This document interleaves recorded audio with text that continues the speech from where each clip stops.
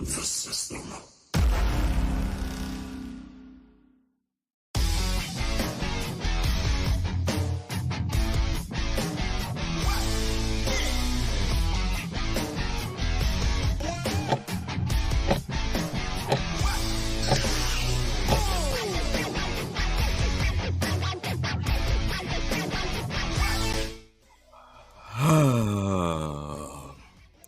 Ladies and gentlemen, boys and girls, children of all ages. Oh my gosh. We've made it. We've made it.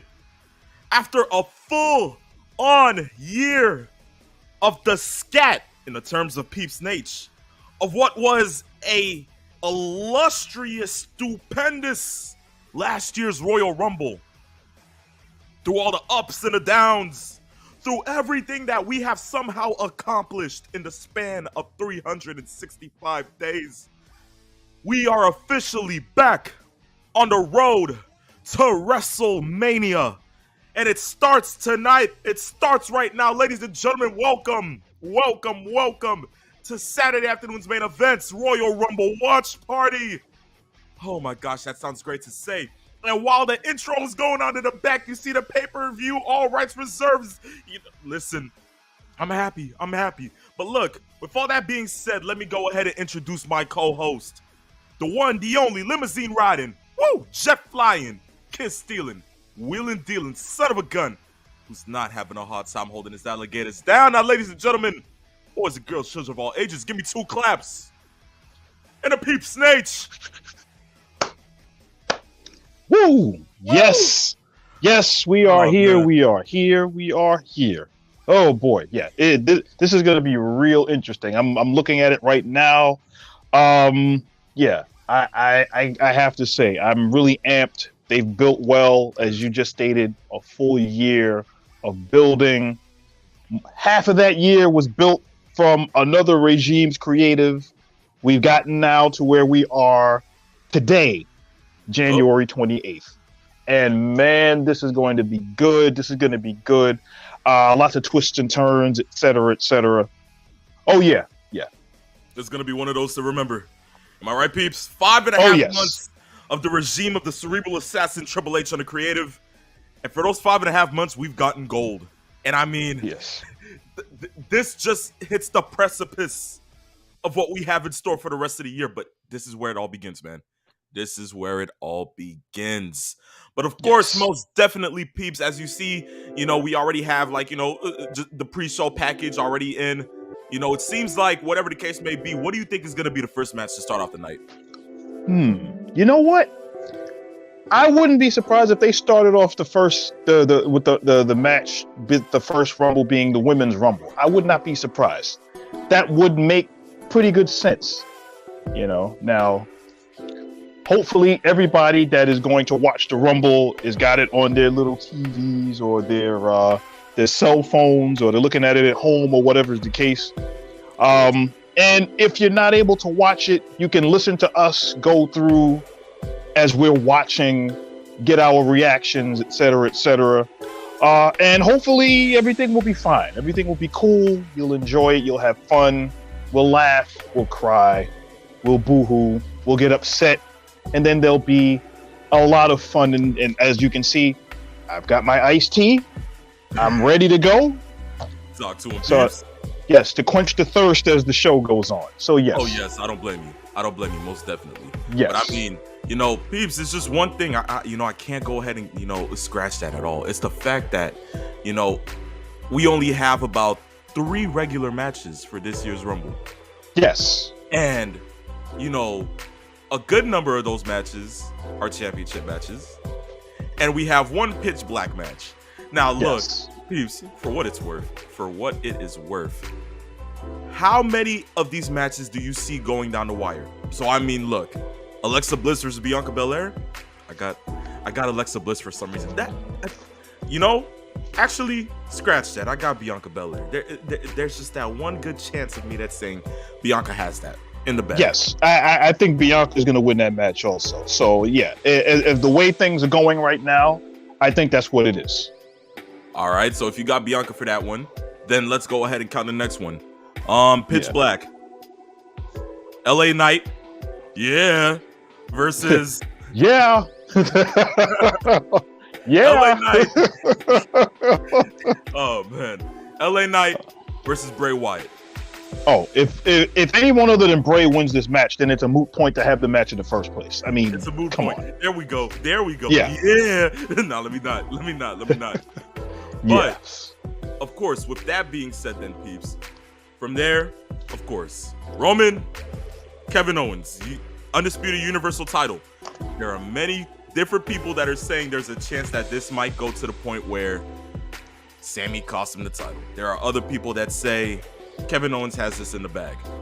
Mm. And then you have the good number of people like myself who say Roman wins it. Then, we have a little bit of Maya Via action. But I mean, we have to keep it subtle. We have to try to find a way to keep it subtle. I'm not trying to go ahead and get into it too much. But I understand the logic of where everybody else is coming with it. I just don't know, peeps. I just don't. Maybe I'm getting a little too in tune with it. I'm not sure. Guess who's coming down the aisle for those that aren't able to, that are not able to watch the show, and hopefully they're not getting a peek over your shoulder. Isn't this great? Well, hopefully, peace. We have to find alternatives, right? Yes, exactly. Let's not jump the gun. But Yeah. ladies and gentlemen, boys and girls, children of all ages, the one, the only, my only godfather in the sense of knowing who gives me the energy to go ahead and do this show. Listen, Pat McAfee, ladies and gentlemen, is back Yes. with the WWE, done with college football, literally gonna go ahead and call matches today for the Rumble. Yes. Oh man, this is going to be solid. Solid, regular good night, ladies and gentlemen. I'm already loving it. Yes. There's not much to say. Oh man. Well, I mean, peeps, with that being said, then I mean, like, wouldn't this mean? Let me not jump the gun. But what as you just do a crotch chop to Michael Cole. I know they've been very good friends as they've been doing commentary over the last year. So yeah, I think that they seem to have missed each other. And if he's going to be doing color commentary, this is going to be quite fun. Oh, it's going to be. It is going to be quite fun. Because I mean, listen, if anything, now I'm ready to see how he's going to go ahead and enter in with with Roman Reigns' entrance and everything of that sort of matter. Oh man. Yes. With that, go over to. Well, look at that. Oh man, the hug. It's the hug. It's the hug for me. Yes. Oh man. This is going to be fun. I find this rather interesting, knowing that we're going to actually have a 3-man booth right now for whatever the first match is. Maybe he's going to stick around for the whole show as far as doing this as a 3-man. Who knows? Hopefully he doesn't, hurt himself while he's because he seems for those that are not able to watch the show, if you're listening to us or what we're doing right now, basically Pat McAfee jumped into a chair, and the chair looked like it's about as rickety as anything. He's about to fall down and hurt himself. So yes. You think somebody unscrewed the screws on the chair just to have Pat McAfee fall and not enter the Rumble? Yeah. Baron Corbin, for God's sakes, ladies and gentlemen. Well, I mean, he's dead, but I mean, let's not put that into the atmosphere now. And it looks like I think I might have called this one right. That looks like the first match is a Rumble match. Ain't this something, peeps? Mm-hmm. Well, peeps, I just gotta say, does that mean the Universal title match is going on last? It really is. I'm actually shocked. I'm really shocked. Not only that, for those that aren't, like I said, that aren't able to watch, the Royal Rumble match is actually the first match on the show. The men's Royal Rumble match. When was the last time this happened, peeps? Oh, wow. I don't, you know what? I can't recall when the last time that the Royal Rumble was the actual first match on the pay-per-view. Excuse me, premium live event is what it's called now. Even when The Rock came back in 2013, peeps, this was not even like, fond of like, because we didn't know Rock and Punk went on last, but that was like second to last match of the. This is weird. Yes, this is odd. This is something. Interesting.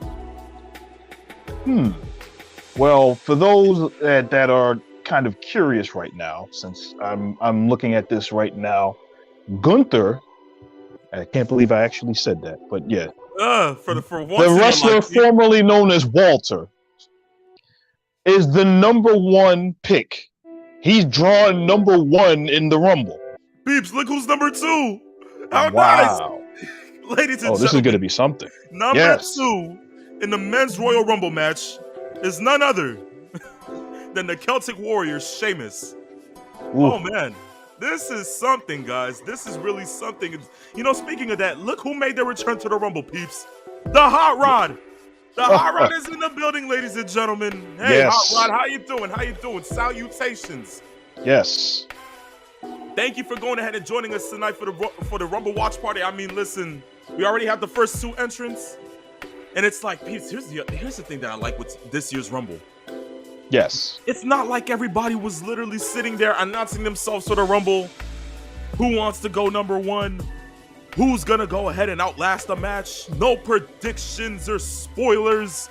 Yes. This has just all been illustrious. It's been, for me, it's been surprise filled. I mean, I've sat there for a good amount of time and, analyzed to myself, we might actually get surprises. Yes. Who knows, Oh yeah, I got Roman winning that last match. Who did you predict for Roman KO? I got Roman. You got Roman too. Okay. I got Roman. I just think something's going to happen because if it's the last match, peeps, there's a good chance. Yes. There's a reason the poster that's in our background is electrifying. I'm just saying, peeps, because that's on me. But wow, the Alamo Dome is packed. Look at the standoff, and even more so, everybody's standing on their feet as it's Sheamus and Walter. I'm not going to say that his newly adopted name, the 6-month Intercontinental Champion, and they're really going after each other. Oh my gosh, what a standoff! This is like watching WrestleMania 3 all over again. No one has. Everybody has taken a hit, but no one has fell down and taken a bump yet. How crazy is this? And literally, people are standing right now. I'm literally, people in the crowd are standing. This is something else. This is really something else. Yes. Wow. They're really. This is like a meat slapping competition. What it looks like. Exactly. They're beating each other's senses. They're going crazy. The Alamo Dome is packed. You see the WrestleMania sign up in the. Oh my God! This is. Yes. We actually made it to the Rumble, peeps. The atmosphere is there. And what they're doing now to lengthen this, because there's only 3 matches, as you said before, it's instead of it being every 60 seconds, it's every 90 seconds. So they're going to really lengthen this match. So we're guaranteed to go an hour, at least, at the minimum, an hour and some change. I like it like that, peeps. I'm just saying. And number 3, ladies and gentlemen, is awesome. Starlight, Star Bright. First Miz I see tonight. And that's exactly who is number 3. It's The Miz. Most definitely The Miz. Oh, man. Hot Rod saying, I can't believe the 30-man Rumble is happening already. I don't blame you. Listen, that just says something good. Oh, my. Imagine. Gunther. No way. Imagine. Yeah. Wow. Miz. And Miz is playing the typical heel. He's waiting for his opportunity to try to get in there and work it. I wouldn't be surprised if Miz started hiding under the ring. I wouldn't be surprised either. He hasn't even gotten in the ring yet. We're already 25 or 30 seconds into his announcement of him being number 3. And now it's playing Ring Around the Rosie by being chased around. And he gets hit by a ridiculous chop by Walter. Like I said, I'm not calling it by that name. It's going to be called Walter. You're not saying Gunther. Oh, man. Yes. Oh, my gosh. I compare. Yes. I still compare every Royal Rumble to which as far as I'm concerned, the single greatest booked Royal Rumble in history was the one that Ric Flair won in 1992. Just the pacing, the anticipation, who was eliminated, how they were eliminated, and seemingly as they were trying to build Flair outside of WCW where he was, every single competitor that got in the ring with him, they all had history with Flair. And they got in the ring and did everything that they possibly could to try to draw in it. Oh, here comes Kerry Von Erich. Oh, here comes Greg Valentine. Oh, eventually Hogan, et cetera, et cetera. So there was something there. Of course. So for those that, as I said before, that may be watching along with us on their own televisions or at home or whatever, or just listening to us and don't know what's going on, number 4 is Kofi Kingston, who I was not expecting to get in this early. And usually around this time, he does some sort of goofy, crazy stunt where he gets close to being eliminated. Exactly. And he moonwalks with his eyelids, or he does a backflip with his shoulder blades, or does some acai moonsault DDT moonwalk along the corner. I was just about to say that. So let's see what he does this time. Exactly. It's always good to see Kofi try something new at the Rumble. But peeps, yes. That was actually the question I was going to go ahead and ask you about what may have been your favorite Rumble match. And you saying, the Rumble in '92 with Flair winning it. Yes. I can vouch for that. That, most yes. definitely. For me, I just have based on the pacing of every single person. First of all, the fact that we knew that the first 2 were Ted DiBiase and the British Bulldog, and then Flair was number 3. So they weren't going to give Flair the number 1 spot just in case somebody has to break that record. It'll be somebody that they have as a homegrown wrestler to do it. We've seen Vince do that before. This is new. Peeps. Wow. Look at this. The one, the only Mr. Johnny Wrestling, Johnny Gargano enters the Rumble at number 5. Oh, it's Johnny Rumble. Johnny Rumble. Can it actually be true? He's like Bobby Heenan say. He's expecting too much. He's expending too much energy. He's not training and saving his energy to just get to the ring. He's burning up way too much energy. He's just walking to the ring, guys. Oh, what yes. a spear. Yes. Oh, Gargano holding his own early. Yes. He'd be eliminated by the Miz this early? Oh. Well, let's see what happens. Wants to pull a quick Shawn Michaels? Is he going to skin the cat? No. DDT! No, he's not. Here we go. Oh, man. Or as I affectionately call it, a dedete. Yes. And it looks like, the Miz. Wow. Close. Oh, man. Close. Is this possible? Oh, I think I know what's coming, peeps. Oh, yes. Oh, Lord. We might this be looks interesting. Our first Rumble entrant. Oh, I guess not. Basically, it looks like Gargano was going to have Miz, who's draped on the outside of the apron. He was about to beat him in the chest with his Sheamus forearms until Sheamus realized what he was doing. And Sheamus got his hands on him and he's doing it himself. And the crowd in this is absolutely insane. As you can see, peeps, I was actually counting every single one of those hits, and there we go. Oh, hold on. Wow. Super kick, and it's over. Oh, he's still holding on. Peeps, here it goes. First one of the night. There we go. Whoop. Bro kick by Sheamus to eliminate the Miz. Yes, and there he goes. Like that, Gunther tries to go ahead and hold on. An easy night, huh? Easy night for the Miz. Now he can go back home and look at the Rumble and privacy of his own personal suite. Is Xavier Woods, ladies and gentlemen. Now leads me to begin. Peeps, what are the odds of seeing Big E? Because people have been putting Big E's name in the, and I mean, of course, neck injuries are really, severe when it comes to pro wrestling. Yes. I'm not expecting to see Big E in this match at all. I from what I'm thinking and what I've said, first of all, Big E, he's coming off of a broken freaking neck, to borrow Kurt Angle's moniker for it. It's not going to happen. This is just my personal opinion. I would love to see him wrestle again, but I personally would be surprised if he does. He doesn't need to wrestle again.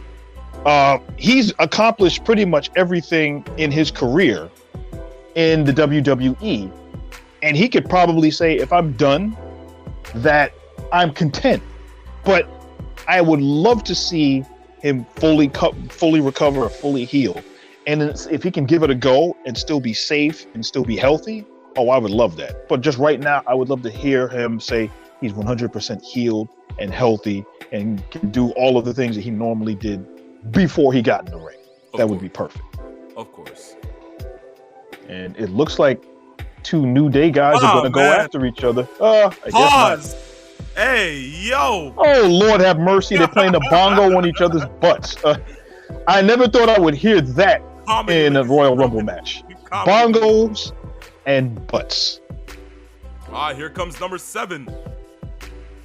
Yes. 6 men are still in the ring. 1 eliminated. And let's see. Almost. Cross. Okay. This is where we're going to actually get a rant from me about what happened on Friday. Yes. Because we're kind of incorporating the show that we would have normally done this afternoon into what we're doing now. After what I saw on Friday, are we sure that Vince did not book that match? Because that's the first time in a long time that I'm saying that was not good.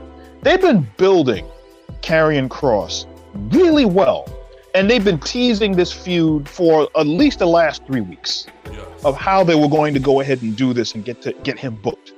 And then to have him so early on, because this was the first match that they've had against each other, Rey Mysterio and Karrion Kross. Yes. And what happened? He lost. How does that happen? Here's the thing. Now, if that's going to be the case, why do it so early? Why so early in the feud if you're building this feud up? It just didn't make any sense. I'm sorry. Peeps, here's the direction that I'm going in. I think that it's going to it was probably just a short feud just to have Kross on television. I guess they really didn't care about the match as much. Because to me, the real feud when it comes to Rey Mysterio is beginning tonight with his son Dominic. Because to me, with Rey entering the Rumble and knowing that Dominic is in the Rumble, Dominic is going to go ahead and eliminate his father. Okay. This is how the whole domino effect begins. I think it was just, a little breather, knowing that Kross needed to go ahead and at least stay upright and still on TV, knowing that he still needed some TV time. I guess it was just like something that they just put him in, and that's how they wanted to go ahead and go about it. Honestly, I still think there's a chance that they're gonna go ahead and start pushing Kross to a mid-card level.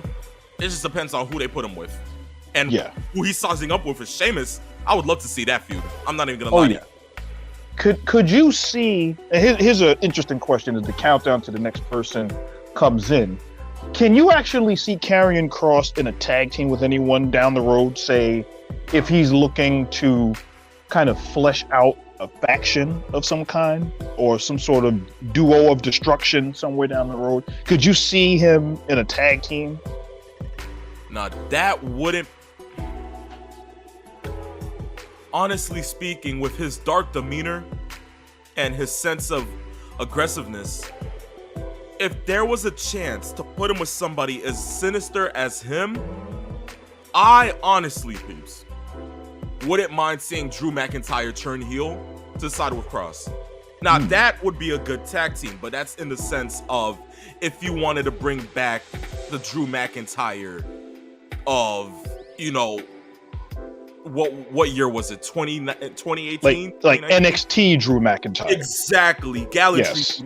If it's that Drew, I can totally see it happening. It's just in the sense of, that's the only person I can probably see is up to now.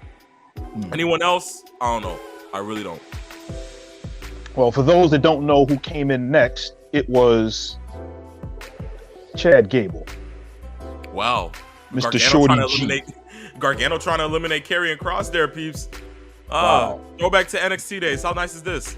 Yes, and it's very interesting to see so many former NXT stars actually in the Royal Rumble and being prominently shown in this. As we get to the next Drew McIntyre, ladies and gentlemen, He's Yes. number 9. How nice is this? Yes. And he actually looks like somebody peed in his grapefruit juice because he looks upset. Yup. Isn't this Drew all the time, truth be told? Yes. He looks mad and constipated all at the same time. Oh, yes. Oh, yes. Well, no returns, nothing crazy out of the ordinary yet, but peeps, as shown many times this week, there are reports. Okay. Not saying that it's true, not saying that it's not true, but there are reports that Forbidden Door can be broken again in the sense of a New Japan Pro Wrestling talent. That talent, ladies and gentlemen, is none other than Jay White.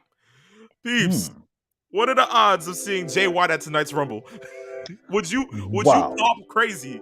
I think I would lose my mind if it was Switchblade Jay White, especially after how he lost the IWGP Championship at Wrestle Kingdom, which was a really good match with Kaz Okada. I mean, that was one of those matches, and it was really emotional at the end of the match. How everything's kind of switched. Of course, Pete. Before you get to it, Karen Cross just got eliminated by Drew McIntyre with a Claymore. Yeah. No, Jerry. There goes my pick. Yes, exactly. You're gonna change your pick every pick, right? Yes, every pick, man. Every pick. Yes. Now we already know who I'm going with. It's Cody. It's Cody. It's Cody. Yes. I'm not knocking anything else. Yes. Banger after banger after banger. Yeah, that's what do they call themselves? The Banger Bros now? Yup. They actually, peeps, that was actually supposed to be included in Fast Track. But before I go ahead and get to that topic, number 10, ladies and gentlemen, of Legado del Fantasma. Oh yes. Mr. Santos Escobar. Yes. Oh, without question, one of the greatest NXT factions that was cultivated before they went up to the main roster, and they were able to keep them together for the most part. Obviously, they're missing Elektra Lopez, but other than that, can't complain about how the group is now. Of course, with Zelina Vega, she's doing a great job on the main roster with that group. Oh yes, oh yes. But yes, getting back to that Fast Track topic that I wanted to get to, Beefs, did you know that WWE actually just dropped the Banger Bros like moniker and whole team name faction? You know why? Go figure. Why? You know exactly. Well, I mean, Peeps, I don't think I have to get to why. Yeah. Let everybody else. You let them know. Guys, it's a family show tonight. Okay. Yes. I'm not spilling that out. But you know where I'm going with I know where you're going. That's why I said you go ahead and do it. I let you go ahead and tell everybody about the salacious savagery that has gone on in our business. And this is what made me think that Vince was running the company again. Oh man, thinks of names like that. I mean, for God's sakes. More iced tea. Toast to you, peeps. Yes. Good grief. So far, this has been a pretty interesting Royal Rumble. We haven't had too many eliminations. I believe we've only had 3 eliminations. I know Miz is gone, Cross is gone, and I know I'm missing somebody else. Oh. Well, here we go. One half of the Street Profits, ladies and gentlemen. Angelo Dawkins. Wow. I mean, for what it's been pretty fast paced. It's been electric. Yes. The fans are really into it. Yes. I mean, this has been really good so far. I'm actually enjoying this. Yes, this has been actually pretty good so far. The pace has been much faster than I had expected. Because usually when you have a lot of people early on in the Rumble, you don't have a lot of fast-paced stuff. Wow, and almost eliminated was Xavier Woods, who just was able to hold on, and in one hand, although his feet touched the floor, his hands never left the ropes, so he could legitimately stay in the match, and he was able to pull himself back in, and almost eliminated again. Imagine. Wow. We had So is that Kofi's big save? I guess so. Gunther just eliminated Xavier Woods, ladies and gentlemen. Yes. You know, that New Day save was pulled straight out of, if I'm not mistaken, that looked like Penta and Rey Fenix. Oh, yes. The way they would save each other. Most definitely. Imagine Gunther. Oh, my. Oh! Wait. And Gunther with the shoulder block. Oh, good grief. I guess that takes care of the New Day. Because Gunther just shoulder blocked Kofi off the apron, and he went headfirst into a chair. And he is not moving. Oh my gosh. Number 12, ladies and gentlemen.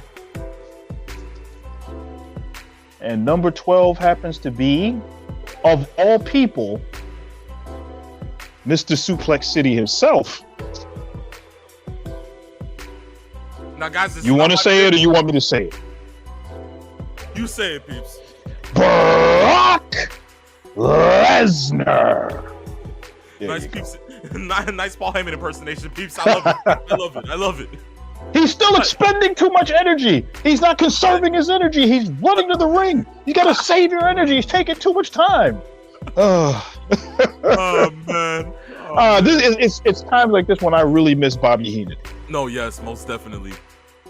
But peeps, actually sitting here looking at this, Brock is legitimately walking in with fans knowing that he's not going to be the one to win it. Wow. And it's literally every man for themselves. Literally. Everyone is gone right after Brock, or is it Brock going after everyone else? I think. Peeps, yes. What it looks like, Brock is bringing Suplex City to the Alamo Dome. This is great. I wonder what the fan base thinks of Brock in the sense that they want to see him do his suplexes. They want to see him grab folks. What? There goes. Oh my gosh. Good grief. Santos Escobar just got knocked senseless. And there goes Lesnar. Oh my gosh. F5. Oh my god. Lesnar's got 2 people eliminated. 3. And it looks like he's just eliminated a third. Three eliminations by Brock in what? 15 seconds? Peeps, the suplexes, the eliminations. Oh, there's a that standoff. did not look good. There's a standoff. There's the standoff I wanted. Oh man. Ooh. Oh, it's time for Major League meat slapping. Because that's literally what's about to happen. Because for those that don't know what's going on, there's a standoff in the middle of the ring with Brock and Walter. And as the countdown goes to the next person coming in, they're going to chop the hell out of each other. This is great. And number 13. Peeps, you can go for it, man. Yes. There you go. The one and only, the almighty, Bobby Lashley, with unlucky number 13. Talk about it. I know it's the Alamo Dome, but I didn't realize just how long that ramp is. No, honestly, the one at I believe it was 2017 Rumble looked way bigger. I'm not gonna lie to you, peeps. Yes, because you remember they were actually coming, because those from the likes of Raw to Goldberg, they were all coming in on golf carts. These guys are coming in on golf carts. So I think they're all going to be laid out on stretchers to get back to the locker room the way they're beating the crap out of each other. Bobby who? Wow. Already? Wow. Brock. Lashley. Oh, do we have an F5? Oh! Do we have an F5? Oh! Wow. Brock is done. Brock just got clotheslined over the top rope by Bobby Lashley. I knew it was happening. Just the way that they seem to have rapid fire booked all of the guys that are in their same feud. Oh man, Brock is pissed. Brock is pissed. Oh, Brock is gonna loot, pillage, and burn everything in the building. Whew. But you want to know something? I like that in the sense that you've got to keep Bobby Lashley's heat. And it makes sense for him to do that to somebody that he been wanting to have a feud with, and they clashing against each other. And you've got that clash that happened in the ring. And of course, you've got a bunch of random eliminations, but you also have, I guess Brock is still upset. He just picked up the steel steps. He just picked up the steel steps and literally went after, he's going after a lot of people right now. Wow. Oh man, look at it. Oh man, how great is this, peeps? Good grief. Just laid out Baron Corbin. Oh, Corbin, who happens to be the next person in, is going to probably be the next person out because he didn't even make it into the ring. And I have a feeling Brock is going to hang around at ringside somewhere. Yeah. I guess he's going to try to help eliminate Lashley just to get Lashley out of there. That's just me. You got to earn that paycheck of his, so go figure. And it seems like they got the Three Stooges of referees. Oh my gosh. Yup, that's a fine right there. That is a there you go. That's a major Marshawn Lynch fine. Brock just put his hands on a referee, ladies and gentlemen. You can't do that. You cannot do that, McMahon. Oh, sorry. That was just sorry. I got the Jesse Ventura in me. Exactly. The Jesse Ventura, the Bobby Heenans. All the legends are coming out for the watch party tonight, peeps. Oh, yes. And we got the countdown headed out right now. And I guess Corbin, who still hasn't gotten into the ring, he's got to make it in at some point. Here comes the voices of the Alamo Dome's greatest, singing in unison, peeps. Oh, of course. I'm conducting the choir, ladies and gentlemen. Crowd participation. Number 15. Whoa. Ladies and gentlemen, Seth Rollins is number 15 in the Men's Royal Rumble. And probably the most over person in the Rumble so far. Oh, yes. Hard to believe we're already halfway through this Rumble. Exactly. We're already at 15. And it's gone really quick. Exactly. And it looks like he's going to take his sweet time getting into the ring. He's conducting the choir, peeps. Yes. Let him take his time. Come on, Gorilla. Let him take his time. He's burning up way too much energy. Way too much energy. He's going to be tired by the time he gets to the ring. Dancing and genuflecting as he gets into the ring. Something good is about to happen, as you can probably see. Oh, boy. I think we see it now. Corbin is on his knees, hurt. And it looks like Rollins is going to throw Corbin back into the ring. This has to... Oh, wow. Whoops. Peeps, and there you go. Peeps, if I'm just being for real, if history precedes me, that has to be the fastest not elimination, but I have to say elimination for a Rumble entrant just coming into the match, if I'm just being for real. Right next to Bushwhacker Luke. Was it Luke or was it Butch that went in and then went up? But then the fastest one after that was Santino Marella. He got in the ring and he got chucked out. So yeah, it's in that top 3. Has to be at this point. Yes.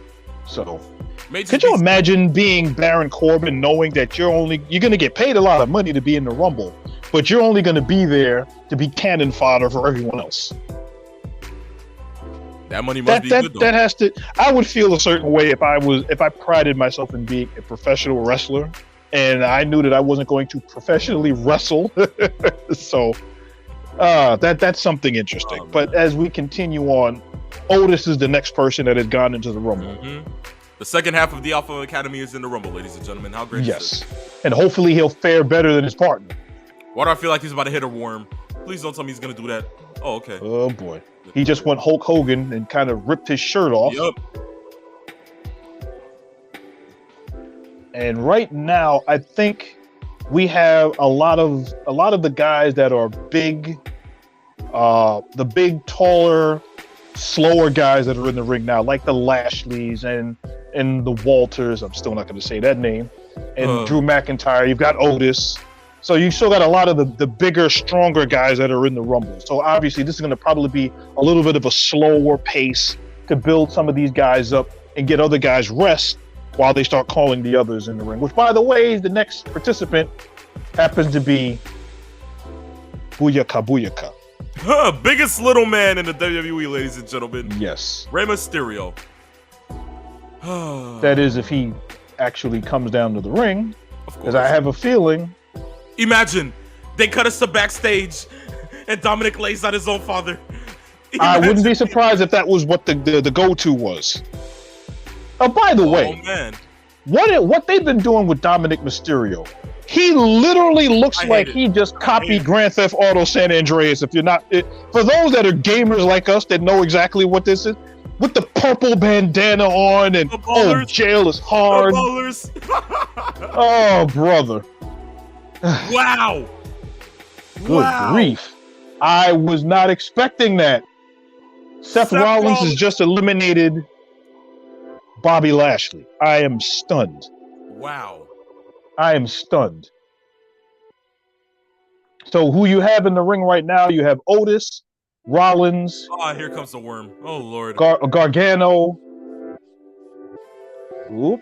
And of course you got the worm doing his little worm.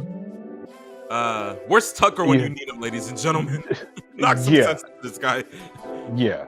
And you've got Sheamus, and then you've got Drew McIntyre, and then you have Walter. Mind you, Rey Mysterio still hasn't come out yet. Exactly. So what's going to happen if he can't get into the ring? I suppose. Look who comes in at number 18. Oh, of course. Oh, he took his mask. Oh, wow. The storytelling. Yes. The storytelling. Yes, that is hilarious. That is just me. Or he actually does look like Ray with the mask on. Yes, he does. Uncanny. Oh my God. Oh, he rips up the mask. Oh my gosh. Peeps, this match at WrestleMania will be crazy. Yes, because we know that's probably going to be one of those matches that they set there. Oh, he's garnering heat. Wow. He is garnering heat. Yes. If I'm wrong, I'm wrong.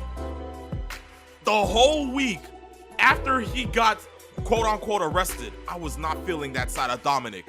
Yes. This Dominic though, I'm yes. kind of liking it. This man is really garnering heat. And you want to know something? He's starting to show a little bit of 1997 Conan. That's the vibe that I'm getting from him right now. Yes. The only thing that he isn't doing is the jail language lingo that he was doing live on Nitro, which he was just stay away from that stuff. Yeah. I mean, he tried. Don't forget, he was like, "You guys don't know what it's like to go to prison." I was like, "You only in there for like 10 minutes." Yes, yes, and it's hilarious. I'm pretty sure if Bobby Heenan or Jesse Ventura were there to do a color commentary, they would point out how hard of a life it was for him. Oh, talk about it. Oh man. Yes. Oh wow, and he's just playing with the rest of the competitors. He still hasn't entered the ring yet, guys. Peeps, what are the odds that this is just like, booked in the sense to have Ray come out without a mask? Imagine. Imagine. That would be something. Oh man. I mean, it's not like people act as if Rey Mysterio has never wrestled without his mask. Exactly. If we don't forget, Kevin Nash was the first person to have him take off the mask in WCW. Yes.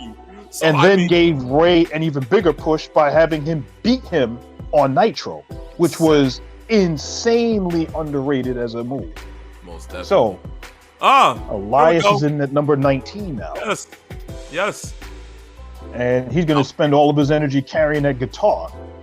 He's already losing it. He's sweating, peeps. He's sweating. Yes, he's sweating. He's going to pull a back muscle carrying that big guitar. I can't believe it.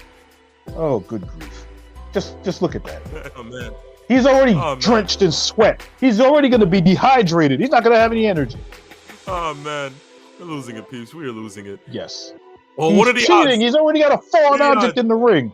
If he gets eliminated, oh, what a hit. Jeff Jarrett's can't compare. Oh. Wow. Yes. He should be disqualified. He uses that guitar, a foreign object. He should be Oh, wait a minute. This is a Royal Rumble. Shut it, McMahon. Just shut it, Bro, McMahon. he cheated. He cheated, Gorilla. He cheated. Well, peeps. Oh, wow. Like double Claymore. Oh.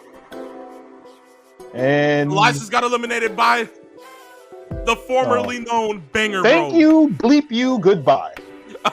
Where's Jim Cornette when you need him? Yes.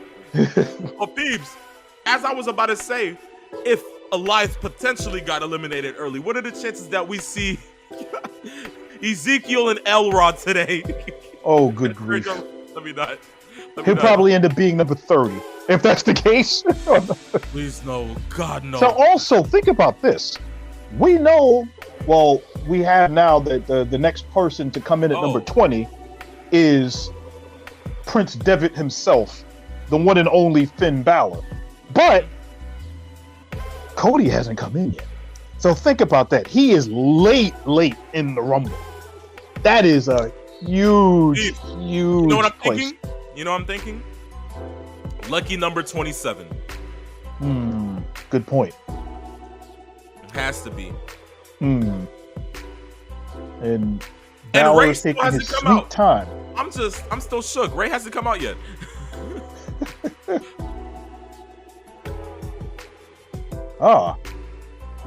What interesting tights that we see with Finn Balor. It's like a shiny, half of the leg is silver, the other half is purple and black. He has one silver boot and one black boot. This is with a purple bandana, it looks like, coming out of the back. Maybe it's in solidarity to Dominic. Oh, good grief. Oh, man. And it's Gargano and Balor. Balor's on the outside. And Dominic just came in and saved him. Imagine. You go. No way. No way. No way.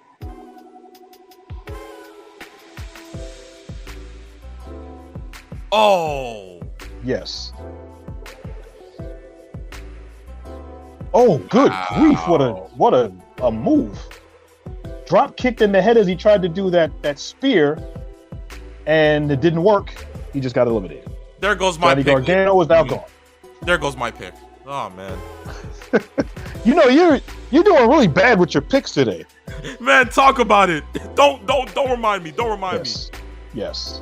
No worries. I have a new pick. Seth Rollins. Okay. My pick is Satnam Singh. Oh, Beeps. Sorry. First surprise entrant. Wow. First surprise entrant. Wow. Ladies and gentlemen, give me a spinner Rudy. Give me a spinner Rudy. That happens in second. It's Booker T. Can you dig that? I can't believe that. I mean, it's crazy. It is Texas. Booker is in his late 50s. Exactly. And looks insane. Jacked. He is jacked. He looks in great shape. Now, obviously, he still has his own wrestling promotion that he uses as a developmental property to help WWE and other wrestlers go to NXT and eventually to the main roster. As we know, Roxanne Perez, who's the NXT Women's Champion, came up through his promotion as well. Exactly. So, yeah, to see Booker T in the Royal Rumble, it's the first time he's been in a Rumble in, what, like 15 years? Well, I mean, don't say that. Surprise entrant one year. I believe it wasn't a long time back, actually. We're being for real. Oh, he's about to actually do a Spinneroonie. Spinneroonie in Texas, ladies and gentlemen. What can go wrong? Oh, of course. Oh, my hip. Oh, no, my back. Please. He did it. Middle rope. Middle rope. Middle rope. Of course. We're good. He was just there to pop the crowd at home in San Antonio. What's he that? got a Spinneroonie. Yeah. Over the top? Oh, man. Over the top. It seemed like it went through the middle rope. Okay. No, he went over the top. He grabbed the second rope as he went down. Well, there's another entrant coming in right now. And it looks like at 22. Walter has a nasty cut on his back, probably from when he got into the corner. Must seem like it.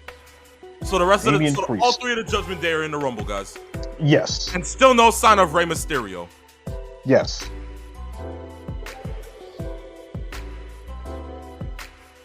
What a long way to the ring. I tell you this, based on what I've been seeing in this match, the pacing of it, it looks pretty good. Going forward, you see that they're trying to use the Rumble to develop those storylines, mostly to continue the ones that are already there. There haven't been too many new ones that you're developing so far in this part of the Rumble. So let's see. I think they're going to continue this. First of all, Rollins is getting beaten senseless. Like I talked about before. Wow. With Beef. If Walter's back. Did you just notice something? This is weird. They actually had the cameraman zoom up on the cut. Yes. That is fully bleeding. Yes.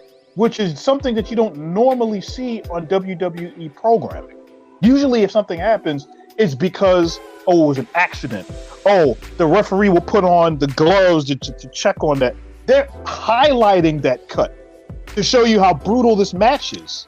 But it really highlights what Walter has done as far as his brutality and gets that over. And now, the other half. Number 23. He's feeling Mr. like Jordan, Montez ladies and Ford. gentlemen. He got 23 as his entry number, and he's Yes. rocking 24 for Kobe. How nice. Montez Ford, the Mad MF. I guess you can call him that. Those are his initials. Yeah. So yes. Yeah, that works. Yes, yes. Cool We'll leave it at that. Name. How great. Yes.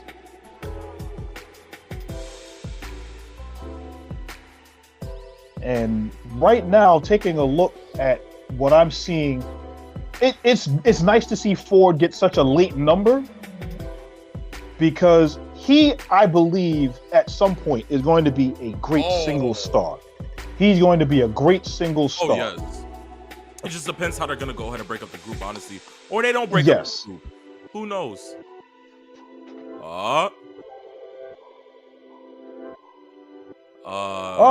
Is Montez going to skin the cat? Yes, he is. Thank you, Ricky Steamboat. Talk about it. That's always one of my favorite spots when wrestlers can do. And see you later, Montez Ford. Gets eliminated, and he gets to go ahead and get eliminated right next to his wife's family. How great, peeps! That is insane. I guess it's not his year to be in the Royal Rumble. The next entrant is about to come in. Montez Ford is gone. Oh! Here we go. Yes! Oh boy. Yes! Wow. Got it. I did not expect that. Oh! Ladies and gentlemen, number 24, I should say, is the rated R superstar, Edge, wearing new black tights with yellow lightning on both sides, yellow lightning knee pads, new boots. He's let his hair grow, and he's making a beeline. Wow, with a serious spear. Oh. Oh. Ah! Wow. Three. Oh boy. Judgment Day. How nice. Yes. There goes one. 3 spears. There goes 2. Well, here we go. Edge has eliminated Damian Priest and Finn Balor, ladies and gentlemen, which leaves Dominic Mysterio. But before that, the standoff. Peeps. Yes. The standoff. Oh, this is going to be epic. Edge and Seth Rollins. Yes. There is a standoff in the ring right now between Edge and Seth Rollins. Based on that long feud that they had, and of course it was interrupted by Dominic. What? And is Dominic ready to be eliminated? Wow. Now how can that be legal? Peeps. Two members, the two members of Judgment Day that were eliminated helped pull Edge over the top rope and eliminated Edge. Now, how can that be legal when they're not even in the match anymore?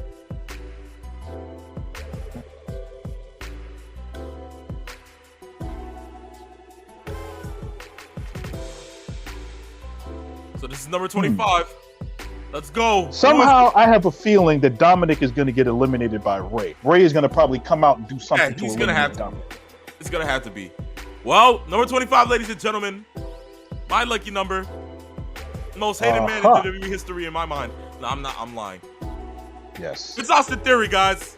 Yes. This is great. The WWE United States Champion.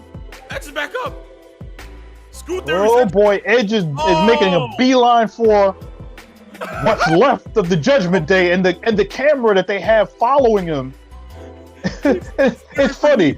They're fighting in the aisle, and Austin Theory has yet to get to the ring, and he's just walking out of their way to let them beat each other senseless until he can get to the ring. He's like, oh, go ahead, fight. I don't need to see this. Theory sees it happening. And Theory's just like, nah, you can go on. I'll just wait. I'll let the kids play, and then when I'm ready, here it is. And of course, out of nowhere comes Rhea Ripley. Oh, turn around, Rhea. Turn around. Oh boy. Beth is gonna kill you. Beth is gonna kill you. Oh boy. Talk about it, Spear. Did you see the look in Rhea's face when she saw Beth Phoenix? Peeps, this is amazing. Yes. And what it looks like is Beth may be in the Rumble. Wow. At this point, yup. Is it just me, or does Beth Phoenix almost look like a Valkyrie? The way her hair is done, the way she almost looks like a Valkyrie. Peeps, you know what I was about to say? I was about to say, maybe she doesn't want to go ahead and bleed from her head like she did at the Rumble in Houston, so she just dyed her hair red just so it wouldn't look like. Oh, that's a good one. Lord. That is a good one. Oh man, appreciate it, peeps. Next entrant. Oh. Number 26. And it's you know who, Omos, who you would think would have he would have a huge advantage getting in here. So now we got an interesting thing here. Yes. We know Cody's in the match. We just don't know what his number is. This is 26, peeps. Next entrant is Cody. You think it's going to be 27? 27. Lucky number 27. Do you bring him in at 30? Peeps. Or 29? I don't think we would have so many worst kept secrets when it comes to Cody Rhodes. That is true. Everybody knows that number 30 has to be special. If they really put Cody Rhodes at number 30, would it? Number 27 has always had the best odds of winning the Rumble. That is true. I'd rather go ahead and put it at 27 just for the storyline. Or maybe he's 28. And you know who will be 30? The Warlord. They just dug him back up from coming out somewhere doing a shoot interview. Hey, let's use the Warlord. Let's bring him back. The Shockmaster comes in at 30. Oh, good grief. Sorry, Fred Ott, wherever you are. Oh, good man. grief. And I feel like you would think you would think that Omos would have the greatest time in this match with his size and how they tried to push him. But just remember this. Walter has been in this. Wow. He was number 1. He's still in the Rumble right now. Exactly. That's our Iron Man right now. That is our Iron Man right now. Yes. Now, do I think he's going to win the Rumble? I don't think so. Wrong. But I'm going to tell you right now. Tibbs, I was wrong. Wow. Number 27, ladies and gentlemen.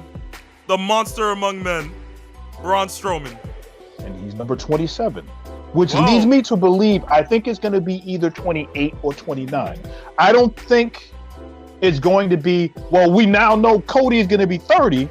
I think they want to have that surprise build, knowing that he's going to be there, going to be in there.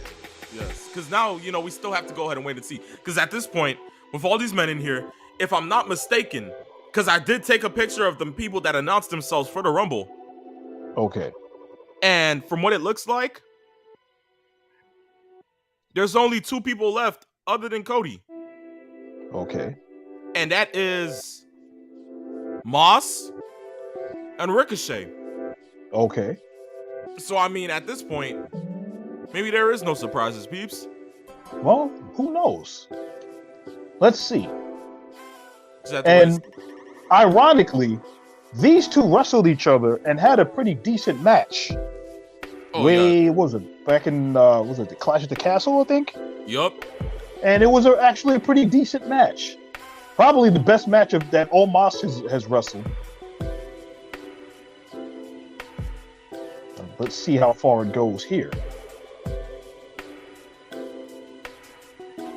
Oh, Oh boy. If you could read lips, he would be banned by the FCC. Oh, and I guess I know why, because he just got eliminated just like that. So that takes him out of the Rumble. well, So now Omos is gone. So that leaves now in the ring. It's Austin Theory. It's Rollins. It's Sheamus, McIntyre, Damian Priest, and Walter. And Braun Strowman. So you can imagine. Oh, and yes, Dominic Mysterio, who somehow is still in this match. And we still forgotten. Ray has not gotten in the ring yet. We don't know what's going on with Ray. If they stuffed him in a locker room somewhere, if he was put in a dumpster. Imagine, peeps. Man, let's find out who is next.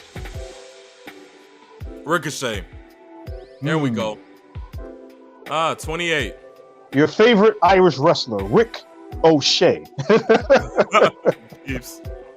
Yes. Oh man. This is going to be interesting. Just please don't get hurt on the way to the ring. Just don't get hurt. Pray to heaven's not. Yes. But that's a long way down. Good grief. This is where the high excitement stuff is going to happen. Oh yes, has to be.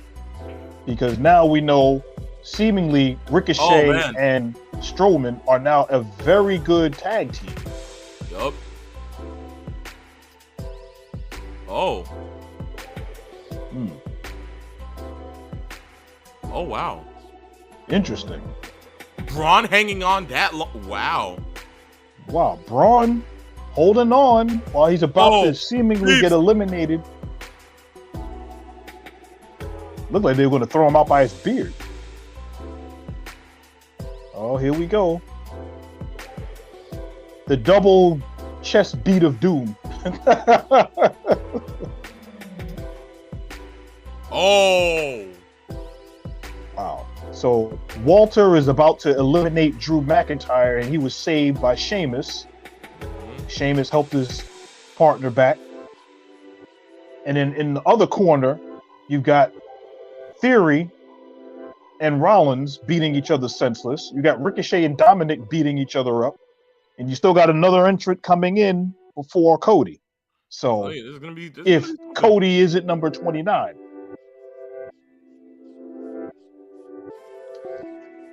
So now that we're seeing how this is going, what are you taking out of this Royal Rumble so far as what you've seen?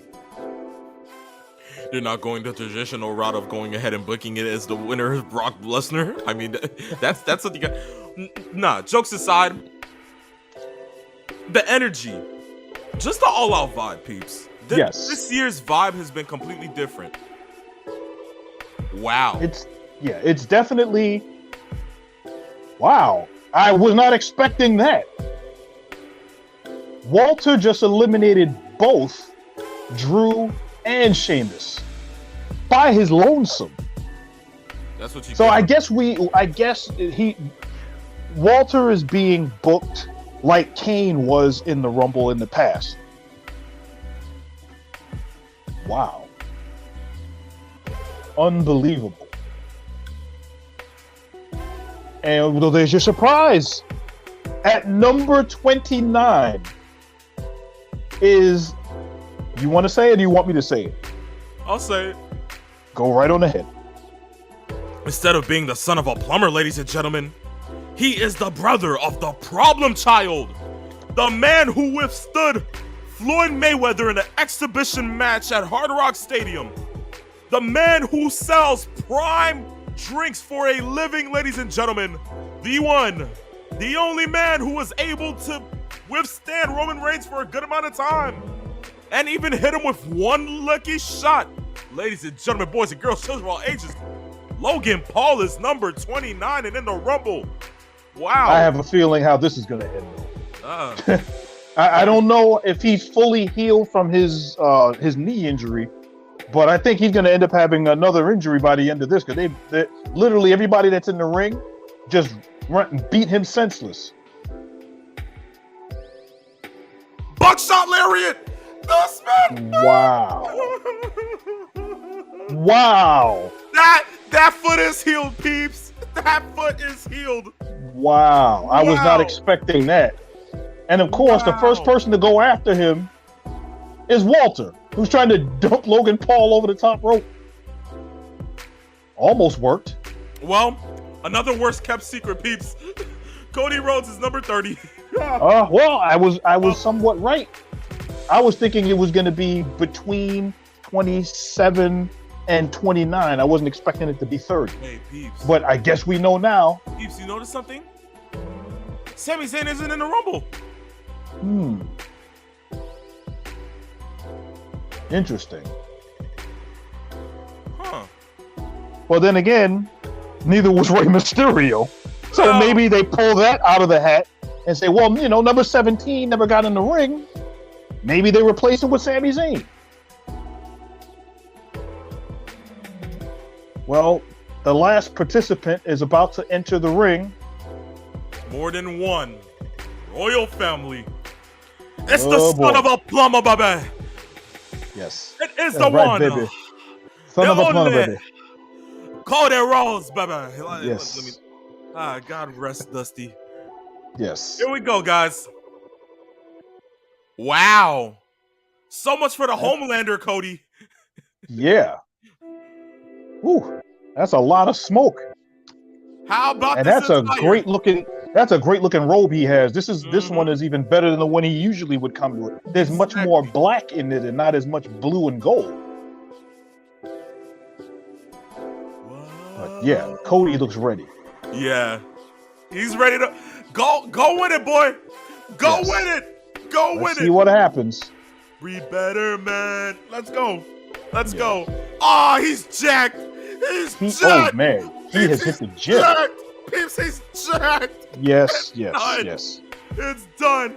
Oh, he's crying. And they're giving him the hero's treatment, and it looks like I don't ever remember seeing abs on Cody before. Exactly. Cody looks like he is in great shape. He's jacked. It's done. And I think the first person he should start getting into a fight with in this match should be Rollins, just as a test. Oh, he's good. Cody Cutter. He hits it. Yes, Cody Cutter. Yes. Man is really jacked. I can't. Yes. Look at the abs, the pectoral muscles. Oh my God. Watch out for a flying belt. We already know that belt's going on. eBay. Sure. Oh yeah. Wow. Cody looks in great shape. Dominic, man. Dominic doing the three amigo suplexes. Oh! What a maneuver! He reverses that into a crossroads. Oh, there goes Dominic. How great! I'm telling you right now, the only thing that just kind of takes away from Cody's overall mystique is that silly tattoo on his neck. I'm sorry. It throws me off to no end. It's so funny because every single time he goes ahead and has a talk and they're like, you know, when it comes to an interview, the interviewer may ask, you know, what do you think your father would say right now? if he saw how much you've literally catapulted the business. And he says, I mean, I really wouldn't know, but I really do know the first thing my father would say is, what is that thing on your neck? So, Yes. I mean, the nightmare tattoo is iconic now at this point. So, I mean, it's anonymous. Wow, Ricochet and Logan Paul having a standoff. Oh man, this is a match I didn't know I needed to see. But if Logan Paul and Ricochet get to do what I've seen these guys do, oh boy, both of them. God. Wow, what a move! To describe this for those that didn't see this, Logan Paul's on the outside on the apron. Ricochet's on the outside apron on the other side. They both look at each other after jaw jacking. They both jump off the apron, springboard off the top rope, and clothesline each other in midair and land on the ground. What a spot! Wow. That is, without question, the best spot of this entire show so far. What a spot! I'm speechless. My partner's speechless. What a spot! Just to describe it, both of them from opposite sides of the ring, springboard off the top rope and clothesline each other in midair. That is insane. I didn't even get hit with this maneuver. And I got the wind knocked out of me. Yes. Wow. Whoa. That was absolutely incredible. That was a great spot. That was a spot that you would have normally thought would that would have been the Kofi Kingston spot. Yup. Oh, and Ricochet just got eliminated by Austin Theory. After that great high spot, oh man. But yes, Cody is in great shape. He looks like he's slimmed down. Yes. Maybe he lost about 5 pounds, but it seems like it's all muscle though. Yeah, he's most definitely toned up now. He's really toned. For those that are kind of wondering how he would look after the surgery and his rehab, because it's been since August. Yup. And I'm telling you right now, the crowd. What a sell! Oh, I'm telling you right now, Austin Theory is without question a star. He sold the stomp combo like a champ. It was like RVD's version of the sell of the RKO. Yes. Wow. Well, just Peeps, 3 men down. So we really don't have it. So Ray's really not in this. Ray's not in this. Wow. I guess if they're doing this final 3 thing, then that means that nobody's left. It's done. Yeah. So now, ladies and gentlemen, the only 3 men that are left in this ring for the Royal Rumble is Walter, Seth Rollins, and Cody Rhodes. And at this point, currently, right now, Cody and Rollins are having a standoff and a war of words. Yes. He's basically and they're forgetting talking that about Walter's even in the match. Yes. He just told him his breath stinks. And then the other one said, yeah, well, you wear granny panties. And now they're just beating each other up. And now, of course, Walter is telling everybody, I hate this Gunther name, so stop it. Are they really tag teaming though, peeps? I think it seems like that's what they're doing. I think they have to. Just to get rid of Gunther. To get him out of there, remember. And then just to be in a final 2. Oh. Yes. So that means think about this. A pedigree on Walter. This is robbery, McMahon. Wow. They're cheating. Wow. They are cheating. Wow. Wow. They're taking turns doing the pedigree on Walter. This is beyond me. Oh boy. And they're just going to have, I would guess, a phenomenal spot. Zing. Yeah. Gotcha. See? Wow. Oh, the fans are on their feet. This is crazy. Hmm. Oh, trying to go for the bionic elbow. Gets a slap. Oh, yes. He's going to flip, flop, and fly. Oh! Right in the jaw. Trading blows like this.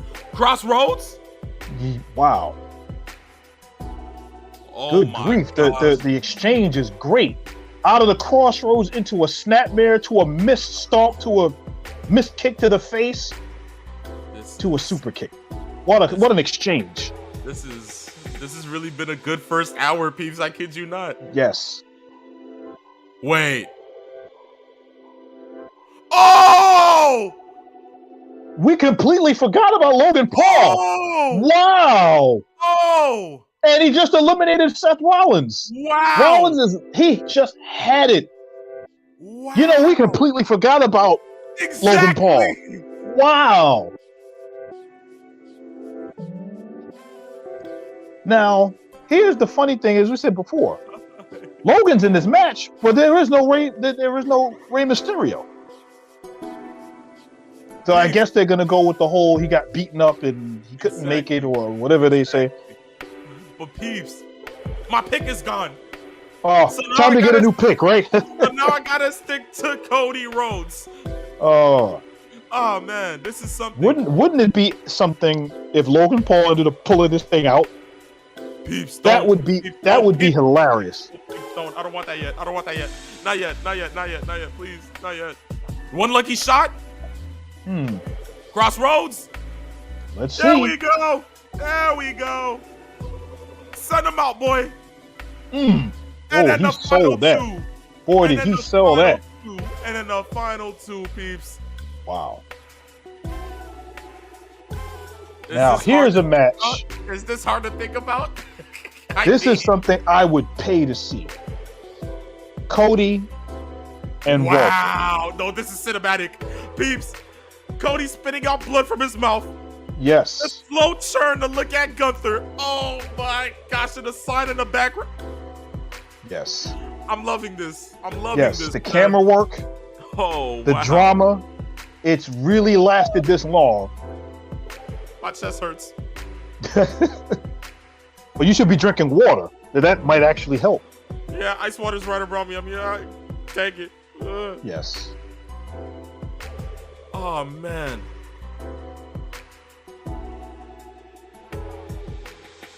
Oh, what a chop.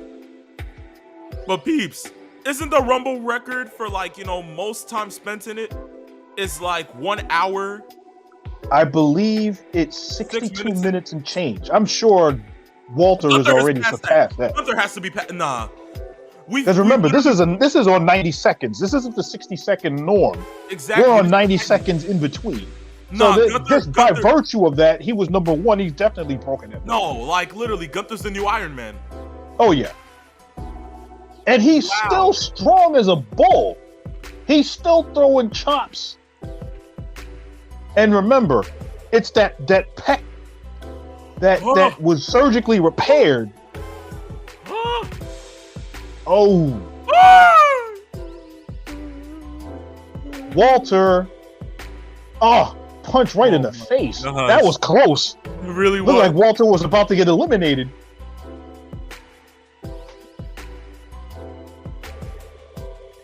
And this has really been, without question, one physical Royal Rumble, especially the latter half of it. Like I said, there's a lot of professional meat slapping going on in this match. I mean, the welts on both men's chests and back areas. I mean, listen. Oh, yes. Oh, my gosh. Walter's got cuts on his back, and Cody's chest is bright beet red. Peeps, what is... Oh, my God.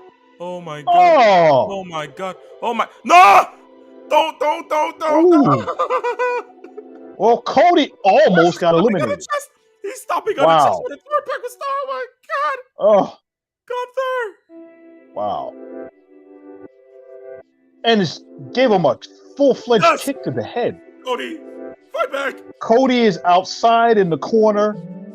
Shoulder block to the rib cage. I guess he wants to try and see if he can get back in the ring. God. He's trying to fight for his life. Not the top rope, please. He's fighting for his life to get back into the ring. And the drama that's allowed with what if you're going to go ahead and say that Cody is going to have to go through hell to get into WrestleMania, what a perfect gatekeeper to have to go after than just to Walter. begin just to begin the road. Yes. If you're going to get out of hell, you got to go through the gatekeeper. And right now, the gatekeeper is Walter.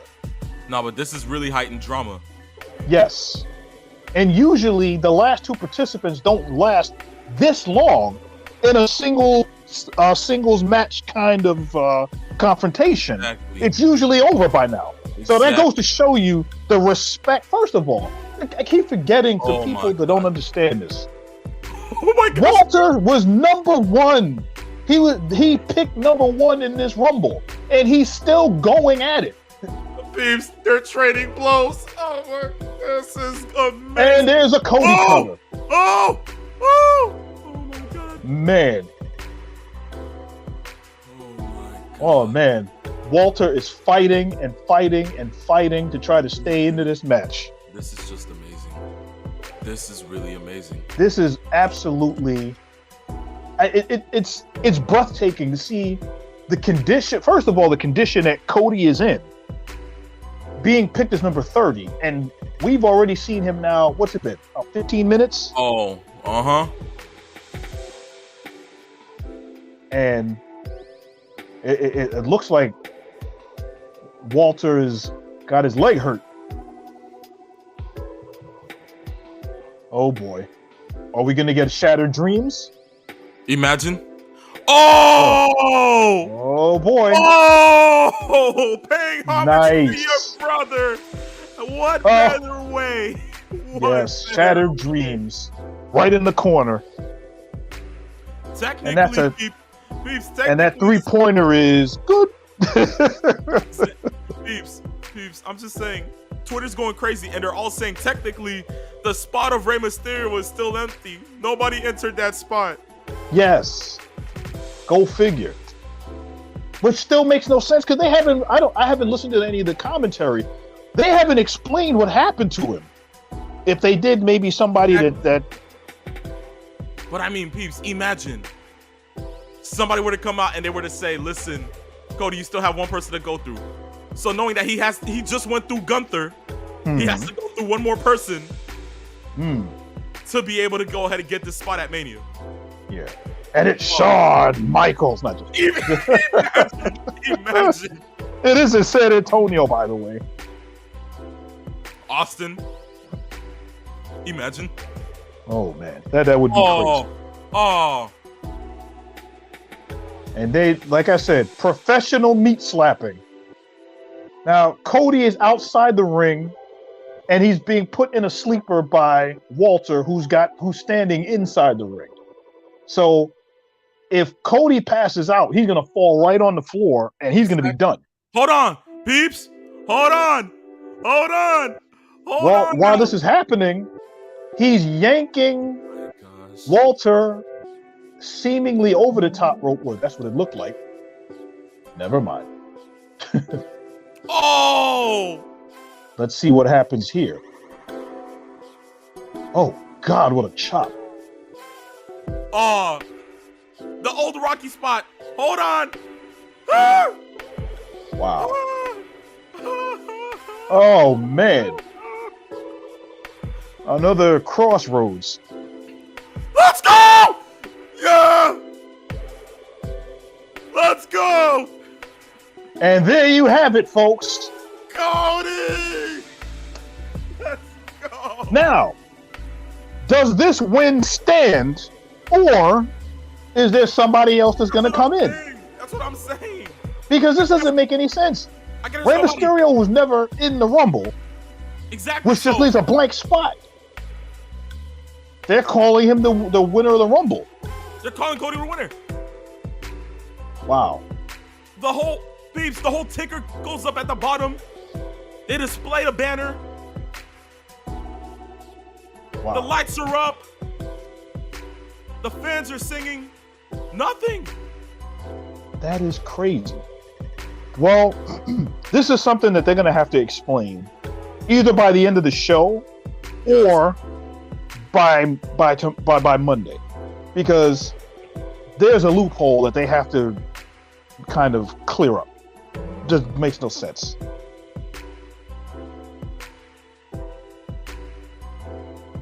But apparently, as it stands right now, Cody Rhodes has just won the Men's Royal Rumble, and he is going to main event WrestleMania. Wow. Well, there you go.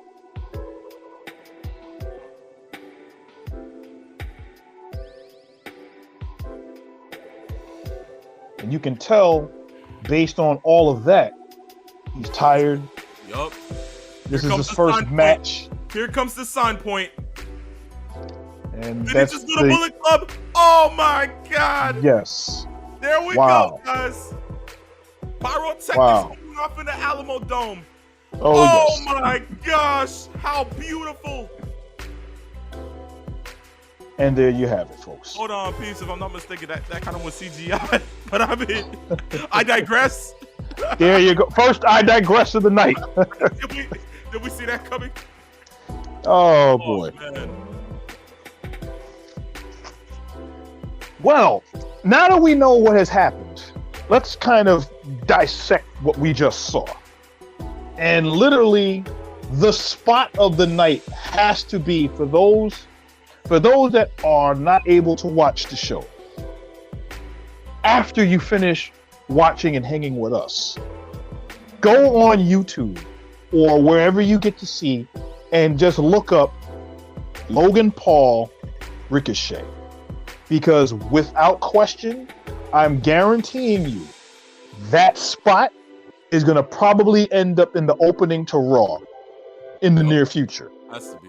When they show you the opening of the TV show and then they add clips, that is going to live in perpetuity throughout the history of Raw, which is without question one of the sickest spots we've seen. I'm going to describe it again for those that didn't see it. Ricochet is on the far right-hand side outside the ring on the apron. And then Logan Paul is on the far left-hand side on the opposite side apron. And they're jaw-jacking and they're calling each other, you know what, and you're you know who, and you're wearing yellow and I'm wearing silver.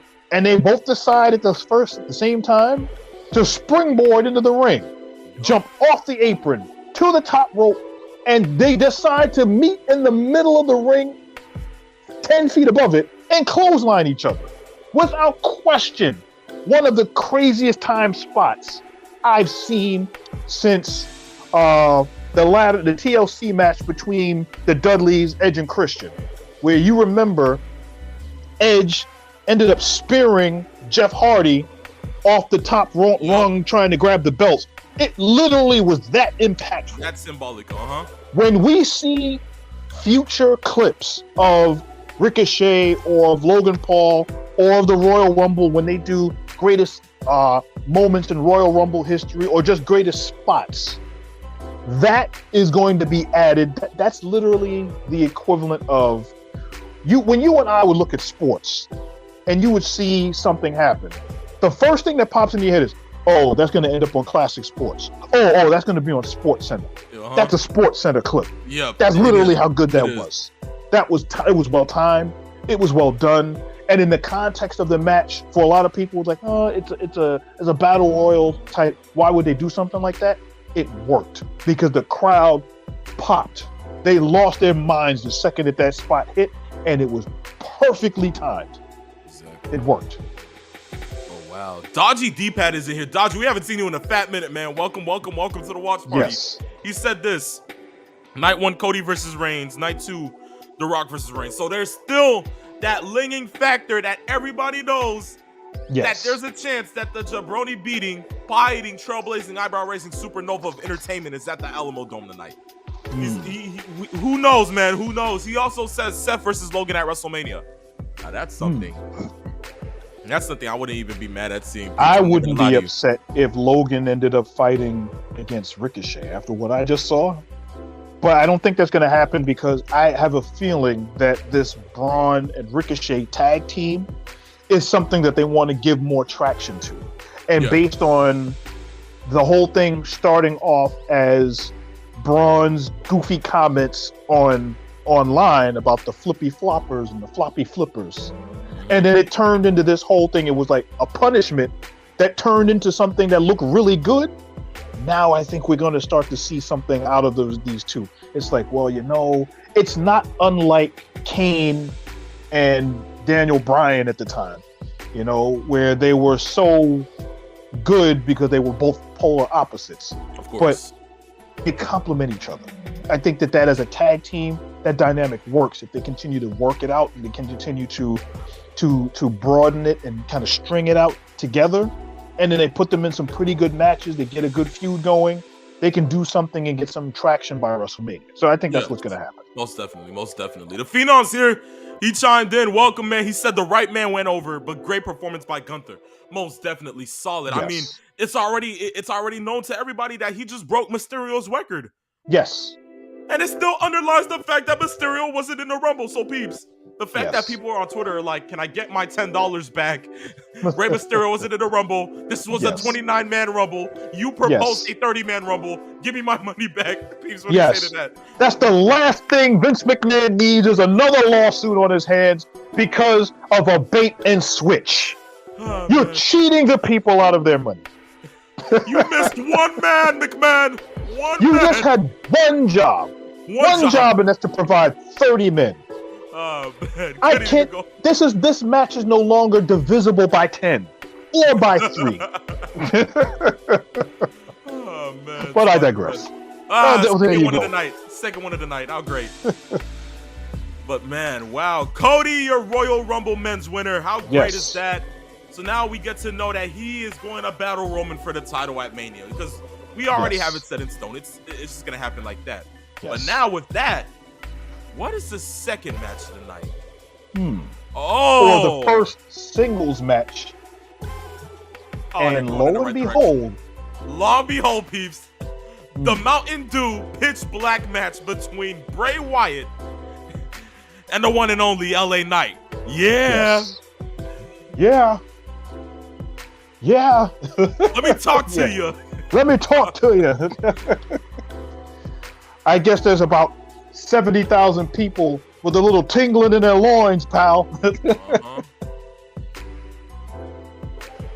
Oh man, this is I have always been a fan of LA Knight, even when he was in Impact Wrestling as a 2-time Impact Wrestling TNA World Champion as Eli Drake.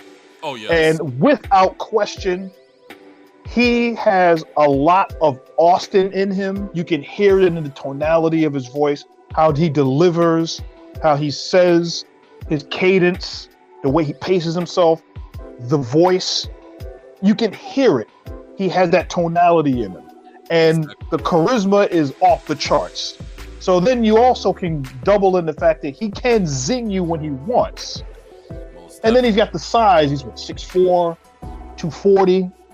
He is put together. And I think done with the right attention, and they've done a great job building that character of his. The first thing they did, they got rid of that stupid model nonsense and get him to where he should be. That everything is there for him. Oh, yes. But I mean, Dodgy just said this. He said The Rock is definitely at Mania. This whole I'm not going to be ready is absolute rubbish. Also, it's rumored that Goldust has re-signed with WWE. You're going to see the entire Nightmare family enter the whole ring with Cody at Mania. Cody will come out with Dustin, Brandy, and Pharaoh. What are the odds of DDP even coming out in Tommy Dreamer?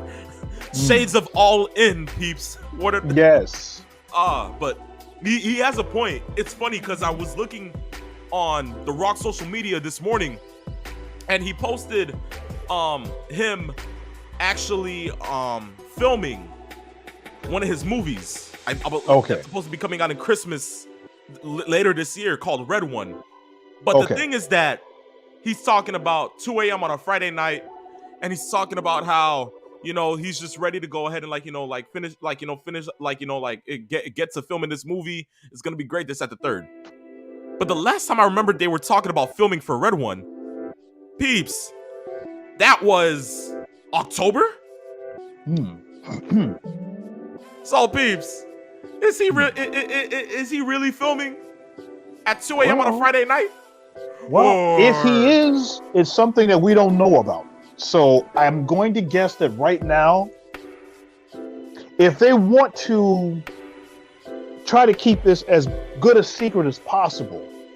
You tell everybody the same lie, and then you live the lie. That's kind of what kayfabe is all about, is that if you give the people the story you want them to believe, and then you keep that story going no matter what, then that story is the story until proven otherwise.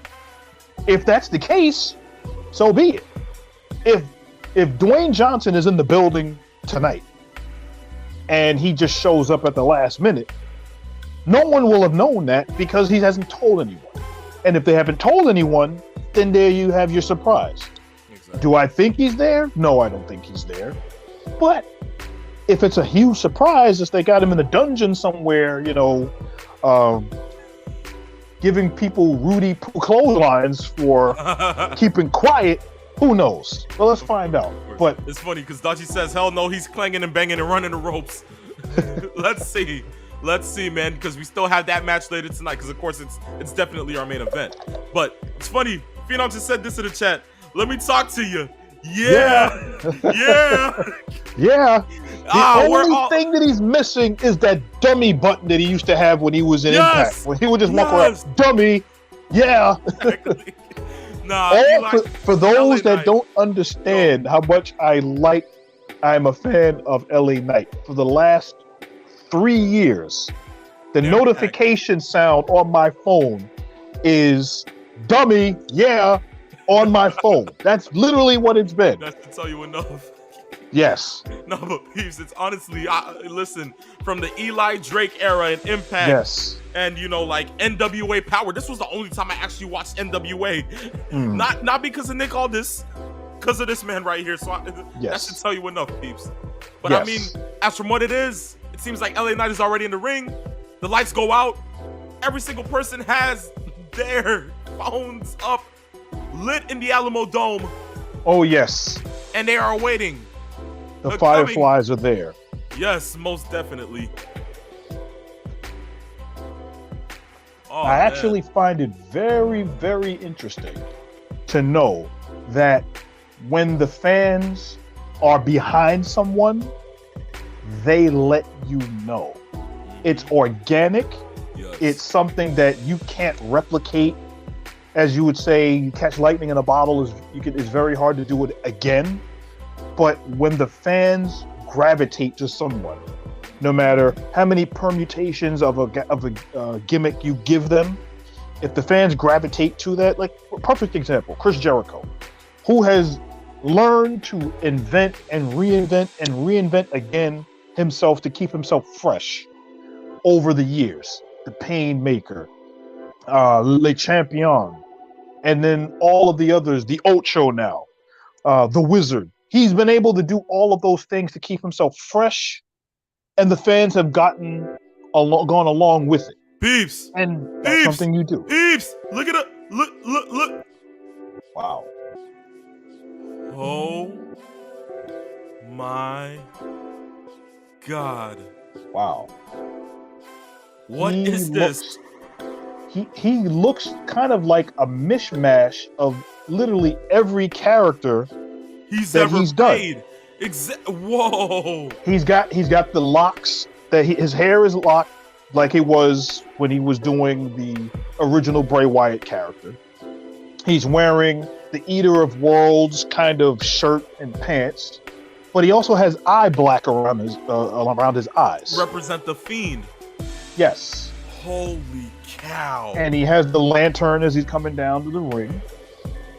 He looks like he's ready to hurt someone.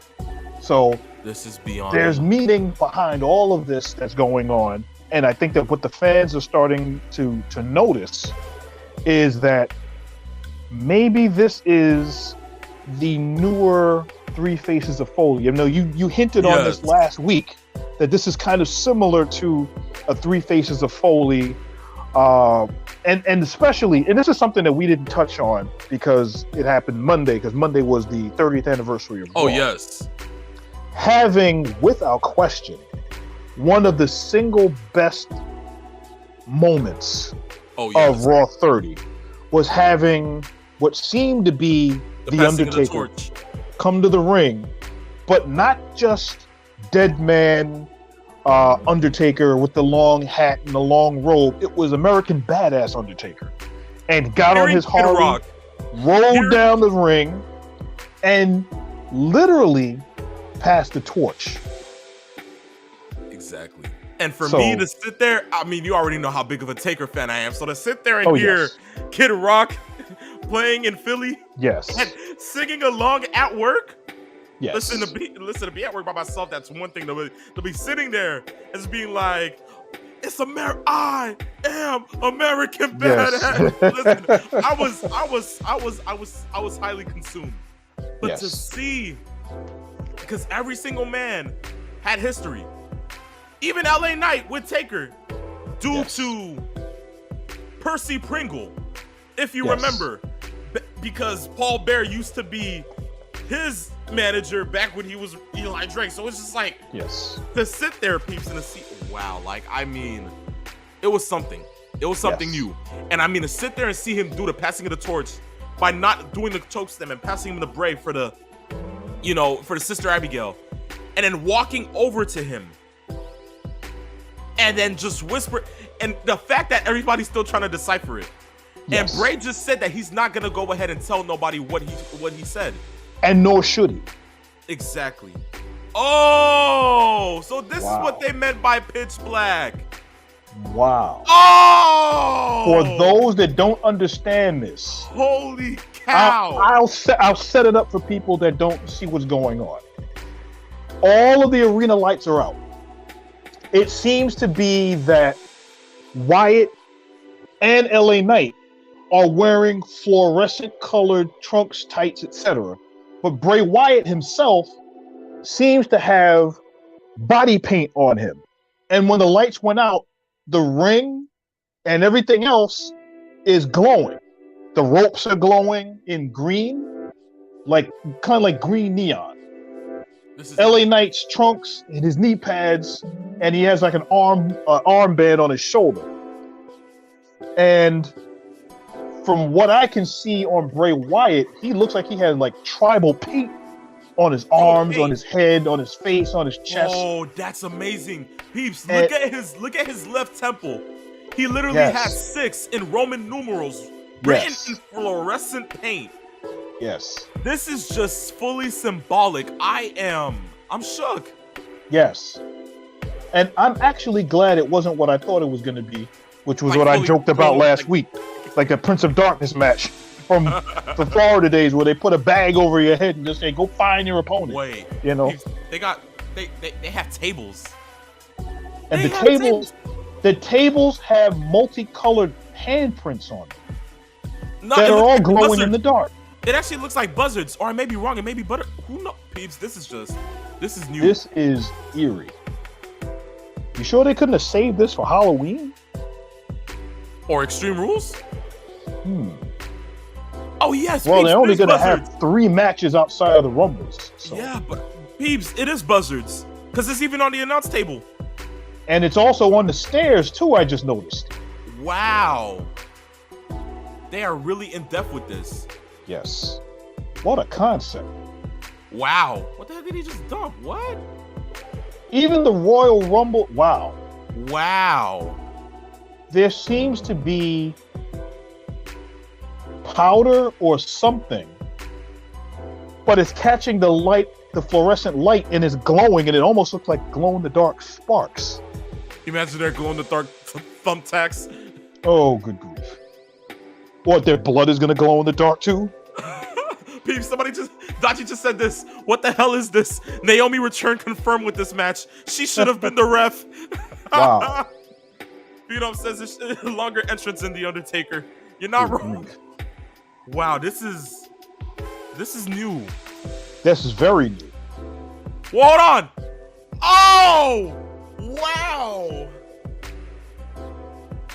Oh, through the table. The setup is the steel steps were moved to the side of the timekeeper's table, and it looked like LA Knight was about to get suplexed from the railing to the table, but he was able to break free of it. and he just jumped off the railing and caught Bray Wyatt, and they both go through the table with all of the glow-in-the-dark confetti spewing everywhere. Peeps, this match is. I think. Whoa! I really think what happens is what's happening here. The optics of the match, more so than the actual match so far, because I'm really intrigued by the whole glow-in-the-dark fight based on what it is. Now, obviously, I have this on mute because we don't want to have anything happen between the feed and what we're doing live. But I can only imagine. I'm going to probably end up looking at the premium live event again with the sound up so I can hear the commentary. But I can only imagine literally what they're saying as this whole thing is going by. And I'm pretty sure Michael Cole has probably lost his voice by now. Oh, man. Even the kendo stick looks like a lightsaber because one half of it is red and the other half is green. Oh, yeah. Yeah. Yeah. Sister Abigail. It's over. 1, 2, and I believe that's a 3. Oh, he even has it on the. Peeps, he has it. His eyes are red. He has it in his mouth. He's wearing a mouthpiece that's glowing in the dark, and his eyes are red. This is just. You know what's funny? He looks less like Bray Wyatt, and he looks more like Kratos from God of War. He looks a lot like God. I don't know if you also noticed this, but if you look at his left arm, it looks like he has a Mountain Dew logo on his arm. I don't know if that's the case, but if they're doing that to promote this Mountain Dew stuff, it looks like it worked. Nah, but Pete, honestly, it's just like to sit there and like notice that Bray literally has the mouthpiece and like literally the eyes too of the Fiend, and to sit there and to notice the pants and then this is crazy. Yes. And that's literally his first match since he's been back. Oh. Wow. Whoa. Oh my and God. He, for those that are, like I said, that aren't watching the premium live event, but are listening to what we're doing. Is that not okay? What you running away from? Whoa. He went into the corner and he just put on what looks to be a new mask that's glowing in the dark, that's all red. You better run, and bro. he seemed to be chasing LA Knight into the crowd. You better run, bro. That ain't. And that he's using that kendo stick and is hitting Bray Wyatt, and it's doing absolutely nothing. This is crazy. And look at they even have the buzzards even going on the rest of the equipment. Wow. This is beyond me. The buzzards are everywhere. Oh, the claw. Oh, mandible claw. Wow.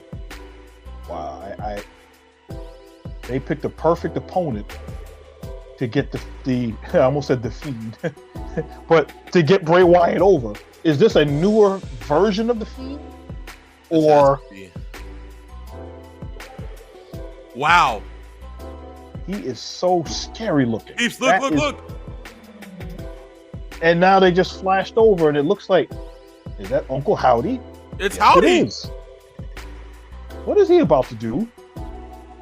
He looks like he's about to jump off of a catwalk, which looks like it's almost 2 stories up. Oh my God! And that's exactly what he did. Although he looked like he overshot him, but I'm not going to be the one to try to find out if he did. Literally after Uncle Howdy jumped off of this large, tall... Oh, Peeps, look! Wow. Okay, I have to describe this for those that don't know what's going on. Uncle Howdy, as I just said, jumped off of what looked like a two-story catwalk onto LA Knight, which after he hit, exploded into fire. And shortly after that, because it looked like Uncle Howdy tried to drop an elbow on him. As soon as that went off and exploded into sparks and pyro, the spot where Uncle Howdy was turned into all of the characters, I believe, that represent Bray Wyatt. Huskus the pig and Mercy the buzzard, all crawling from the spot. Wow. Insane. And then they just went to the end of that match. Oh, first promo for WrestleMania Goes Hollywood. How nice is this? Yes. Finally. Took you long enough. This was absolutely... If it didn't get the juices going for what the rest of the show is, because you got the... I'm sold, man. Yeah? Hot Rod. LA Knight is dead. How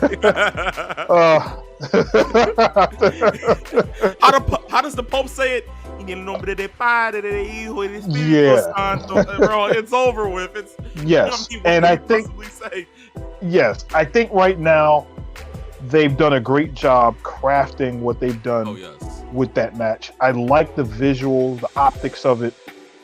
It was, I mean, if you strip it away from what the match was, it was a regular match in the dark, but it had that added element of bringing in the characters from Bray Wyatt, bringing in the other elements with that added visual of the fluorescent glow in the dark side of it, which actually really did work.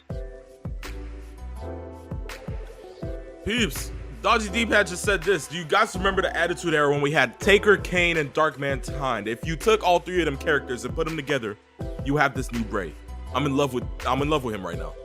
Yeah. Dude, this new version of Bray. I mean, I told you from the minute all the rabbit hole stuff, listen, all the white rabbit stuff, from the moment that happened, peeps already knew I was sold on this. Yes. Because it was something new, it was something to look forward to. And I mean, now to have it, and what perfect opponent to go ahead and start this off with than LA Knight. Yes. And I mean, honestly, it wasn't a squash like what they did with Bray when he started with the Fiend and faced Finn. This is something completely different. It wasn't even a squash because LA Knight actually put in a couple of good spots and hits. Yes. I'm not, I'm completely sold on this. I'm sold. Like, I really can't wait to see what else they have in store for this. Because, now with that being said, what? You're still going to tell me they're going to go with LA Knight or a new opponent? We just have to see. Yes. Has somebody new chiming in?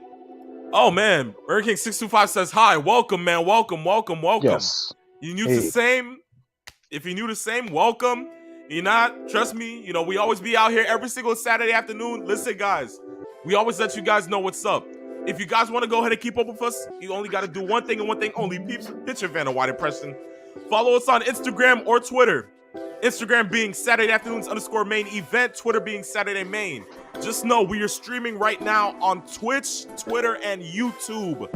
If you guys are coming in from Twitch, know that we're on YouTube. If you're coming in from YouTube, know we're on Twitch. If you're coming in from Twitter, know we on both platforms, and so on and so forth.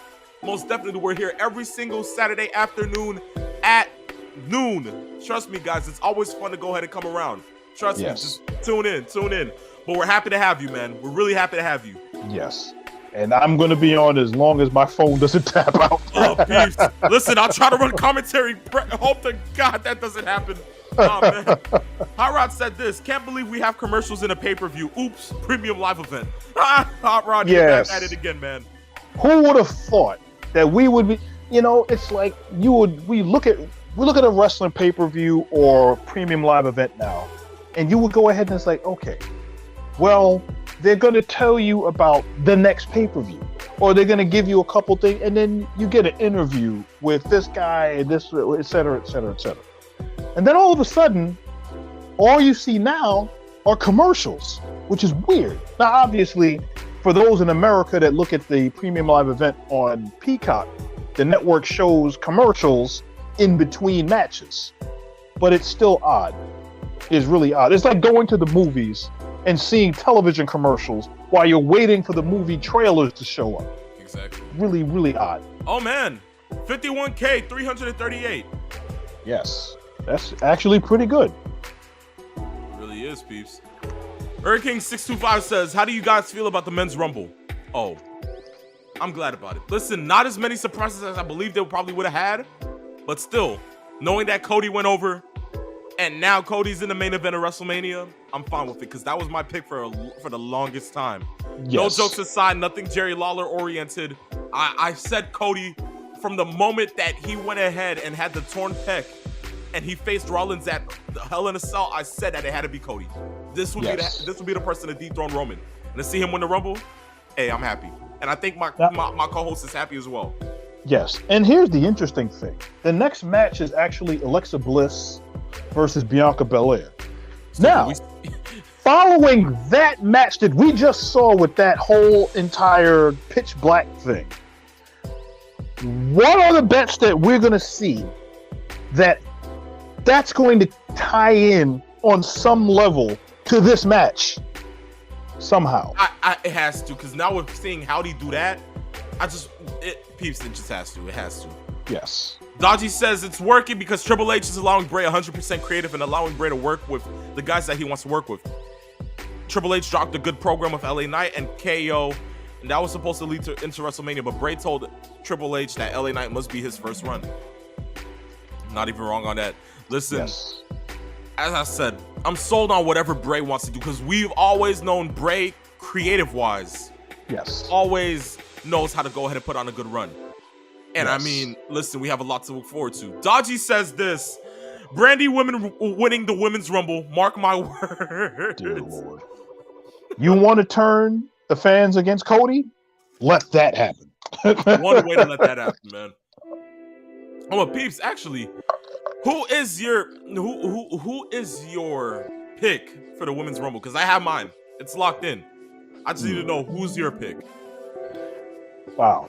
You know what? It's funny. I'm sitting there thinking about all of these wrestlers that are actually in the women's rumble right now, and it's funny.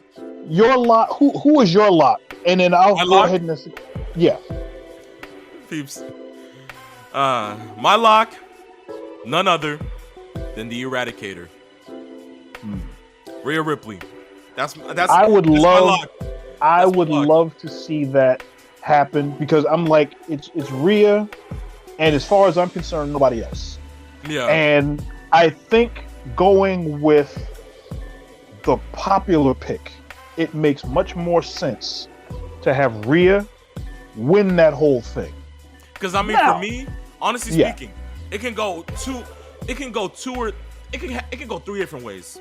Honestly, you have, of course, Rhea. You have, I should add this one. Most definitely, Liv Morgan. Due to the star power and everything like that, and you know what she's done, and she's trying her hardest to go ahead and fight her way back to winning the SmackDown Women's title. Yeah.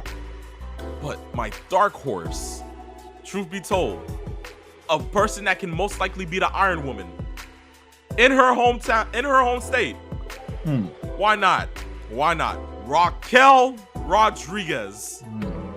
Who knows, peeps? That's just me. That's just me, personally speaking. I think she'll make a great showing. We obviously know that that's not going to happen. But, But I think I see where you're coming from in the mindset of how she would do, what the fans would be expecting. Exactly. I don't see Becky Lynch winning. Oh, of course not. Because we already know what her program's looking like.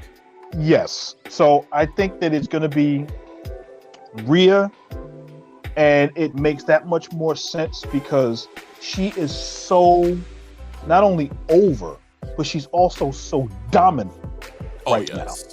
Oh, yes. Oh man, match already starting. The women's are going ahead and trading blows right now. Bianca and Sasha. Oh my gosh, I almost said Sasha Banks, for God's sakes. Peeps, what's happening to me? Am I really having the itis for Sasha right now? This is crazy. Wow. But Bianca and Alexa Bliss already starting to trade blows. This is currently fast paced. Remember, match for the Raw Women's title, ladies and gentlemen. Yes. Ooh. Wow. And just like that, this has already turned violent. Momentum shift. And Oh, man. kick to the rib cage. It seems like a lot of kicking to the rib cage. All out Kick to brawl. the- Truth be Yes. told. Man. Peace, how long you think this match gonna last? I mean, we're already at 10 o'clock, so I mean, listen. Yeah. I don't think this is going to be too long of a match because, as I said before, you got the Women's Rumble, which is guaranteed to go at least an hour. And then you've got KO and Roman. So let's see what they do here. Most def. Daji said this. Brandy's the most beautiful woman in the world. Man, you know something? It's because you guys haven't heard me for the longest time. That is false, okay? Listen, Brandy is nothing close to the one, the only DMD Britt Baker, okay? And that is no, false advertisement. That, my friend, is a fact of life. Yeah. Help me out here, peeps. Yeah. Yeah. There we go. Yeah. Daji, I hear what you say, man, but I just had to. Listen, cutting promos out here is always the most fun part. Let me mess with you.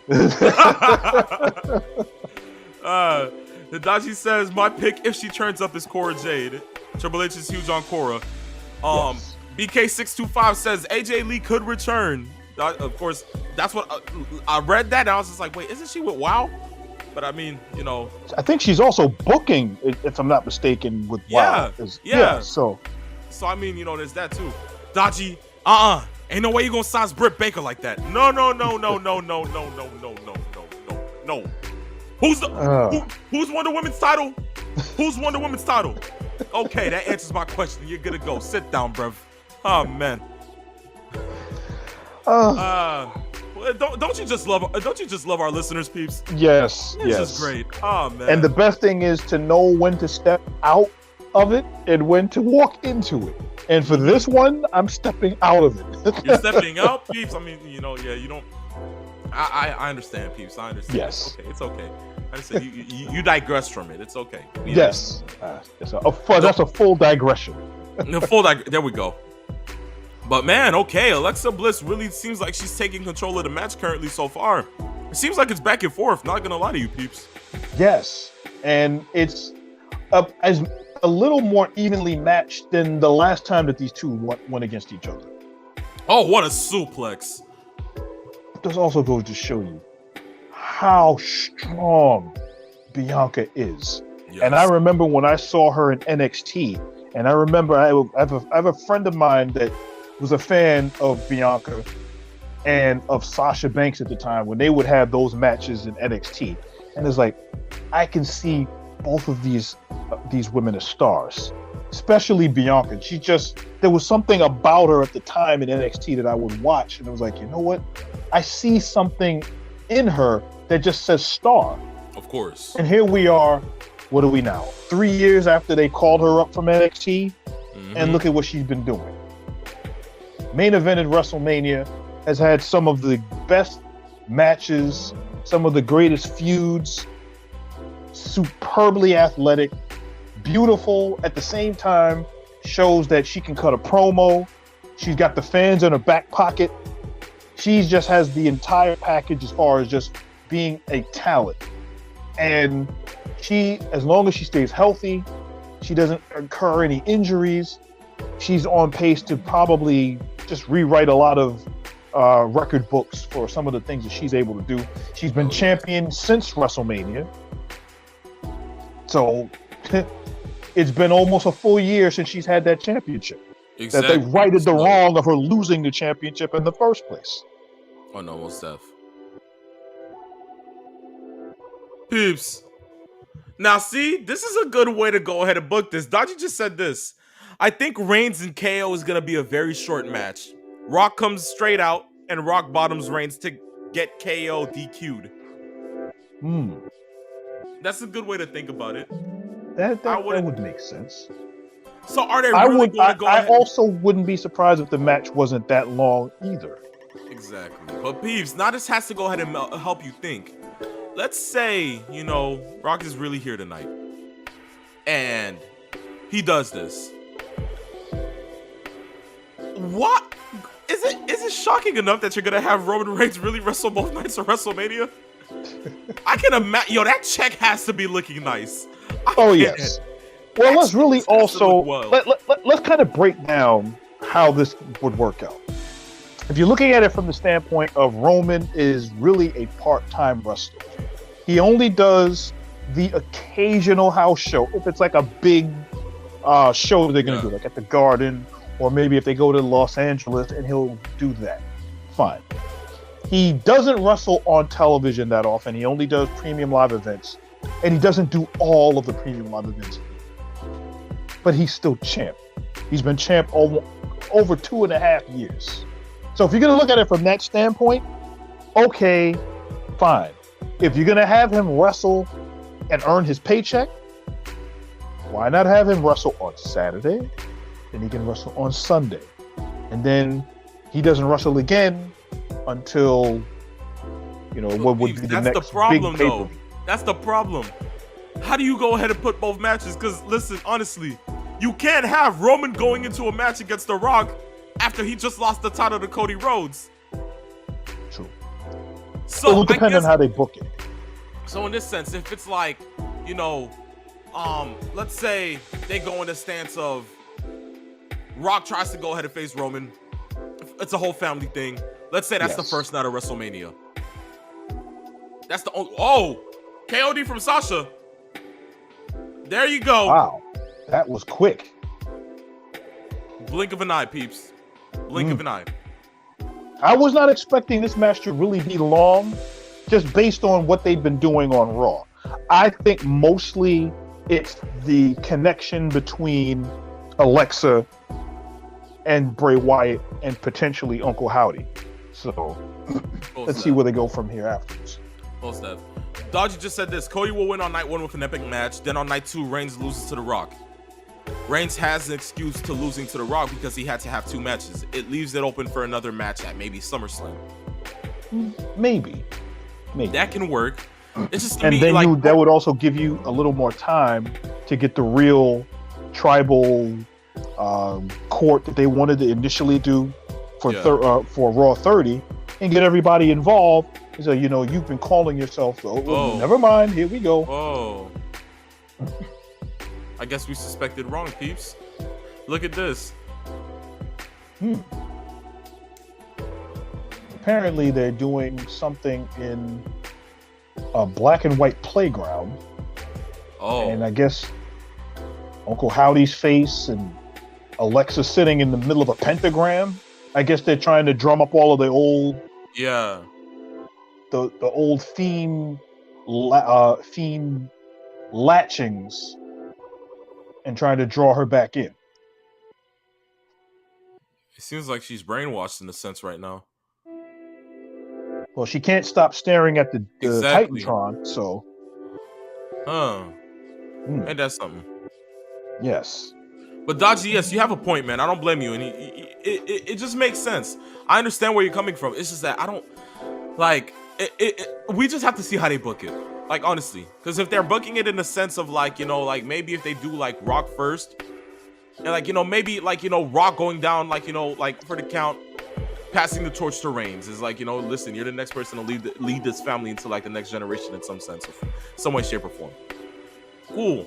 And then the next night he loses to, Cody. And then that sparks this chance where he's like, oh, I had to go ahead and wrestle in a hard-fought match the night before. I'm not going to go ahead and take this. And then that sparks this chance for a rematch against Cody. That's where I kind of see it. So, that's... I really do think it has to be Cody night 2. because Cody Yes. needs that main event. That's that shot where I'm gonna go ahead and sit there and say, I like what you're thinking. I just think it has to be like the other way around. Cody night 2, Rock night 1, and that's if The Rock is here tonight. Let's hope for the best. That's all. Yes. That's all we can actually say. That's all you can do is hope.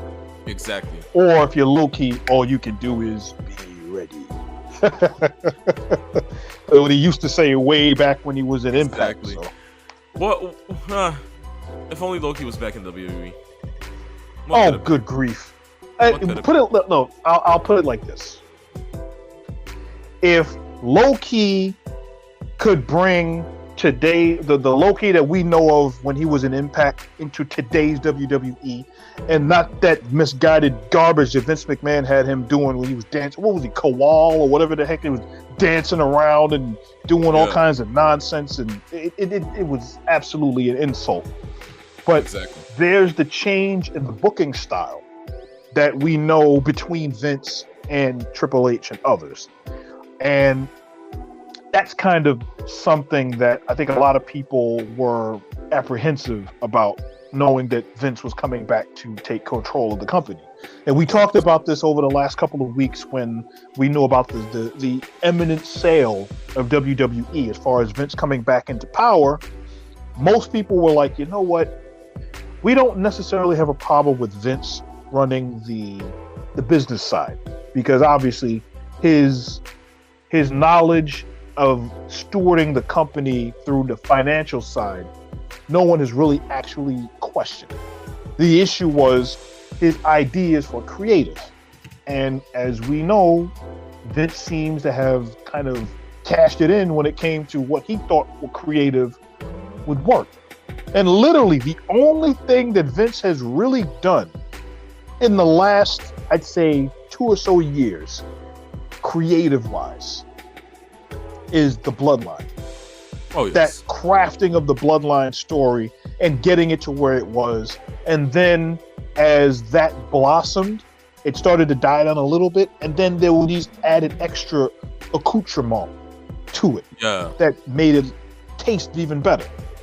And I think what Triple H has done with the Bloodline story, because it's basically, it writes itself, is the whole adding of the Sami Zayn aspect of it really added Which that has just extra been great. layer. Extra layer Most has been tremendous. This promo package that they're doing with the Judgment Day, it seems like they're really building them in the right sense. Yes. But I'm telling you right now, Beavis, I'm kind of messing with Mysterio more. I don't know. I don't know what they're doing.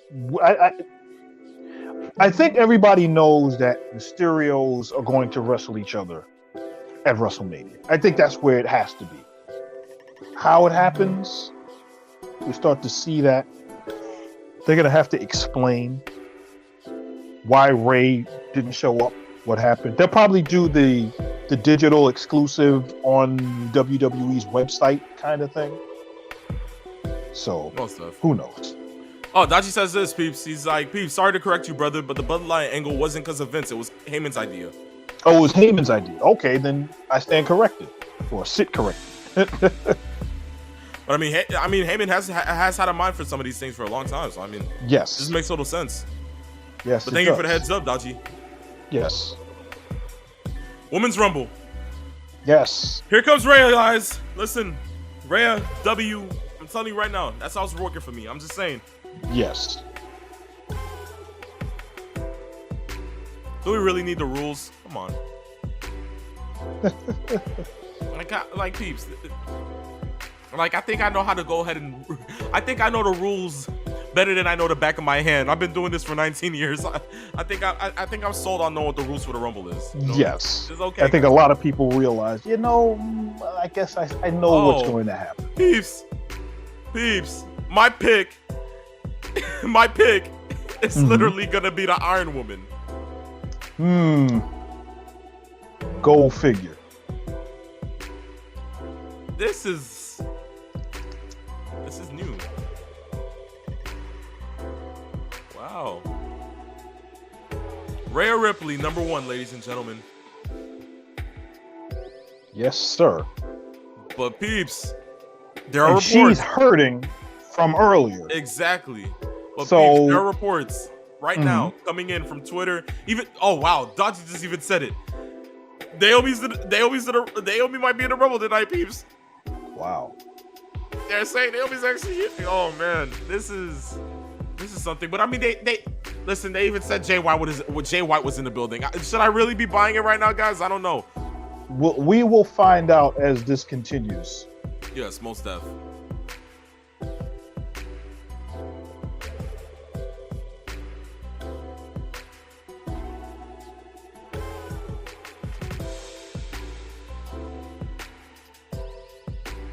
Good grief.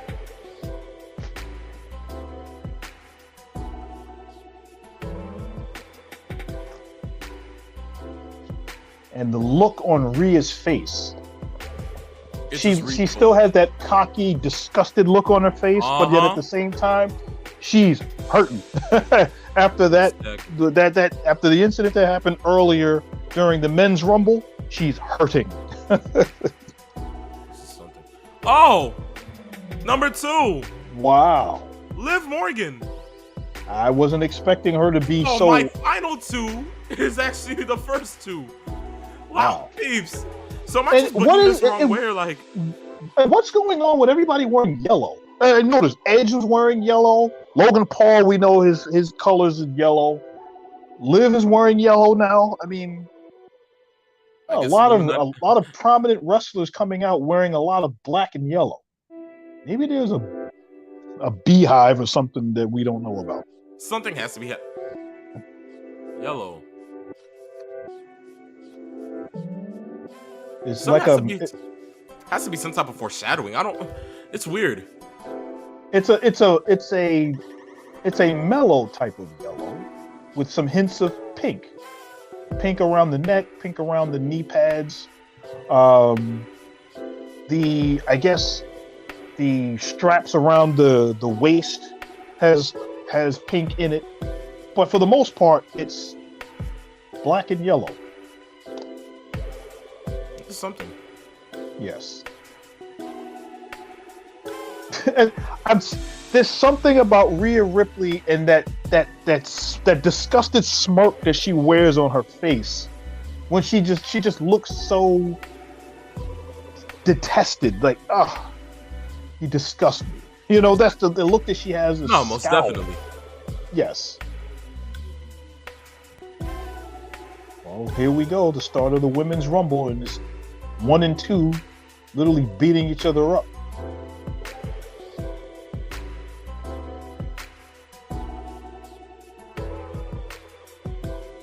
And I'm telling you right now, the pacing, obviously you don't want to burn anyone out from, extending too much energy early on, because we're talking 90 seconds per entrant.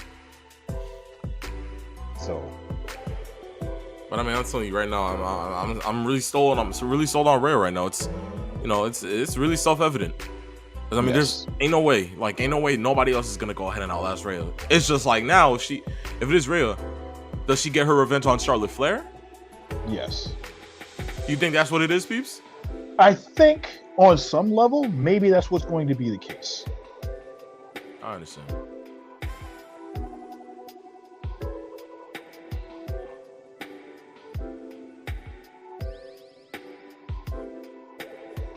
Number 3. Dana Brooke. Interesting.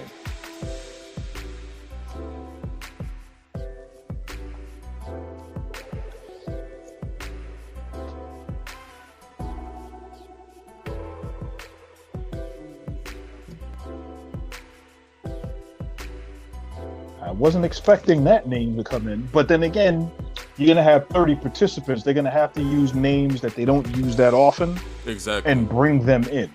Exactly. Well, it seems like with this 96-second starting, peeps, let me go ahead and run a quick thing. Guys, I'll be back. Peeps will go ahead and take care of this by running his perfectly good Gorilla Monsoon commentary.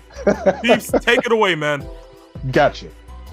And looking right now, from what I can see, it's just Dana Brooke right now and Rhea Ripley.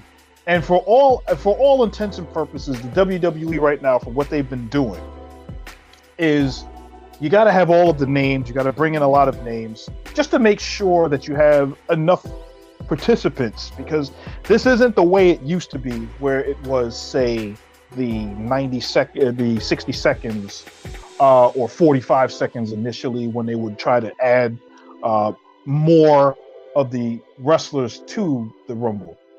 It's 90 seconds. So they're going to have to pace themselves with all of the participants involved. And I'm pretty sure if they don't have that many women on the roster that they're going to use, then they're going to use some people potentially that were there that might not have been there for quite some time. Because they usually have women on the roster, some of them that don't get any TV time.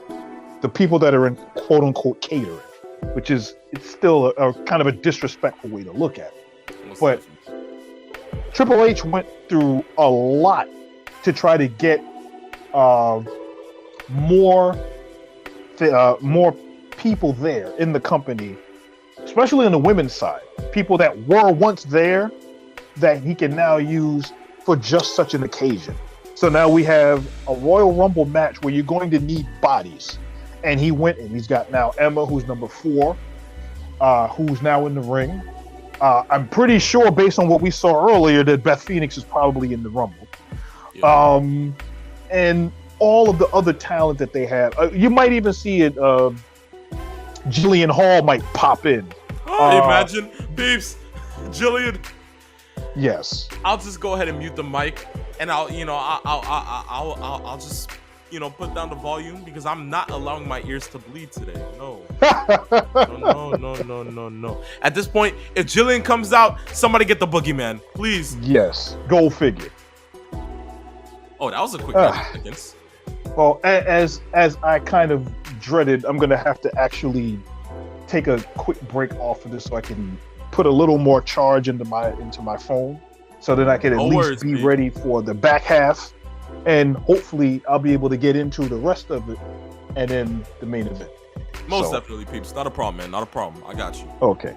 All right, man. I shall return. Okay. Most definitely, guys. Go ahead and let's hope for a perfectly good Peeps return by the time Roman versus KO starts. But Peeps, go ahead and charge. I'll go ahead and cover for you, man. Don't worry. I got you. All right, man. Well, guys, ladies and gentlemen, boys and girls, children of all ages. Once again, the phenomenal one, of course, Women's Rumble match. We have Shayna Baszler finally in. I would have said, in the words of Jerry Lawler, that is my pick, but I can't go ahead and pull that. But listen, no, I hold Shayna Baszler near and dear to my heart, just off of the pure fact that it's Shayna Baszler. Always been a fan since NXT days, and as she goes ahead and pulverizes Dana Brooke at this current moment in time, as you can see by the back of my screen, we don't talk about that. Let's not. But most definitely, Dana Brooke, Shayna Baszler though, OG. She's real. I just, there's just that level of respect as a fan that I have for Shayna Baszler, and it sucks that she still hasn't won a women's title on the main roster, but it's okay. Her time will most definitely come. But these 90 seconds are just coming by quick, because literally we're already up to the next number, and it seems like Bayley is number 6. There's something. There's really something. Huh. So does this mean number 7 would probably be Becky Lynch? I mean, if you guys did watch Raw, you saw what she went ahead and she did to Becky alongside Damage Control. You would know that, there's a rivalry brewing within that. And she's literally just strutting to the ring. Yeah, oh my gosh. This is, guys, listen, as I already said, I'm just ready for the pops of who's returning and who's not. But we already know. I already told you guys. My pick, that's my definite winner. I'm just saying it now. Wow, Liv already going ahead and getting down and dirty. Wait.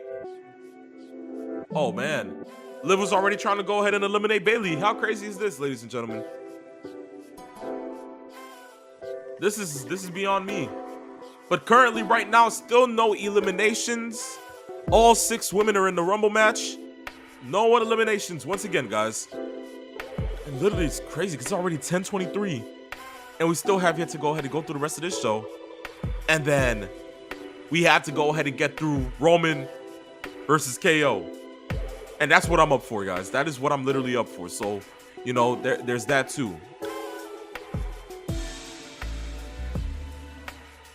Next person, number 7 coming up, ladies and gentlemen.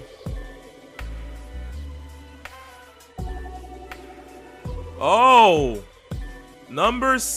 wow, this is number 7, ladies and gentlemen. B-Fab of Hit Row. This is new. Hey, I'm up for it. I'm up for it. It's Hit Row. It's Hit Row. All right.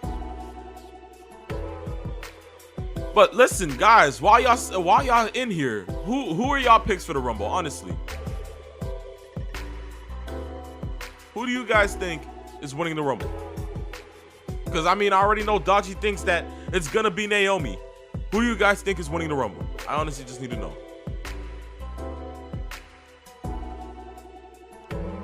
What a slam by B-Fab! Wow. What a reversal. Good kick.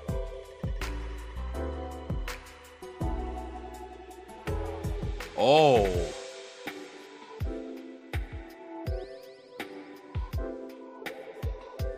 Eliminated already? Wow. Rhea Ripley just made the first elimination of the Rumble by eliminating B-Fab. Oh.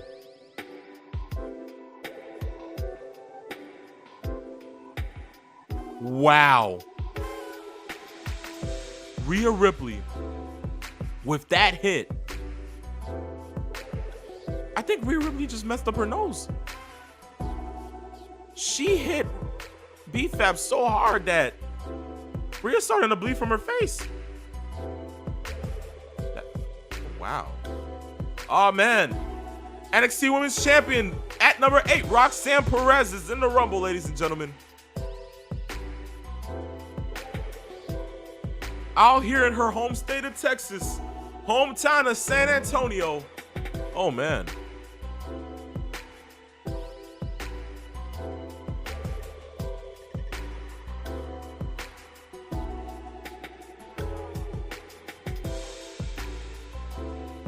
Roxanne literally going ahead and doing her thing. Putting in work. Oh, already getting, wow. No eliminations yet from her, but I mean, the reversals with Rhea. Oh my gosh. And the kick up. Whoa.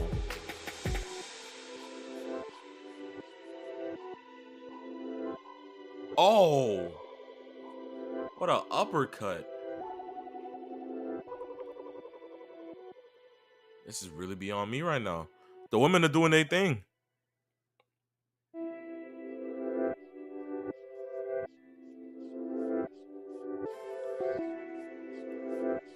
Oh, man.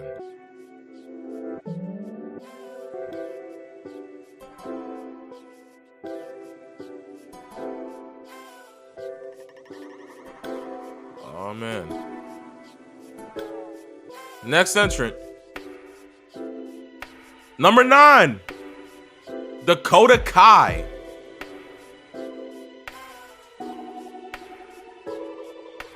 It's just golden right now, yo. I'm really enjoying this. I am really enjoying this. Dakota Kai making waste of Liv Morgan. Hasn't eliminated. Just a good rock. Oh, man. Already going after Roxanne Perez. Wow, what a backbreaker. Going after Emma. Now she's trying to go ahead and come to the aid of Bayley.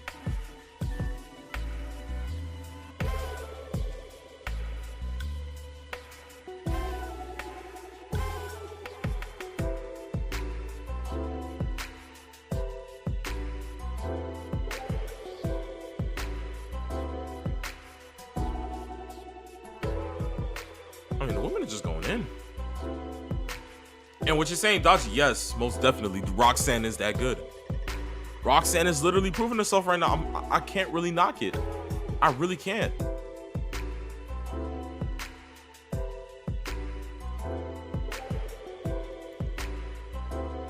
All right, number 10 coming up, guys. 5, 4, 3, 2, 1.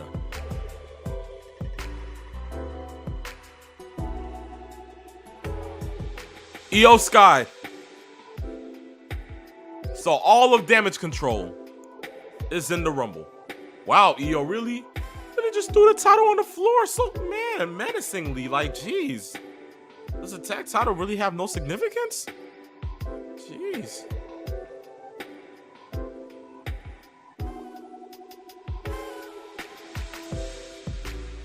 Oh.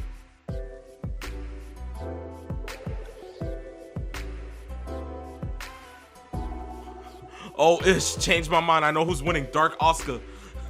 That I've been hearing so much about. Now, I gotta wait and see how Dark Asuka comes into the Rumble, because this is going to be something legit if it is Dark Asuka. But I'm just so sold on how's it gonna go. Like, the reaction by the fans would just be A1. I don't know if she would be winning the Rumble now, though, but hey, I get your point, man.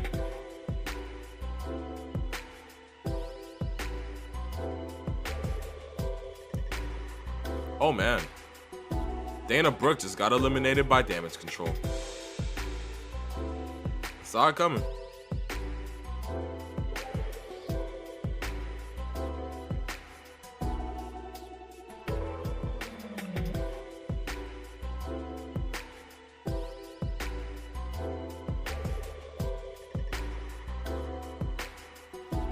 Oh, man. Roxanne Perez trying to go ahead and eliminate Dakota Kai. Couldn't make it happen.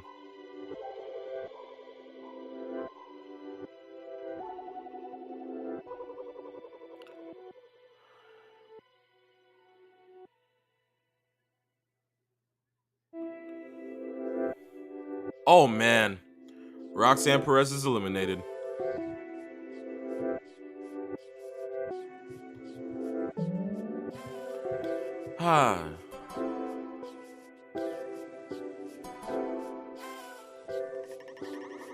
Well, here comes the next one. Next entrant, Natalya.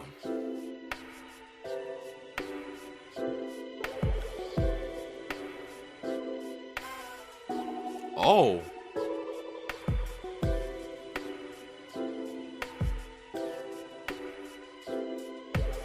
It's really been OG. Golly. It's serious.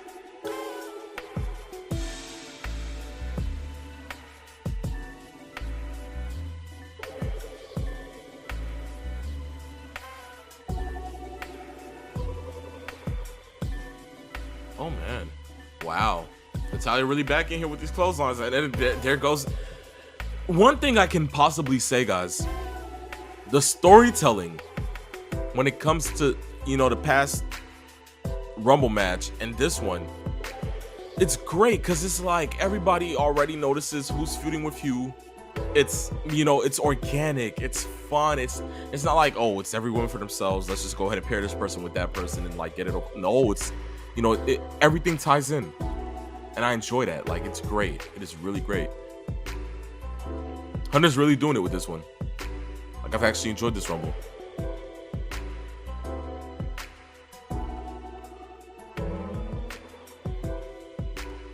Dude, Dark Asuka is epic. Her character is so cool. You need to go and search up the character. You'll be hooked. It's very much like Abaddon from AEW and TNA. No, I know. Trust me, I know. Trust me, bro. I listen. When it comes to Dark Asuka, especially from the days like during like touring in Japan. Listen, I know what you're talking about. Listen, trust. Like Dark Asuka, honestly, if they really go ahead and bring that character to WWE, I just want to see how they're gonna go ahead and get that through.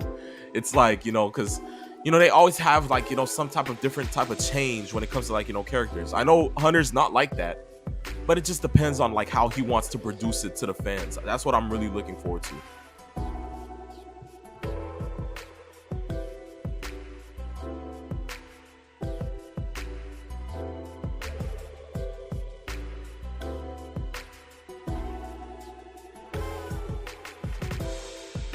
Oh, man. So Candice LeRae comes in and instantly she goes after Damage Control, in which she almost has Bayley eliminate the two. She almost eliminates Bayley, but somehow Io Sky and Dakota Kai still hang on. Crazy.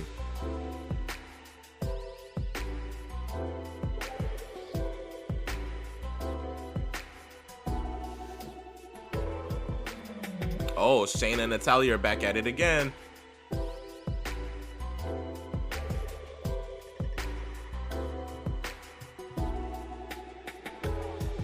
Ooh, what a German suplex from Natalya.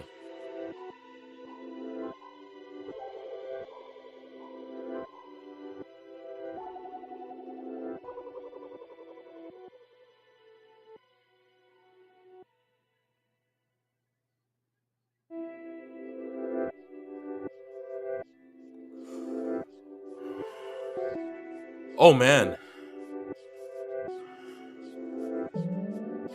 Damage control. Oh, my gosh. So Shayna Baszler tries to put Natalya in the Caribou clutch while Shayna Baszler's already on the other side of the apron. Dakota Kai helps pull Natalya on the other side of the apron. So now Shayna and Natalya are both on that side of the apron. And instantly, all three of Damage Control eliminate them. Okay, so the women are just flying out of here. 13, Zoe Stark from NXT. Lucky number 13, or should I say unlucky.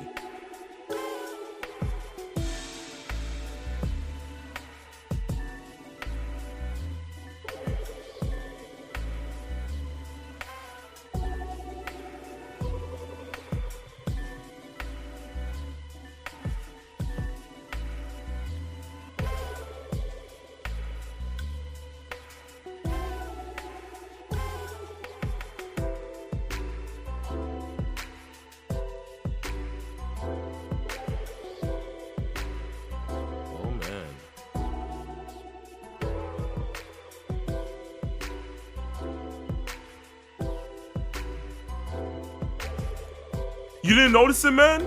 Yo, trust me. The minute I caught it, I was just like, man. Because, you know, she's really into... Like, one thing I can't say about Shayna, like, Shayna's really into video games. And, like, that's one thing that's caught my attention. Even though I know she's a heel, it's just, like, the fact that her attire, like, most of her attire is always, like, you know, kind of, like, you know, catch on to that. It's like, yo, that's A1. I'm surprised you didn't catch that from the jump, bro. But, yeah, so now with Zoe Stark being in there, we have, I believe, 17 more women to go, and the timer just kicked up again. 6, 5, 4, 3, 2, 1.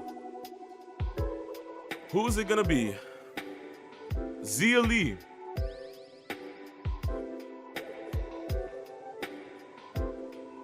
I ain't mad at it. I ain't mad at it.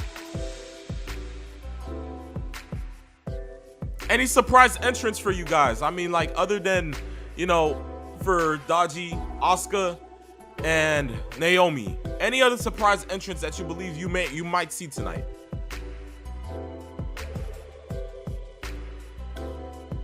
Zoe Stark ain't ready for the main roster. She botches way too much. Very stiff. Of course, more time and developmental is needed. I don't blame you on that. Dodgy, I'm finally starting to respect you. Britt Baker. If only. Only in an alternate universe, man. They don't love me that much. You know. I wish. It's not gonna happen. I really do wish though. Really do. Just gonna have to wait. Just gonna have to wait a couple more years for that. You know. It sucks, but it's facts.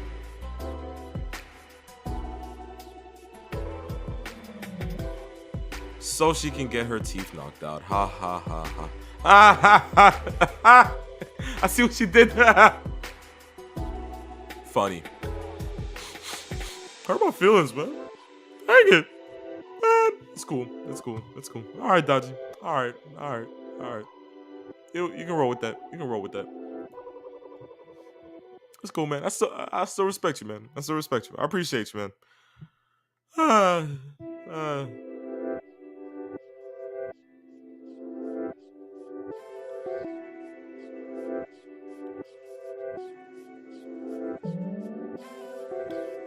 Damage Control just sparked another elimination, guys.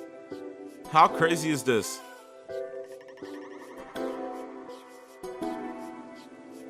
Three, 2, 1.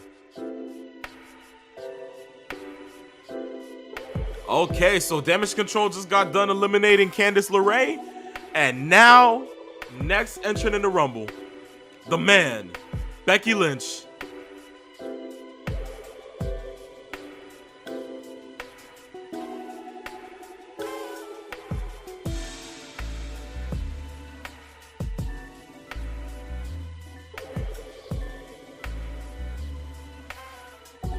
She ready to fight. Becky ready to go. Don't play with her. She is not one of them. Let's go. Already got rid of them. Now she going straight to Bayley. Let's go. Oh, she's swinging. She's swinging. She's swinging. I'm loving it. Put her in the corner. Stop a mud hole in her. Yup. Yup. There we go. Oh, man. Becky going crazy.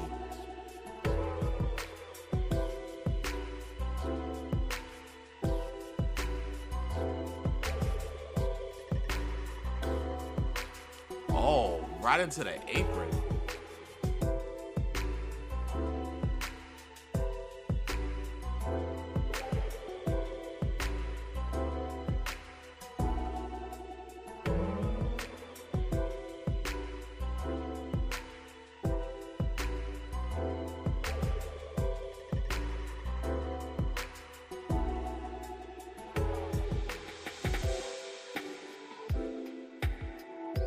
Oh, man. So they still have all that glow-in-the-dark stuff on the announce table from... Oh, man. So it is confetti. Okay, it is confetti. Makes sense. Glow-in-the-dark confetti. From the pitch black match. Makes sense. All right. Next entrant.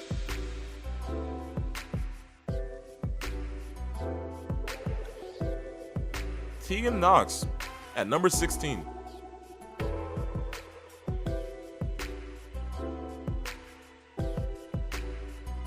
Tegan Knox ain't bad. Still no surprise entrance yet. Still waiting. I mean, all these glow-in-the-dark colors are just really knocking something. Can we just get Naomi out here already? I mean, golly. What a 450. Going to Zia Lee, uppercut. Wow. I think Tegan Knox is the new Cesaro with all these uppercuts. Golly. Another one?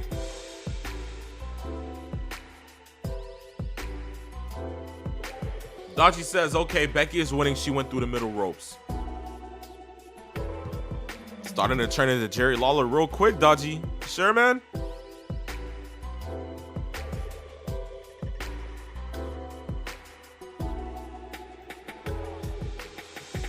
Guys, this is crazy because this might be the first Royal Rumble pay-per-view to go 4 hours full in a long time. This is crazy.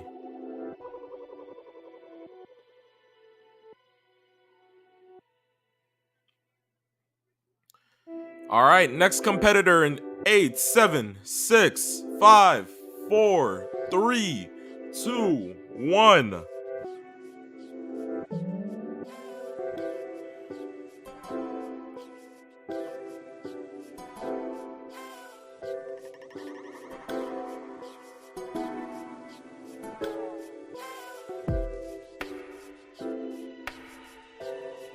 New Asuka entrance.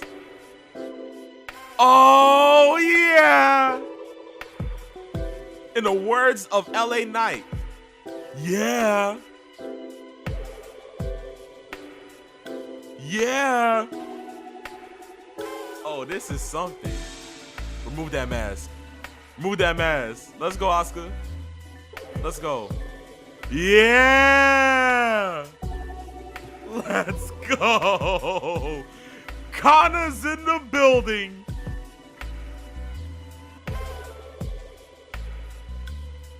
Connor is in the building. Everybody's shocked. Everybody's scared. They don't want that smoke.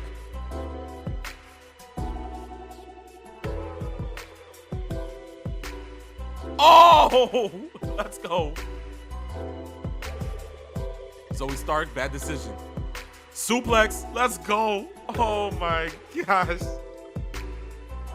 Bayley don't want that smoke either. Let's go.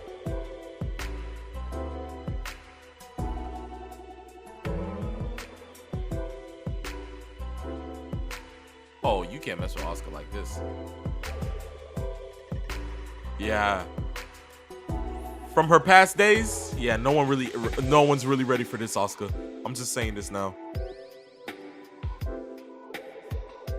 The backhands, oh my gosh, the kicks. Combinations. Oh. Spinning heel kick.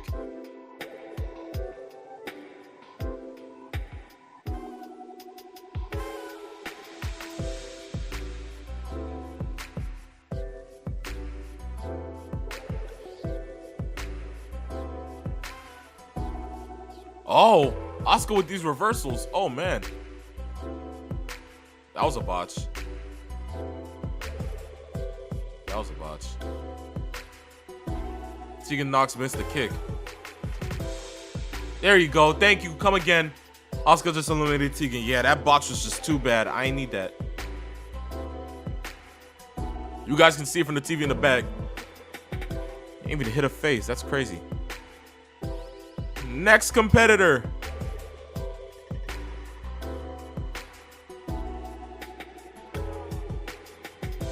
Amazing. What the heck is a dewdrop?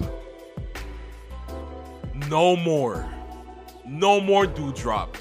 It is back to Piper Niven. Thank you, Hunter. Thank you. Now this is what I needed.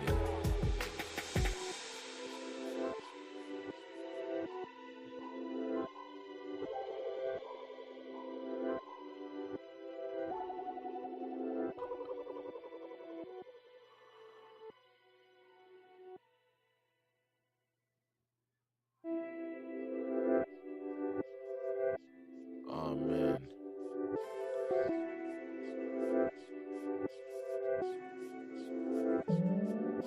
Oh, yeah. Nobody's stopping Piper Niven right now, yo.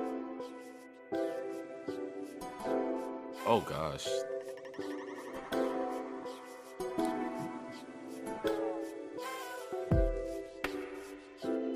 Ooh. Daji says she's a hybrid of Asuka and Dark Asuka. I don't like it. She should have gone full dark. I understand, but you can't. As I said, it's not like you're always gonna go ahead and go full everything when it comes to the WWE. They would somehow kind of change it in the sense to make it, you know, still with Asuka, but still, you know, give her like that Kana resemblance. Next entrant just coming in now. It is Tamina.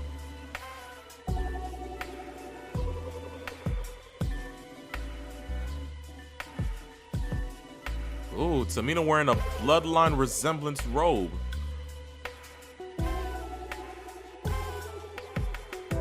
Daji saying, oh shoot, she's gone back to Piper and no more dewdrop. Thank God for that. I'm telling you, man. Listen, no more dewdrop. I'm happy about that.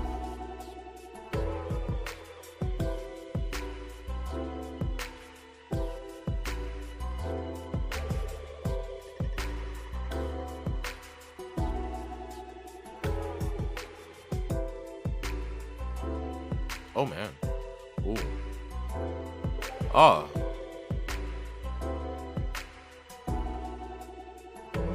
Not Tamina and Piper working together. This stare down. Oh, see? Already knew it was gonna go ahead and rock quick.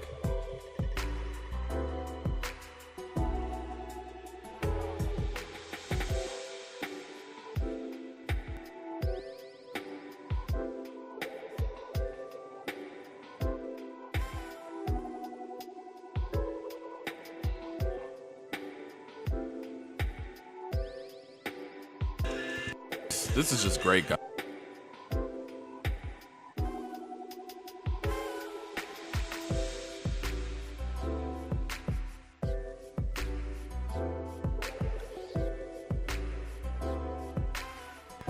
Next entrant coming in right around now, guys. Oh my gosh, who's it gonna be now? Who is it? Who is it? Who is it? Who is it?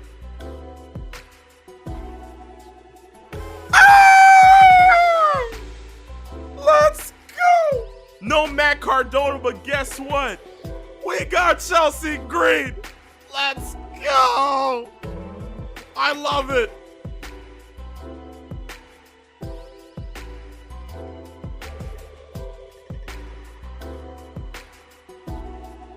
Wow. Chelsea Green.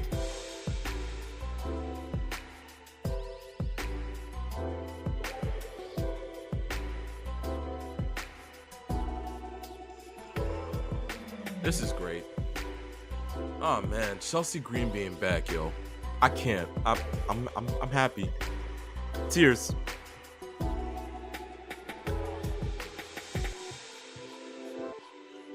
This is just golden. No way Chelsea Green gets eliminated that quick. Whoa. Whoa. Rhea. For real?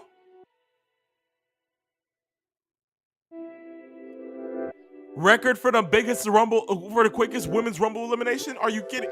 Rhea.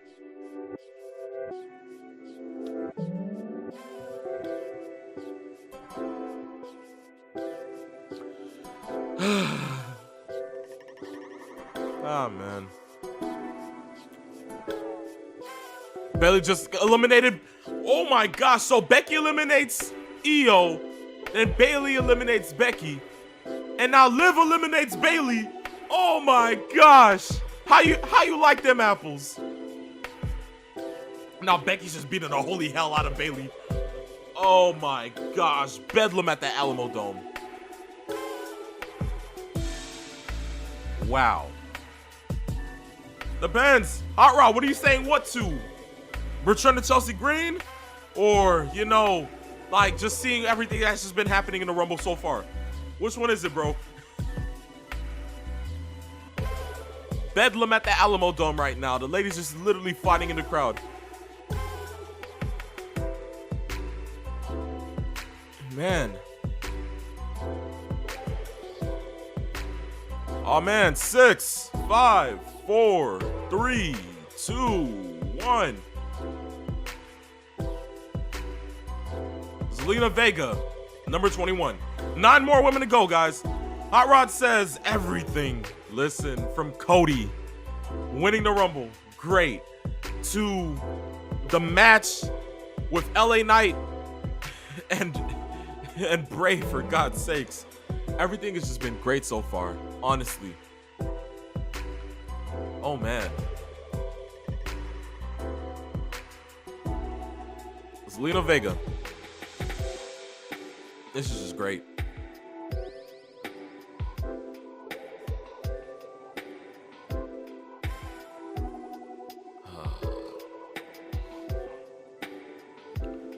Oh man. Zelina Vega. Wow. Sunset Flip.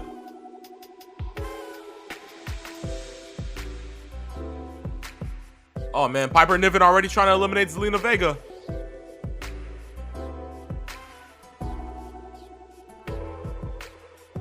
Don't be pointing to the sign too early now. Yeah, now you're looking at Zia Lee right there. Make sure. Nah. Oh my gosh, not the Street Fighter sequences. Oh man. Yo, Pat McAfee's commentary trying to go ahead and speak Chinese is completely out of order. Pat McAfee's a treasure, national treasure. Zelina Vega has eliminated Zia Lee. Okay.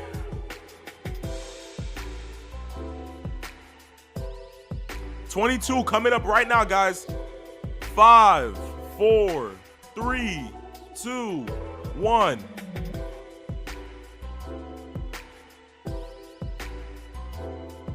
Raquel Rodriguez.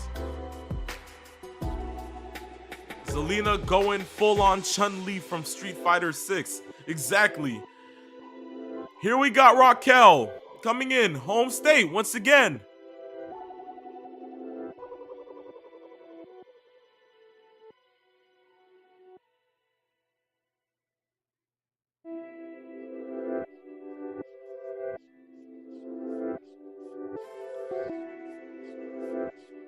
Oh man.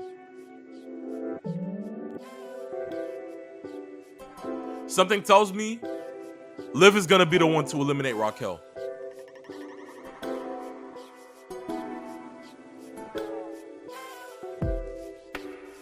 Oh my gosh, what a clothesline of Rhea by Raquel. God. Daji says Peeps needs to get needs to get it here now. Both of his girls are in here. Exactly.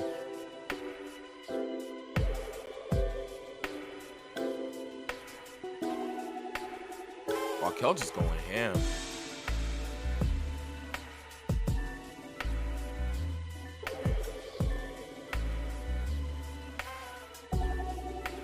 Oh my gosh.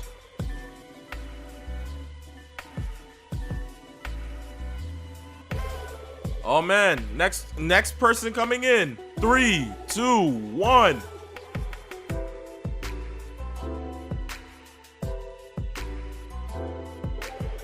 Mia Yim, number 23.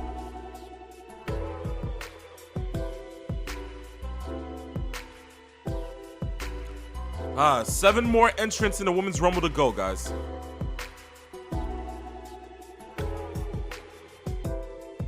Noticing this, it's crazy to say, but yo, knowing that there's only 7 entrants left, guys, this women's roster is actually really stacked. It's crazy to think.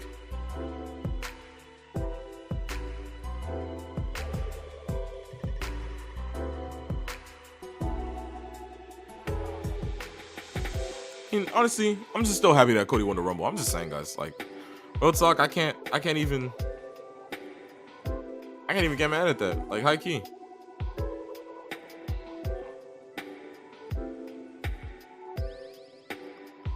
Oh man.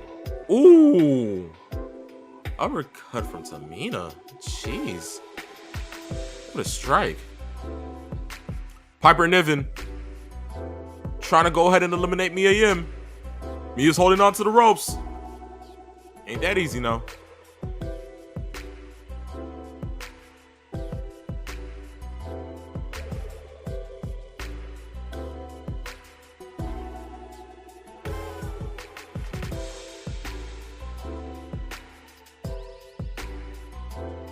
Four, 24 coming up, guys.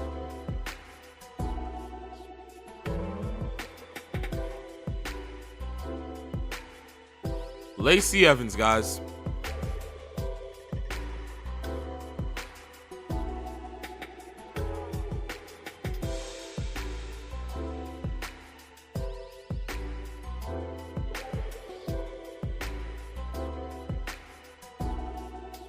See my face? Yeah. Yeah, I'm good.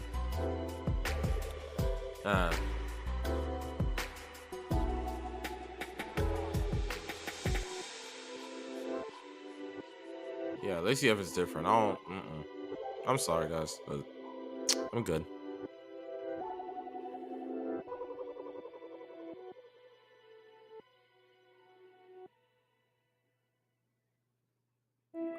Oh man. 6 more women to go, guys. 6 more women to go.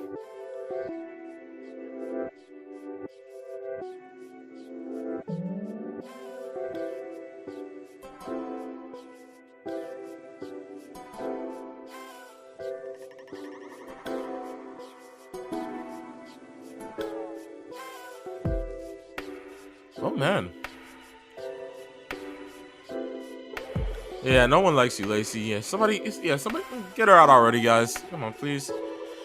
8, 7, 6, 5, 4, 3, 2, 1. Michelle McCool. How great. How great.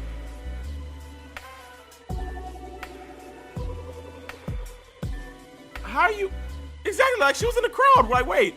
Oh. That's what's up. That's cool.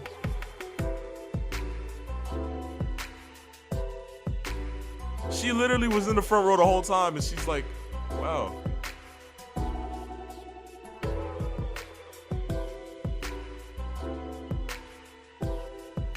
She really wearing Uggs. Yo, this is new. Oh my god! She really just hit the faith breaker like that in Uggs? Yo, go.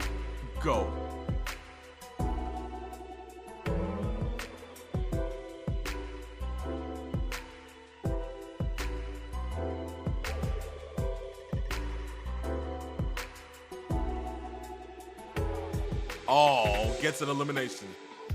How nice.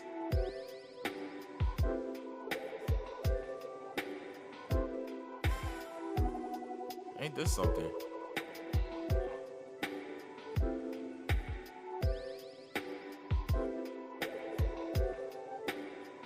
Seven, 6, 5, 4, 3, 2, 1. Dodgy saying, let's go, Brandy. I can't, man. Indy Hartwell. Where's Dexter Loomis when you need him?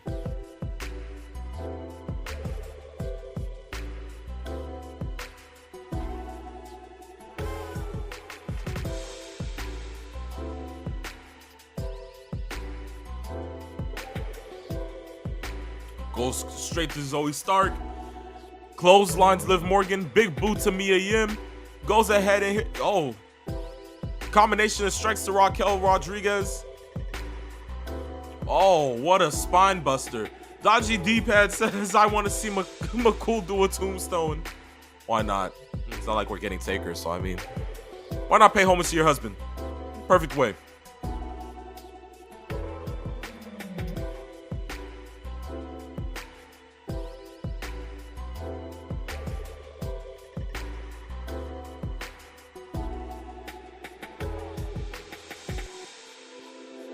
Oh, man.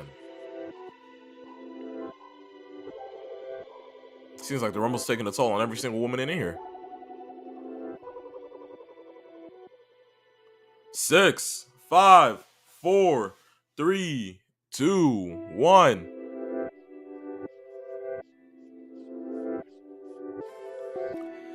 Lucky 27 goes to Sonya Deville.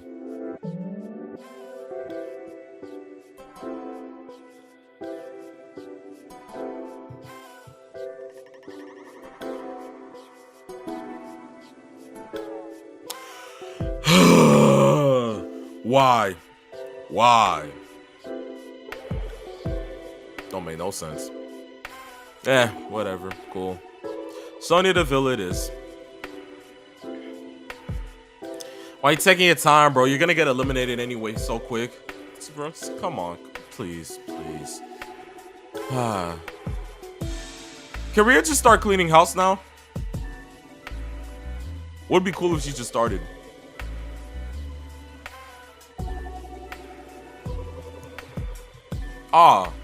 Sonya Deville eliminates Zoe Stark. Why? Why? Why? Already? You're kidding me, right? Ooh.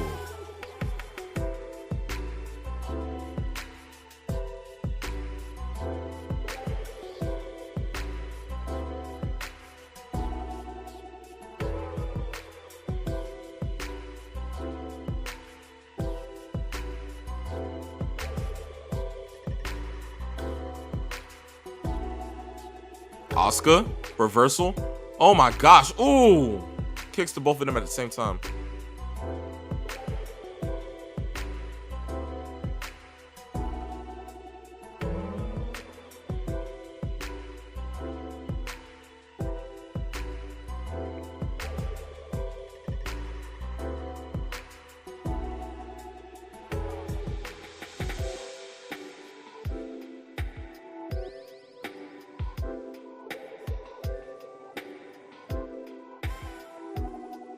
Cobra clutch at the top of the top rope from Lacey Evans to Zelina. She really wants to be Sergeant. Oh my gosh, she actually completed it. Wow. She really just got rid of Chun-Li. Dang it. 4, 3, 2, 1.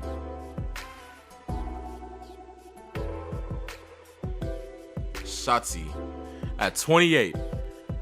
I mess with it.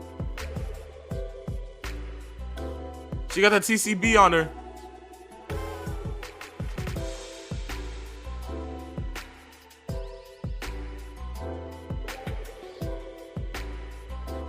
Thinking she really got the tank on her is crazy.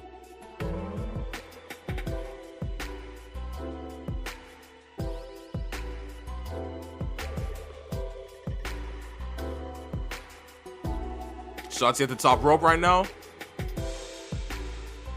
Lands it on both Raquel and Piper.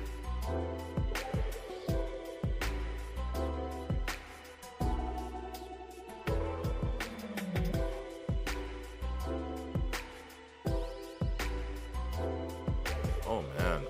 2 more women to go, guys. It's crazy to think we've already been on air for 3 hours and 5 minutes. Appreciate every single one of you guys that are in here right now. Like, real talk.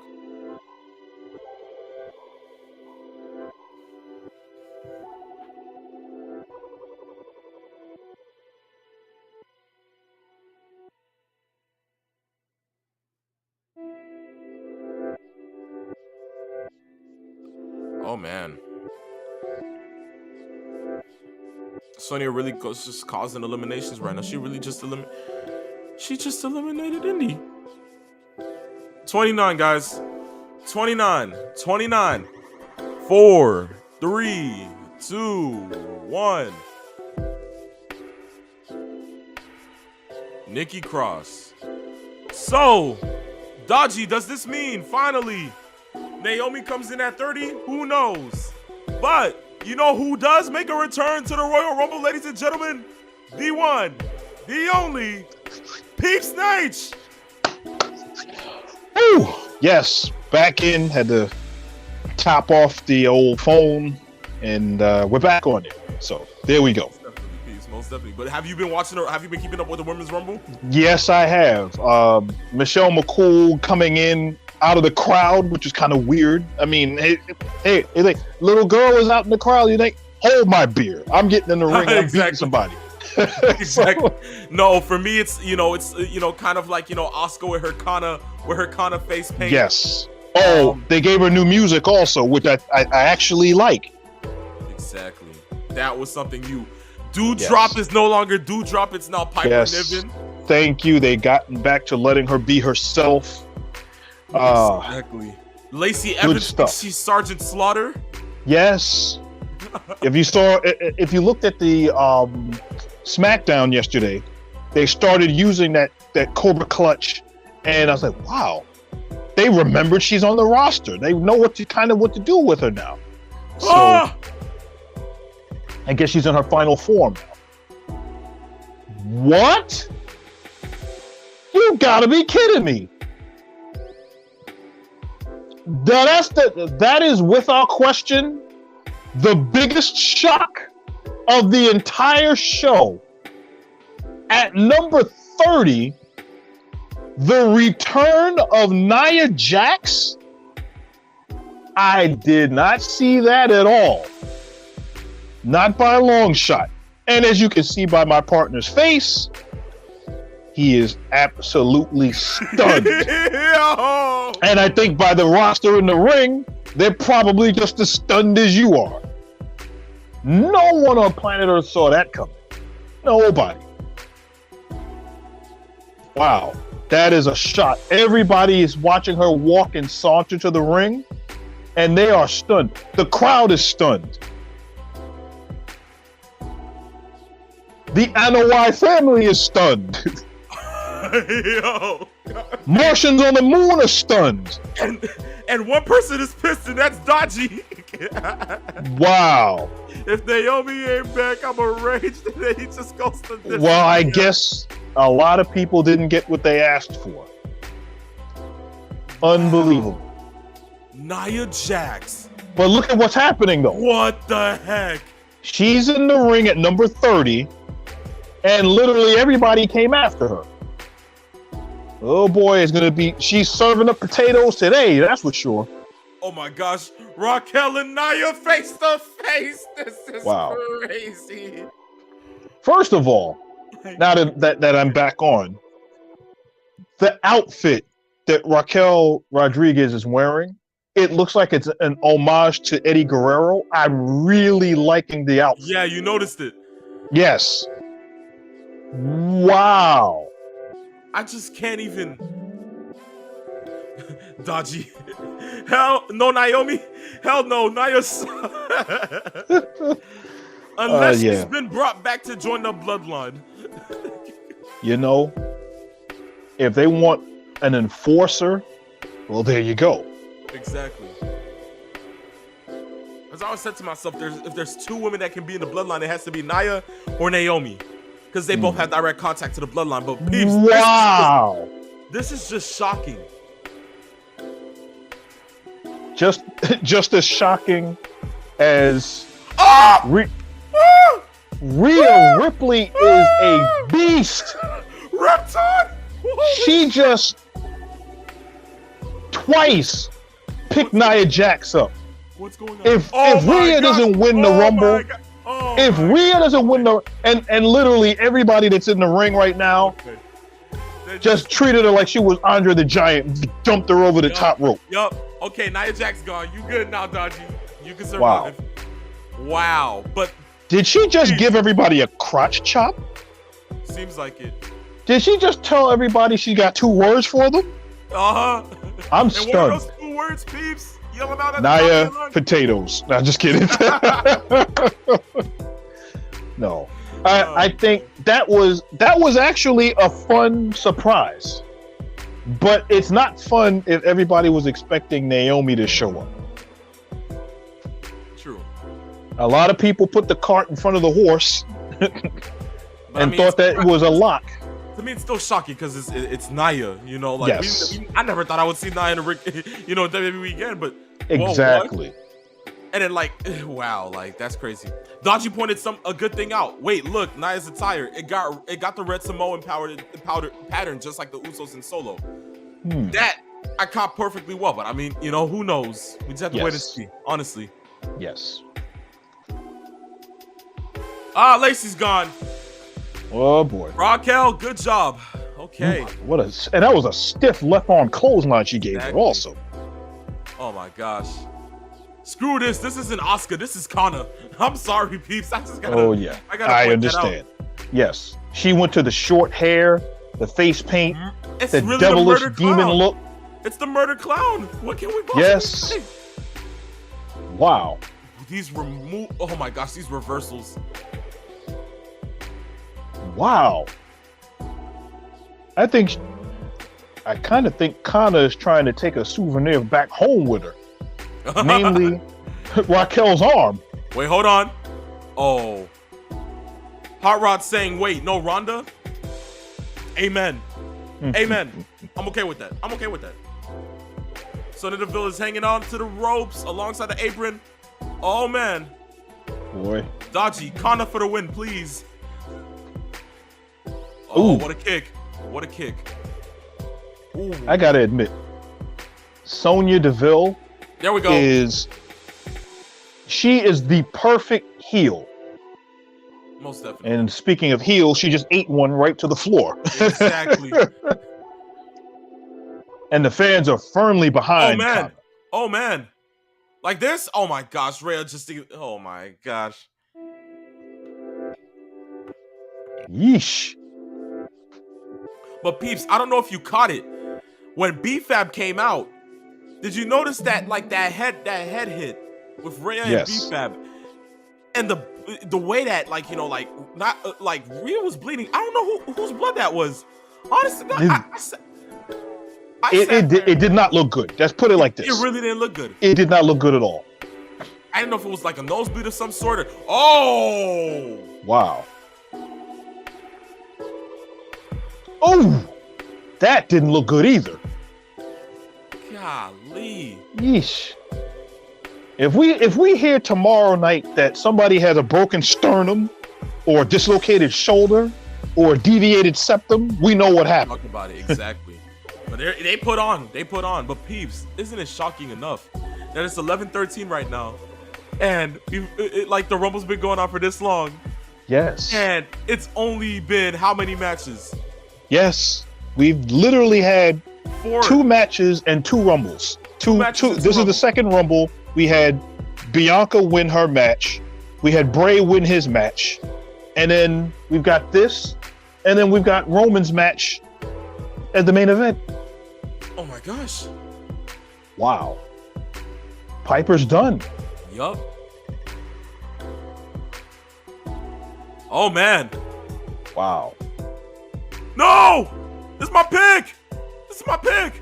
No! Wow. Oh my gosh. There we go. There we go. Wow. Good grief. There's my Iron Woman right there. My winner. Wow.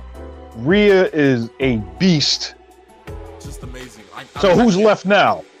Liv, Nikki Cross. Liv, Nikki, Asuka, and Rhea.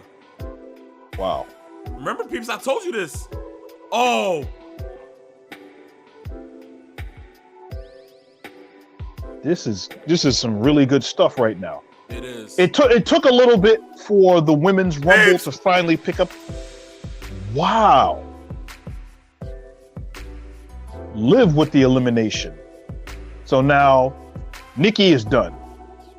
So here we go. So my final two may actually be for real. Yes, it's Asuka, it's Rhea, it's Liv, and then of course the laughing, the evil. Gosh. This is it. One of these three women is going to main event WrestleMania. Exactly. Dodgy, look, Rhea winning it. First entry, one entry for first entry for the women, and it's a record broken. Exactly. Yep. But I can't believe I actually booked this right, peeps. I can't believe it. Wow. But both of us were in lockstep in the fact that Rhea was really the only person. Exactly. The only person that made any logical sense to win. Which also adds so much more credibility to the Judgment Day as a faction. Because based on how much of a bulldozer that Rhea has become, to add to that credibility, she has to be the winner of this. Peeps. Wow. Looks like Liv might be close to being eliminated. And now it's Liv and Rhea outside the ring on the apron. And Connor. Everybody's on the apron. Yes. Everybody's on the apron, peeps. And here we go. Oh! How is this going to finish? Oh! Oh my gosh! Oh, the blue mist. Wow. Blue mist. You can tell that's Connor because she hasn't done the blue mist since she wrestled in Japan. Exactly.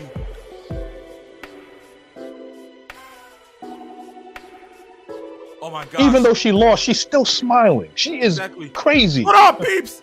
Peeps? Oh my gosh! Oh my god! Oh my! Here we go. Man. She's teetering. She's teetering. Uh-oh. Can Liv see? Liv can't see. Liv doesn't know where she is. Liv can't see it. And punching on the hands and punching on the hands. Oh, nice. Head scissor takedown by Rhea. And Rhea has just won the 2023 Royal Rumble. Without question, that was great. That was absolutely great. And the picture that they're going to use is Rhea in the ring, biting on the bottom rope. Exactly. That's what's going to be on the cover of Pro Wrestling Illustrated, the Bible of professional wrestling, by the way. Yes. Yes. That was a well-paced, well-booked, story-driven Royal Rumble match. Yes. The first part of it was a little bit slow to build. It had its points here and there. The middle part looked like it was going to be, okay, we're going to start to build up a little bit of that momentum. And then it started to build even more so. And then when Michelle McCool came in, it's like, oh, okay. And then I see it. Okay, here we go. And then for me, I was really rooting hard for Zoe Stark. You know how much I mark out for Zoe Stark. Of course. So, yes. Wow. We get the huge, the CGI as they've been doing for the winner of the Rumble. Because, they can't do too many pyrotechnic explosions on the outside of the building this late. But, I'm really shocked they let Liv stay in as long as she did. She was number 2. And Rhea being number 1, as I said before, this was really the only thing that they had to go on. This is the only decision that they had to keep this going. All right, saying great ending. I can't. Oh, yes. We can't knock it, man. Amazing. Yes. And of course, the obligatory point to the WrestleMania sign. Exactly, with the good pyrotechnics. No Yes. CGI in that, guys. And this continues to further the legitimacy of not just Rhea, but Judgment Day as in totality. Because right now they have a faction that people believe in now. Because everybody expected, and just like when we talked about this when it happened, how Edge being pushed out of the Judgment Day was a hot shot angle. It's like, why did they hot shot this? They could have milked that for months until the eventual turn. What ended up happening is that's probably the best thing that's happened in Judgment Day, because one, Edge gave the group legitimacy. You gave a proven leader, a proven mouthpiece, somebody that has history. You bring in Finn Balor, who led the Bullet Club in New Japan, so it's not as if he's chopped liver. You bring in Damian Priest, who, as Punishment Martinez in the Indies, showed that he had a lot of promise. Exactly. And now you're bringing them all along, and then you add Dominic Mysterio. Rhea Ripley is, without question, a star. You've built them up, and now they're on their own as a faction, have done an absolute tremendous job building. And now with Rhea winning the Royal Rumble, and she's now getting a pick at whichever championship she wants, and will probably main event one of the days, I would hope, of WrestleMania. Let's see what happens with Judgment Day going forward, because if she's got a championship, then you got to start wondering, is anyone else in Judgment Day going to have gold anytime soon? Of course. But it's so funny because Tritter is literally trending with Nia Jax now, all for the wrong reasons. Because, peeps, if you noticed, they messed up on the buzzer with Nia, and they botched her entrance. And then on top of that, everybody's saying that it's the worst surprise in Rumble history. They said Brock coming into it last year, it was way better than this. Wow. That says something. And he was booed vociferously when he came in. That says something. Yes. Wow. I have to say, as they have the quote unquote intermission, because I think the way that they booked this card, it's good in this sense. You've got the men's Royal Rumble as the first match. You know, usually the men's Rumble is the main event of the show, or the match just before the main event. And you've given all of that emotion of Cody winning the Rumble. All of that, what that entailed. So you have that match there. Then the next match is the lights out match. And then you figure, you know what? That's actually not bad. That gives you that little bit of, whoa, that mysticism. And then you have the Bianca match. And although it was short, it wasn't what you had kind of expected, but then they're building towards what happened in the previous match with Bray Wyatt. So you've got that pacing in between. And then you don't have that emotional sludge of, we just cheered and we came down. And we cheered again and we came down. And then they're emotionally spent. Now you come in with the Women's Royal Rumble and you have that kind of match, knowing that you still got a main event match with Roman Reigns and Kevin Owens, and who knows what's going to happen in this bloodline. With you, peeps. So you remember exactly on Monday after Tribal Court, Roman said something along the lines of, I don't want to see you until the Royal Rumble for your final test. Correct. Well, guess what? I just got word that his final test exactly is that Roman doesn't want to be let out by Paul. He doesn't want to be let out by the Usos. The only person accompanying him to ringside is Sami Zayn. Interesting. So there's so much to go into this, peeps. I don't know what's going to happen. This is going to be great. Last match of the night, peeps. Yes. The main event of what has been an amazing Royal Rumble pay-per-view. Yes. Premium live event. Yes. Freudian slip. It's understandable. But, I mean, peeps, no, listen, this has been an amazing show. It's been an amazing show, to say the least. Because now it's like, sitting there, I'm just happy. I'm just happy Cody won. Truth be told, that's all I care about at this point. I'm not gonna lie to you. Yes, I understand. Ah, man. Rhea did a great job in her match. Bray was to be expected because it's his match. Exactly.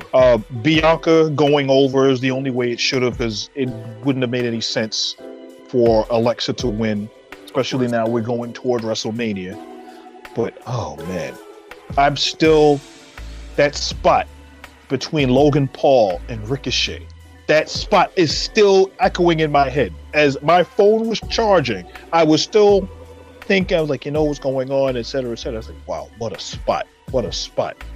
That is without question, as I said before, that's going to be, I wouldn't be surprised if we end up seeing it Monday in the opening for Raw. That was a great spot. And they're going to do the pause and then the still shot of them going into it's going to be something. Hold on, Unc. This is what. Wait, hold on.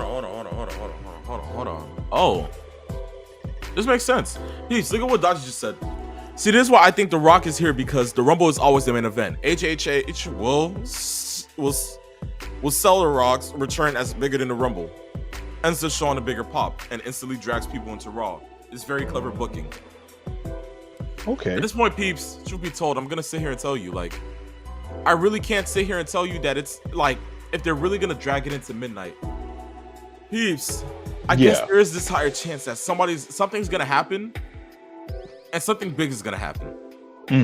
Because Cody winning should have been the highlight. If we knew that they should have, that's a moment really that would have ended the show. Yes. Exactly. So if that's not the moment that ends the show, something is. And literally, what can something it be? Huge. It has to be something huge. Because let's say, listen, Roman turning on Sammy, that is huge. Yes. But nothing is as huge as the Great One coming back. That is true. Beans for what has been a match that has been talked about for at least 3 years now? Pretty much, yes. So, look, we got 30 minutes till midnight. It's crazy enough to say. Yeah. And the fact that they're about to go ahead and perform the Royal Rumble theme song tells you that they're dragging it to the point where, the match isn't going to be long, I don't think. It's not. They want to have that extra show part of it. It's like, with entertainment, and they've been talking, they do this every so often. But I think that if this is going to go into midnight, then obviously the match isn't going to be as long as we think it's going to be. So, oh boy. So now that we have this kind of break in the action, so to speak, we can kind of get an idea of what has happened this week as far as what we saw on Raw and how it equated to what we saw today. First and foremost, considering, and we chatted about this during the show on Monday, how masterful this was supposed to be, because initially which would be funny, is we're actually going to be doing the WWE's job for them the way we're doing this right now. If you think about this, Raw 30 was supposed to be a tribal acknowledgement ceremony where all of the generations of Anoa'i family members were going to show up and acknowledge the tribal chief. Rikishi, who was the father of the Usos, and of course, Solo Sikoa, Sika, Alpha, they were going to be there. Of course, we were going to see a lot of other people. Maybe Tamina would have been there. Who knows? Maybe whoever they would acknowledge on camera as people that are within that bloodline would show up and do whatever they were going to do. At the last minute, Rikishi couldn't show up. Alpha, Sika, they couldn't show up. So they changed it into the trial of Sami Zayn. And for what they did with that segment, the first hour was commercial free. They went 68 minutes without a commercial. They went that whole segment, then a wrestling match, and then the opening to another wrestling match. The entirety of that whole thing was masterfully done, from Paul Heyman literally cursing out Sami Zayn without cursing him out, if you understand where we're coming from. Scolded the man. Just yes. straight scolded him. The show was in Philadelphia. So, of course, the fans started chanting ECW, ECW. And the first thing out of Heyman's mouth was, ECW is dead. And I wish the same would happen to Sami Zayn. I'm like, wow. Saying that, and you remember I texted you about it, I was like, ain't no way he just said this. And then on top of that, knowing that it's your hometown Philly crowd, you go there, you tell them, and the same thing that is going to happen to the Philadelphia Eagles when they had to go face to face with Brock Purdy. I was like, oh wow, they went there. He went there. Heyman, yes. Heyman is amazing. I kid Heyman you not. is the ultimate heat magnet. You know he knows. I said to myself exactly, peeps. No one, listen, if anything, when it comes to heel managers in the world of professional wrestling, yes, you have Bobby Heenan up 1 and 1B, not even 2. 1A and 1B. 1A, Bobby Heenan. 1B, Paulie. Most definitely. Most captivating heel manager ever to cross into sports entertainment. And I mean, I already said it. I said, listen, he has to be inducted next year into the Hall of Fame. Knowing that it's in Philly, he has to go in. And I want to be there for that. Because it's, listen, Paul Heyman, top tier. But of course, with everything else, especially when they had Roman speak. Because of course, with everything, because even after Heyman showed his evidence, and Sami had to prepare his defense, and Sami just said, I have no defense, and he just sat down. And you had Roman start getting mad, start yelling, and in a minute he couldn't take it no more. He just had kind of like a panic attack, and he just yelled, Solo! Slammed the microphone, and you had Paul Heyman in the back. Oh my God! Yes. Solo about to deliver Samoan Spike. Yes. And you have Jay save Sami. Yes.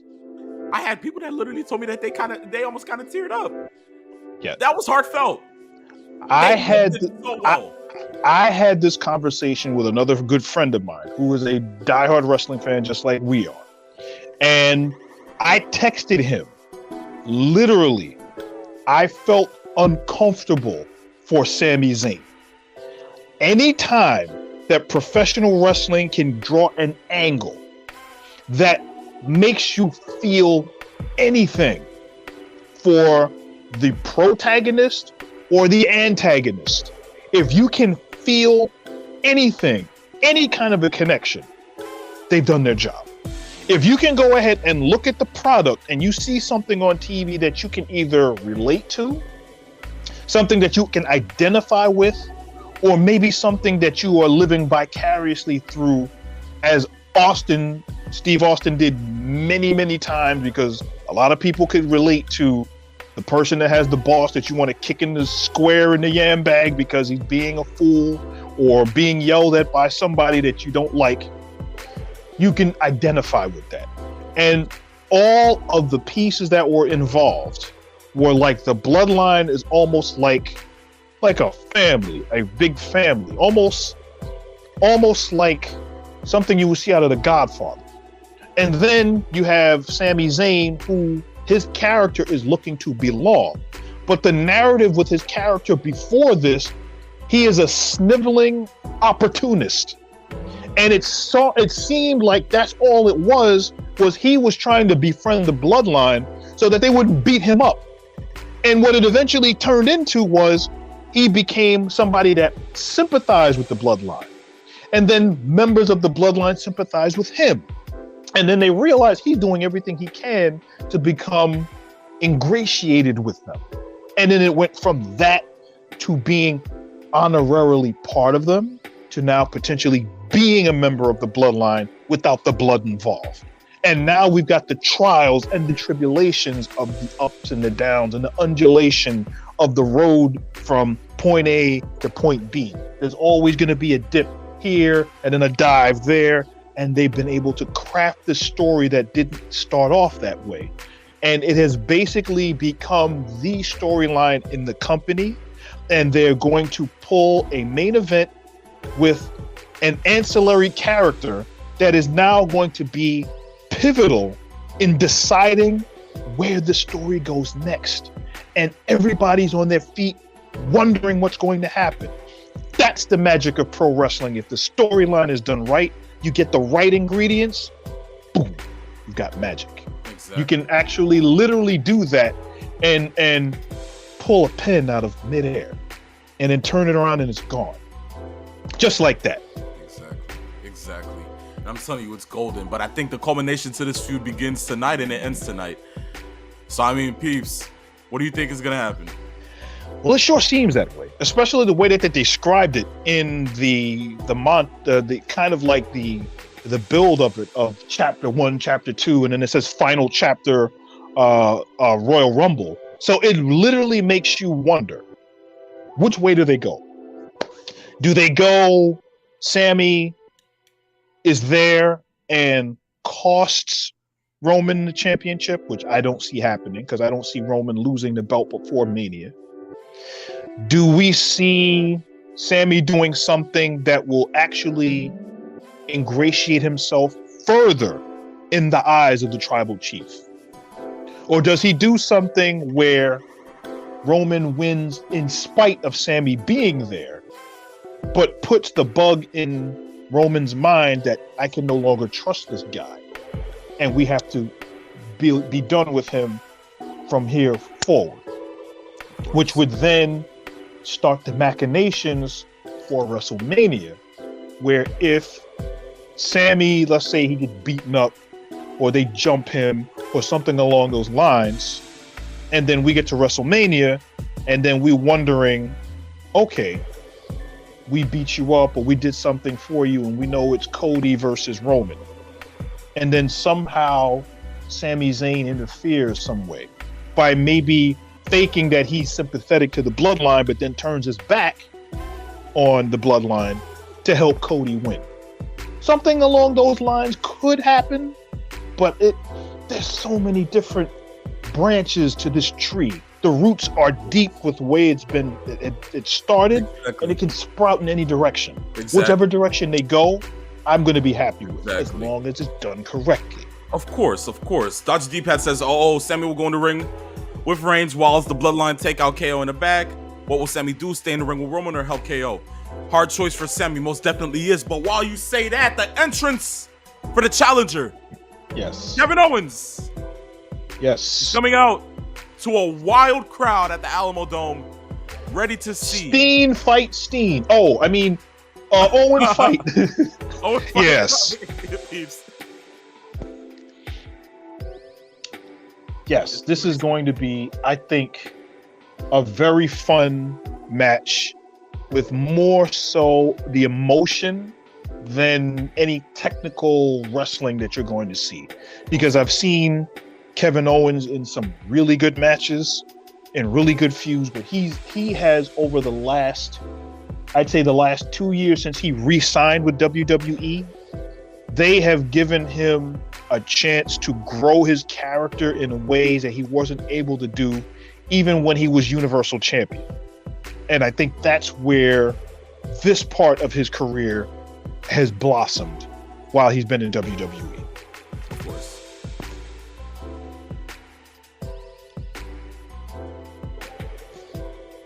And the fans look really, really hyped for this match. They're riled up, and I know exactly Yes. why they're riled up. It's understandable, peeps. It is understandable. Yes. We're all here for the same thing right now.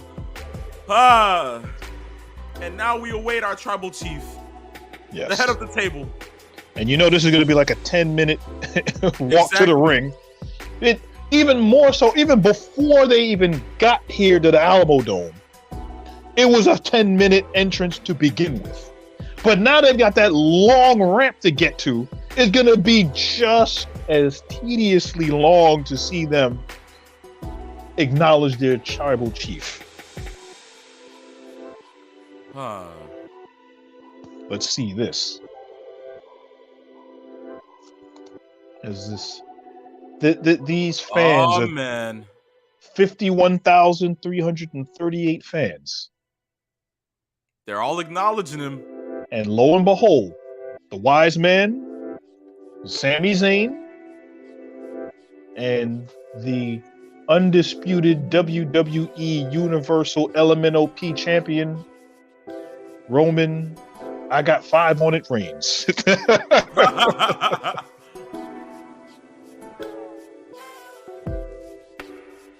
And as I say once again, I feel uncomfortable for Sami Zayn. And I don't know if you've noticed his facial expression since he walked out. He looks trepidatious. He looks nervous. He looks a little worried. He doesn't know what's going on. And the fans, with their cell phones, taking pictures of the entrance. And it looks like there's a little bit of, they may be on the same page. It's like, okay, are you ready for this kind of thing? Like it's kind of like that, one of those things where like, are you ready? Yeah, I think I'm ready. Okay, let's do this. That's what this looks like. How do you think Sami is passing this test so far, and even just coming out to the ring? It's like, to us, visibly, we see that he's in it, but we know his heart has to be pumping. Oh yes. It's just like, most definitely. It's what more can we possibly say? This is literally golden right now. Yes. Because I know it's kind of like Roman's a shark in the water right now, preying on humans. He smells blood. Yes. I know he knows Sami is afraid. He knows Sami's like afraid to go ahead and probably do the unthinkable. If he's going to do the unthinkable. Everything literally is written in stone right now. I'm just I don't know how to explain it, peeps, but I'm electric right now. This is like fight feel of like Manny Pacquiao versus Floyd Mayweather. It literally has what Jim Ross used to call a big fight feel. Exactly. That's literally how it feels. It feels. See, the one thing that always has drawn me to pro wrestling, especially when it comes to a big card, is I'm always a sucker for the promos before. This is the reason why I always love the way that the WWF and the NWA used to back in the day when they would do a pay-per-view. It's like, okay, here's the main event, and let's go to the back and let's see so-and-so talk to main event number 1. And then they would interview them. Well, I'm going to do this. We've had all of this, blah, blah, blah, blah, blah. The time for talking is done. I'm going to the ring. I'm going to kick your head in, and that's it. Go back to the ring. Commentators talk about how important the match is. Then they swing it back to the locker room, and then they talk to the opponent. And the opponent does the same thing. I'm the champ. I'm better than you. You can go whatever. And say what he has to say, and then be done. They go back to the ring. They talk more about the match. They build it up. Then the music plays, and you're ready for the match. That's the kind of feel that I always think that they always need to have. There weren't any introductions as far as like interviews or anything like that, because in the modern sports entertainment realm that the WWE has crafted, they do all of that explanation through the pre-match vignette. So they show you everything that's happened prior in like a 5-minute synopsis and give you everything that you need to know for that. Oh, wow, they did that last week? Oh, they did that 2 months ago? Oh, they tied that in from a year ago? Oh, I'm there. And that's kind of how they're doing it today. So here we go. We've got the irresistible force meeting the obstinate object. I can't say the immovable object. I'm just going to say the obstinate object in KO. So let's see how this goes. Oh, man.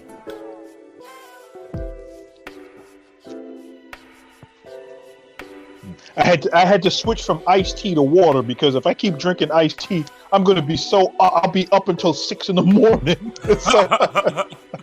So the sugar rush gonna get to you. The even more so the caffeine. Oh man, so, talk about it. Yeah. Yes. Oh man. This is, I'm loving the build, the fight feel. They got the spotlights on each other. This and God Triple H implemented that. Yes. Feels like an NXT takeover. Yes, and that's the way you're supposed to do it. And I loved the way in the older days, what they used to do, just have the lights stay off in the crowd. The lights are on everywhere all the time, and every modern wrestling venue now. But way back when, they used to just have the spotlight in the ring and around the ring area and maybe the aisle, you'd get a spotlight. And then everything else was dark. So that the main of the ring, the stage was where the spotlight was. Those are only done for introductions. But as far as introductions go, that works. That's one of the things that they've done a great job in, highlighting the importance of the match, building that up and getting that attention for the people and the participants involved.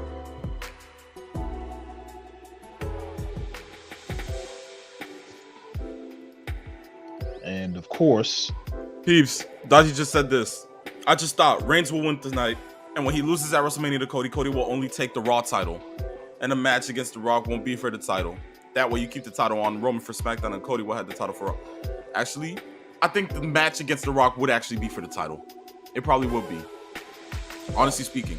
I've been of the mindset that if they're going to have Rock versus Roman, it shouldn't be for the title. There should not be any championships involved. Exactly, it builds itself. But I guess if they would want to go in the direction of the title, Universal on that stance, and have Cody take the heavyweight title, because it just makes sense. That was the title his father won at the Garden. So I mean, well, of course, besides Champion's Advantage, of course, but this is looking rather interesting, to say the least. Wow, they're not even chanting. They're not even chanting for Roman Reigns. They're chanting Sami Uso. How crazy is this? Yes. This is what I talked about as far as an organic build for a character. This is the same thing that happened with Bryan Danielson when he was in the WWE as Daniel Bryan, where the fans got behind him, but the promotion wanted to go a different way. So what happened? They tried to bury his push by turning him heel. Didn't work, because even as a heel, they continued to cheer. They said, you know what? I think we can do something with this. It's the same kind of thing that happened with Kofi Kingston. That push was not supposed to be his. That was supposed to be Mustafa Ali's push. Mustafa got hurt. So the fans got behind Kofi. And we remember the weeks leading up to WrestleMania, he had a chance to win the WWE Championship, and then remember, he lost his title shot, and everybody's like, oh, this is BS, man. This is wrong, man. And then you know what happened? They decided, stick around. You'll see what we're doing.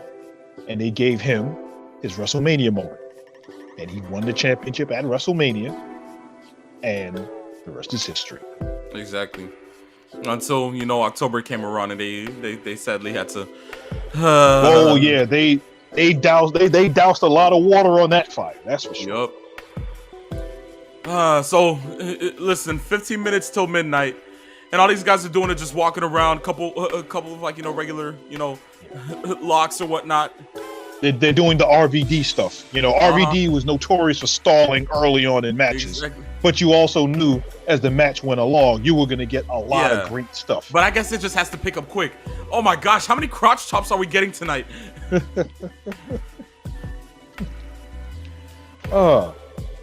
We got one from Nia Jax earlier. We just got one from KO. Who else? I know there was somebody else. I'm starting to think The Rock is not going to be the one to come back. It's going to be Shawn. It's going to have to be Shawn. Oh gosh, these crotch chops are killing me. But Dachi just said this. Just thought of something. It's funny. Roman is basically a second version of The Rock, and KO is the second version of Austin. This is Austin v. Rock all over again. Wow. He kind of got a point. Notice how KO like sitting on the top rope. Yeah. And the stunner. You got Roman. Just wait. Some YouTuber is going to actually find an Austin Rock match and is going to probably put that match and this match together and piece together the parts that are the same. Because one thing that a lot of people don't understand is certain wrestlers, when they go to book their matches or to have the agent their matches, they go to a previous match, maybe from somebody else's match, or maybe a previous match that they did, and they'll book similarities, or they might even book the entire match the same way. especially if it's been 10, 15 years prior and nobody either remembers that. And then it's like, wait a minute, I remember that. Oh, I remember that spot. Oh, I remember when I would love to see somebody pull out a Ricky Steamboat Ric Flair match and try to do that match verbatim, just like that, with two athletes that can pull it off. Oh, yeah. And if they were to do it like that, it's like, wow, I remember this match. I remember the spot. I know when he's going to go to the top rope and then he's going to do the chop. And then I know when he's going to he's going to skin the cat. Then he's going to come back in the ring and do. I'd love to see those kinds of things. Exactly, of course. Well, looks like this is really going to go past midnight. I don't see this match ending in 10 minutes. Apparently not. Wow. This is really about to happen. Yeah. I mean, it seems like it's starting to pick up a little quicker. Of course, yes. Roman just went for the pin. After, kick out after 2. I mean,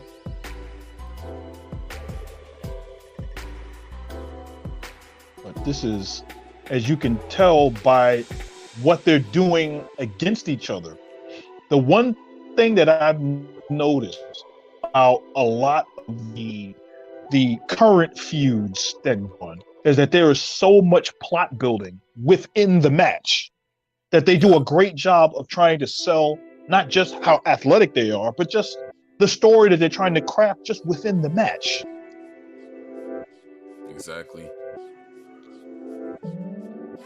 Real good job that I'm seeing right now. And it's I think if the fans were going to go in and wonder how this is going to change going forward, the one thing that they're going to look at is, as we are, Sammy's interaction with Roman as the match goes along, because he's in the corner. What's Heyman's reaction to Sammy within that dynamic? How is that going to deteriorate, or is it going to change, or are they even going to interact with each other? Is KO going to try and do something to instigate this as we go forward? So I think that's the interesting dynamic as the match goes along, how they're going to do it. And the pacing is like a slow burn. They're just feeling each other out, even though they've wrestled each other more than once. The matches that they had during the pandemic era, when they were wrestling in the Thunderdome, those were some really good matches. Oh, yes. But I'm glad it's not Roman and Brock again. I don't think I can stomach another one of their matches because they've done it so often, so many times. And I think there's only so much they could do. The match that they did at SummerSlam was so unexpectedly good. But that should have been, where it is, the last match between the two. Of course.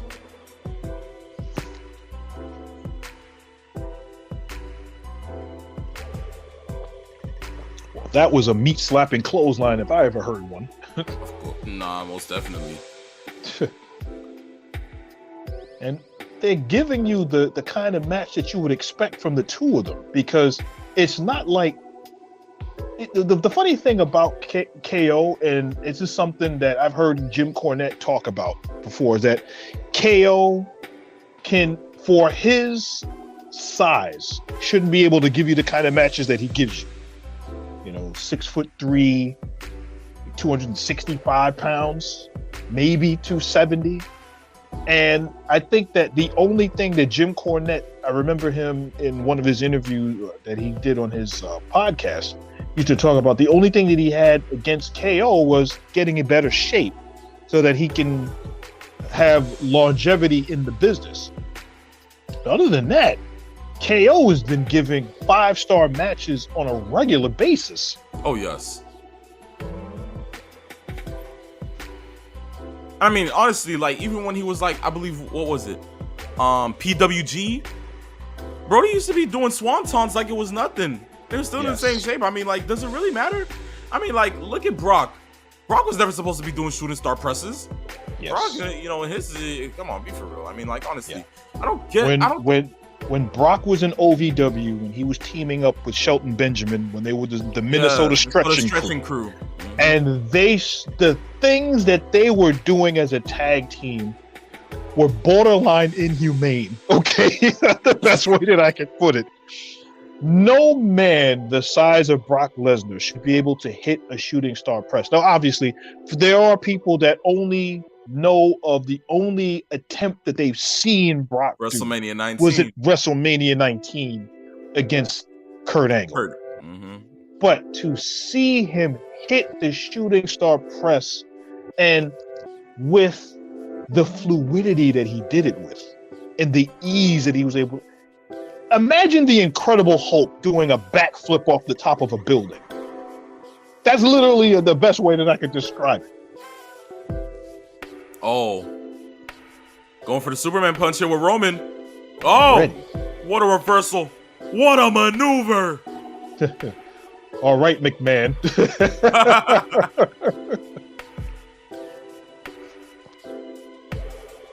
What a Superman punch. Oh, man. Oh, he nailed him with that. Exactly. Kick out at 2. Okay. The camera angles and the way that the crowd looks, this almost feels like a WrestleMania. Just the way that the camera is. And just, you can see how far away the crowd is from the camera and seeing the wrestlers at ringside superimposed to how big the... Oh, it's... I live for those kinds of camera shots. Yes, this is just golden right now, honestly. Yes. Dodgy just went ahead and told you, peeps. It was a rolling hangover in terms of Shelton's finisher itself. Yes. Oh, man. Ooh,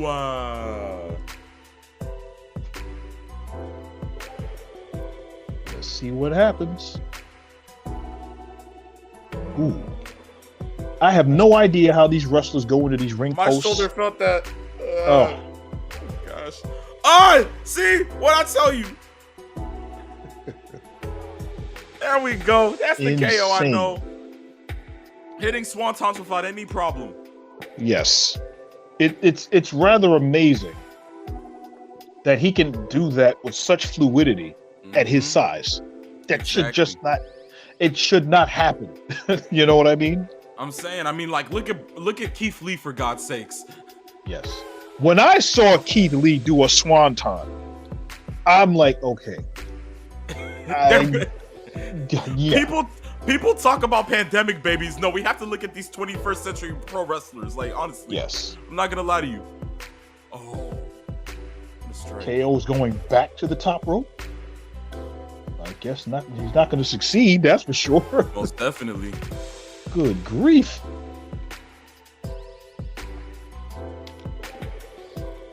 You get the salt and the pepper from those punches coming from Roman Reigns. Oh, man.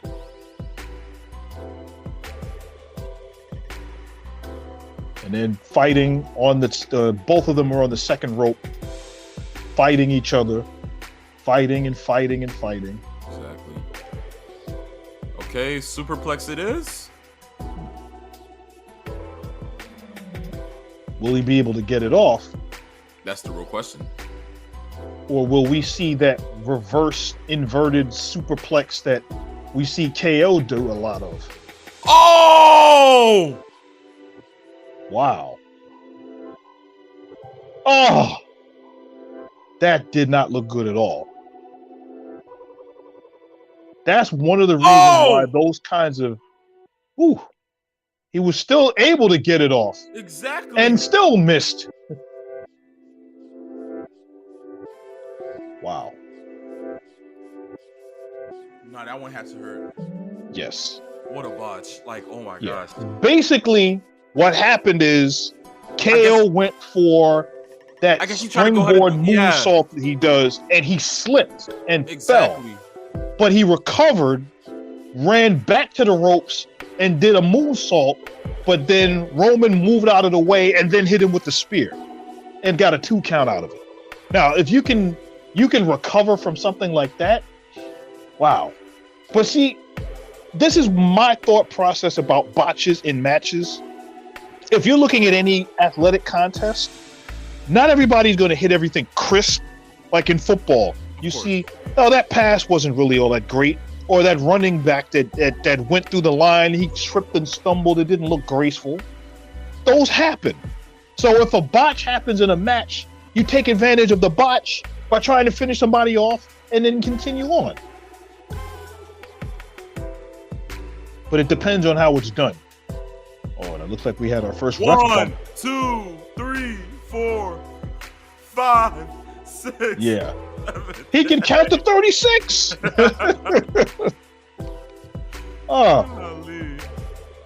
I guess it proves that those people there, they know their numbers and they're going to count until somebody gets a decisive win. Exactly.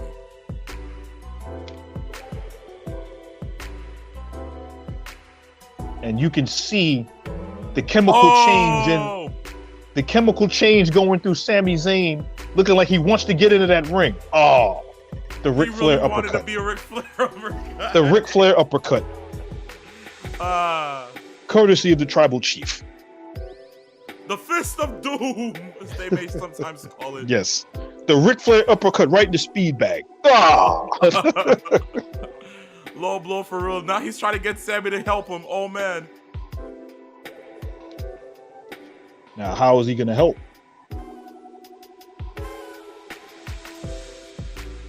But Sami looks like a scalded dog. He's running around. He doesn't know what he's... Sami, give him the chair. Wow. Just give him the chair. What you taking too long for? And the look on Roman's face. Oh, my God. Oh, my God. Oh, and a stunner. But there is a ref. Oh, I think my feed is maybe a second off of yours. Most likely, yeah. Yeah. But it's like, peeps, for God's sakes. Yes. That's gonna be something to talk about. Because why did you take so long? Yes. What you afraid of? And as you can see, the look, if looks could kill, the stare that Paul Heyman is giving Sami Zayn, he'd be in a casket already. Oh, of course. Oh my gosh. Nice. Superman punch out of the pop-up power bomb. That was a nice combo.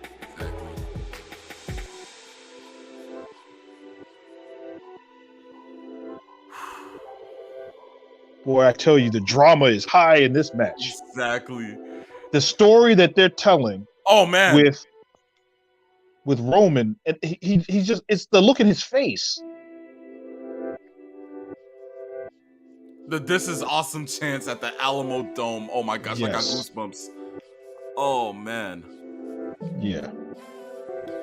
It's not like he can interfere because the referee is looking dead at him.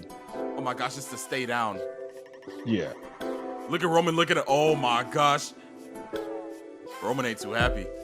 Oh no, he isn't. He is not happy at all. Oh, what a spear. Right through the barricade. Ugh. But KO takes a beating almost like Mick Foley. Uh-huh.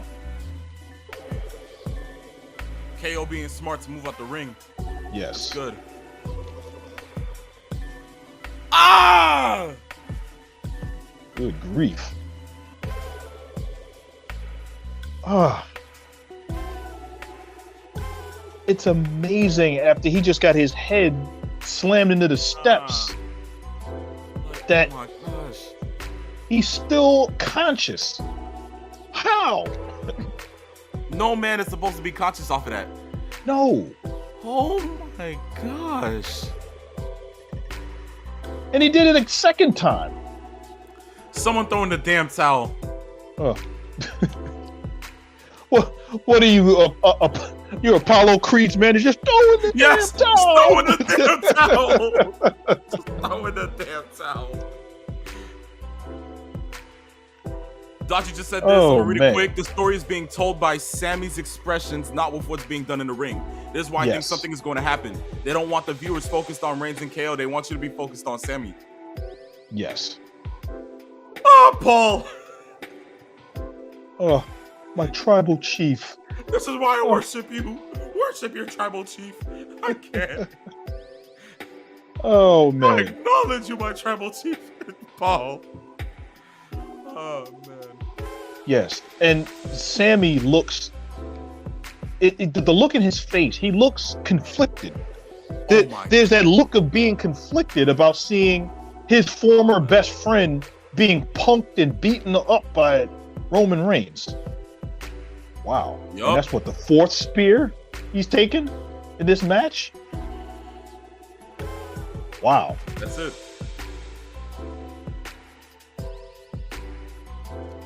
Roman Reigns has beaten Kevin Owens. Now, what was this test? Here's what I want to find out. Exactly. Was it to be there? Was it giving him the chair? Was it giving him the chair when he needed it? Was it just him being there, not interfering? I guess we'll find out right now.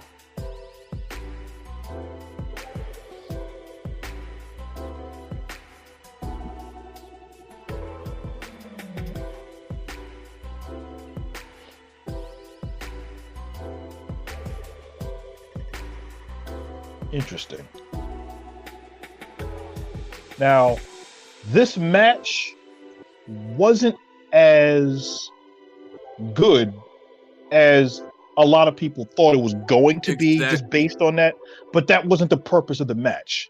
Of course. This was, in its truest sense, a sports entertainment, story-driven advancement going towards WrestleMania.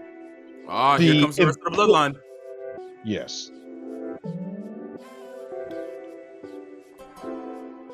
Oh, wait. Something's about to go down. Yeah. Oh, wait. Wait. Oh, boy. Wait. Oh, God.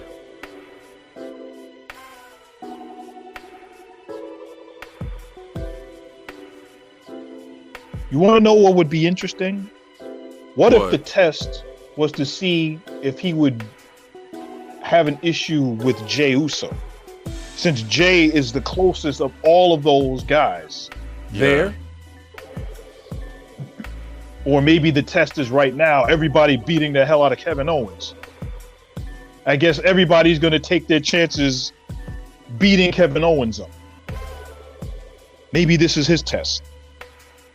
Because for those that aren't watching, that would trying to find out what happened, basically, the bloodline are taking turns kicking the living crap out of Kevin Owens. Mm-hmm. And they're all taking their chances, taking their time.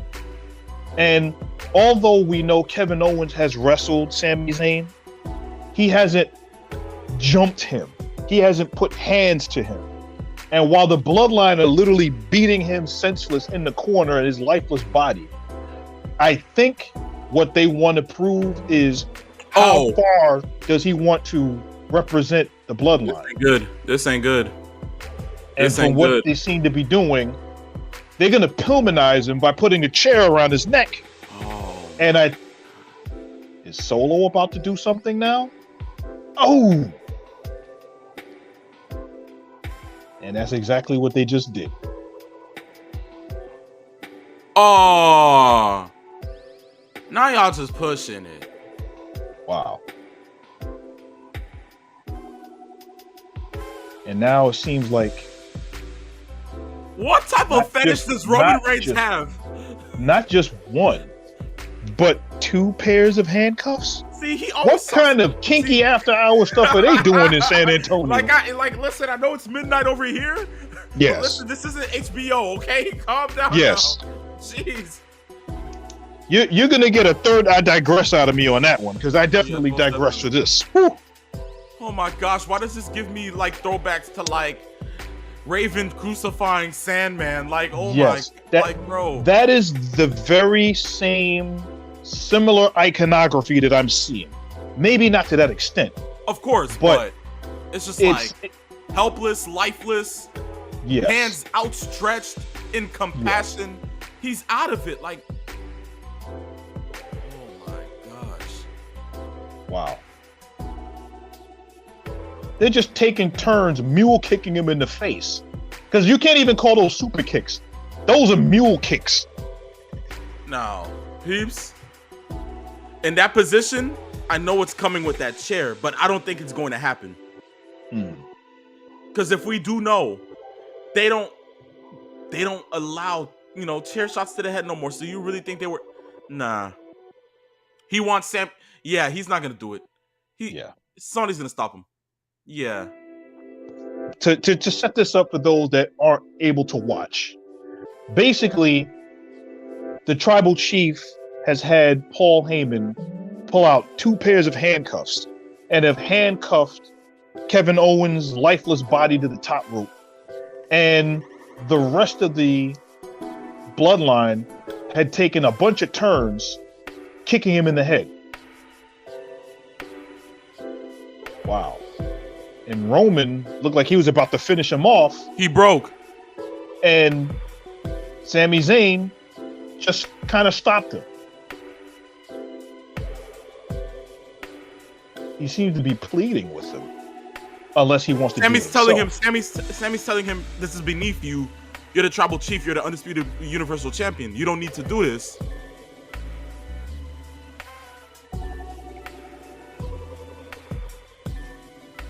Telling him it's enough. He's done. Boy, the drama is heavy with this.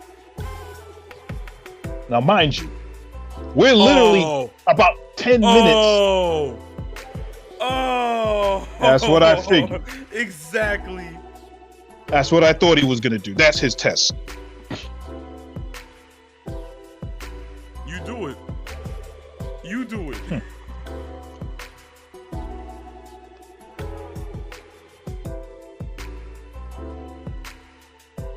You better do it, Sammy. You see the look on their faces? The look is, you either do it to him or we're going to do it to you. That's literally what that is.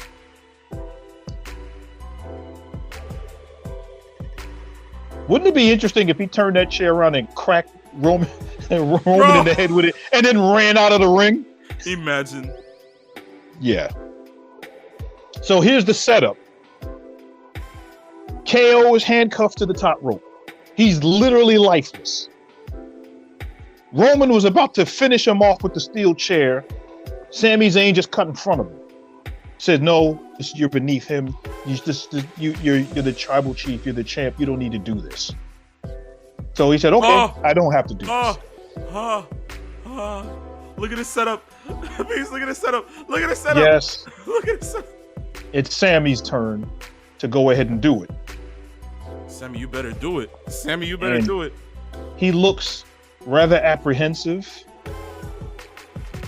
And Heyman looks rather apoplectic.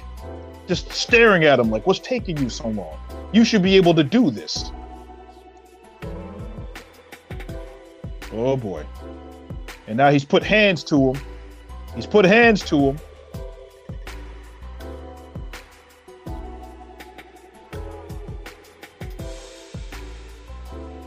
Wow. The drama that's involved in this is absolutely crazy.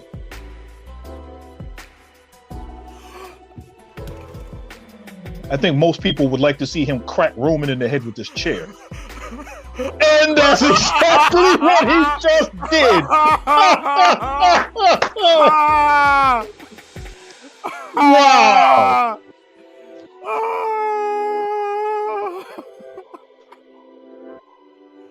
Wow. Oh my God.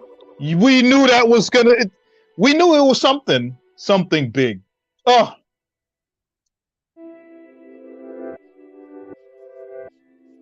Wow.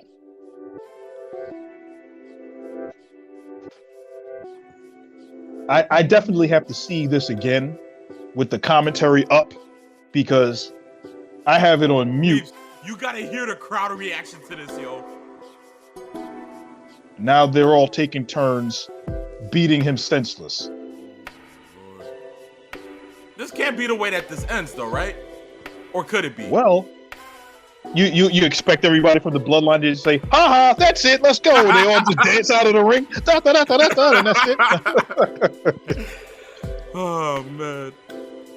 So, and it's not as if anyone can save him. This is just an uncomfortable beating. I think a lot of people were kind of expecting this. Now, wouldn't it be funny if The Rock showed up and saved Sami Zayn? Imagine, that's what I'm saying, peeps. Well, see, what did I tell you before? Jey Uso is the wild card in this, because as I said before, Jey is the person who's closest to Sami. So remember, he saved him and vouched for him. And what's happening now? Everybody is beating up Sami Zayn except Jey. Wait.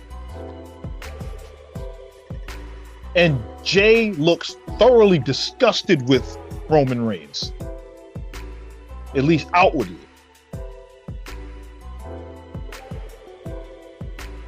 Not only does he look disgusted, he's almost in tears. And this is where the bloodline begins to break up.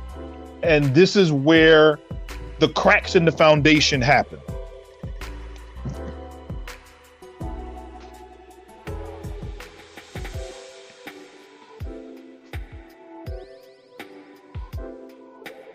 He's literally in tears as he's walking back up the aisle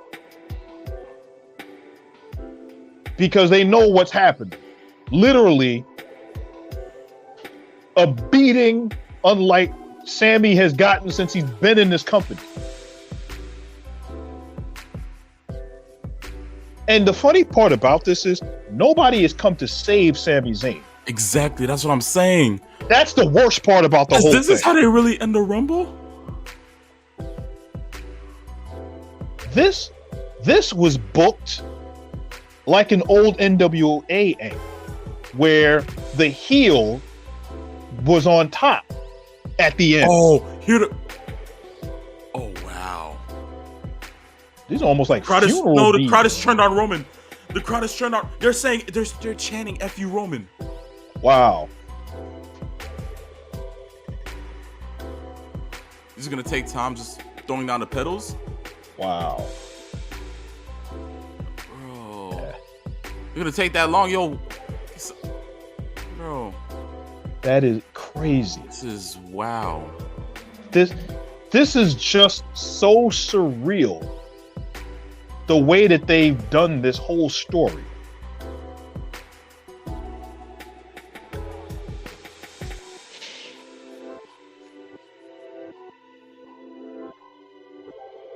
So Jimmy is done.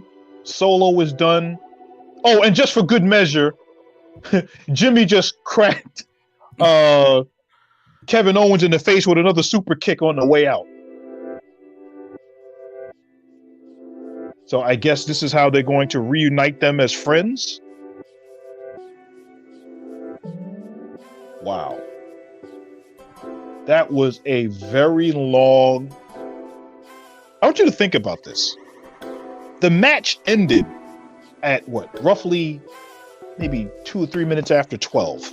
Mm-hmm. We are now 12:17 East Coast time.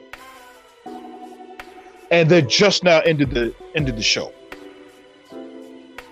with both of them busted up. If this was a different WWE time period, both Sami and Kevin Owens would be bleeding all over the ring, because that's what would have happened. If this was an AEW angle, they'd be bleeding. Chair shots cracking over their skulls. I mean, yes. Wow. That was absolutely well done. And we'll pick that apart at some point when we get a moment. But now that the show is over, and I'll get out of the show now off my tablet. I have to say that the drama that they built for this, I'm gonna say it again. I felt uncomfortable for Sami Zayn, and that was conveyed in what they did. It was conveyed in the conversations involved. It was conveyed by the fans who, as you just said, in a fell swoop, they turned on Roman. Because Roman was cool. Roman was, even though he was abrasive and evil, etc., he wanted to be acknowledged. He got acknowledgement. I can only imagine what SmackDown is going to be like on Friday. I can only imagine if they do anything with the Usos or anything along those lines to maybe reference what happened today on Raw. What's going to happen going forward with any of these permutations of people from the bloodline? Because we now have KO losing, his best friend who wouldn't finish him after all the things that he's done. We had the cracks in over Friday based on, or I should say on Monday from Raw. And then we even had Sami Zayn showing up on SmackDown when Roman said, you know, your final test, I don't want to see you until the Rumble. Exactly. And then we have the final result with Sami Zayn literally being pummeled to a pulp at the hands of the bloodline. And now going forward, you have, first off, Cody Rhodes, congratulations to winning the Men's Royal Rumble. Of course. He's definitely going to get a shot at Roman Reigns. So now we have January, February, March, April. You've got 3 months. And at least, I think, one more premium live event in between that to develop the Cody part of it. How does Roman then shift? If there is no Rock involved, then the perfect example, like I just said, is Sami Zayn costing Roman the championship at WrestleMania somehow. Because that was a beating. That was an unsanctioned beating. You don't see factions do beatings like that. And it was elaborate and even more so, you know, when you see other factions jump somebody or beat someone up, the one thing that you don't normally say is that felt personal. Like when Sting got jumped out of the Horsemen, that kind of felt personal. Of course. That's what this looked like. This looked and felt personal because of the way that they developed the storyline and crafted it over the last 9 or 10 months. We knew the inevitable was going to happen, but when the other shoe dropped, we didn't realize that the other shoe was going to drop right on Sami Zayn's head. But it's the fact that exactly on that exact same night, the bloodline begins to go ahead and break with Jay already wanting to go ahead and leave like that. And now I just want to, because if anything, Raw's going to have a lot to say. There's going to be a lot to be said on Raw. But I can only, as you said, SmackDown. And I hearing the peeps, once this is all over, you can go back and just listen to peeps. Literally, the minute Sami cracks him over the back with the chair, no artificial crowd noise at all. Everybody's cheering. Yes. But the minute Roman goes ahead and starts laying the chair down on him, he starts beating down on Sami, he gets up and he begins to drop the rose petals. Oh my gosh, everybody's just like, F you, Roman. It's yes. That is called nuclear heat. And if you think about it in the long parts of this, if the Usos are having issues going forward, and who's to say the bloodline, you just see the little cracks. You saw it with Jay. Of course. Jimmy may come around because it's his brother.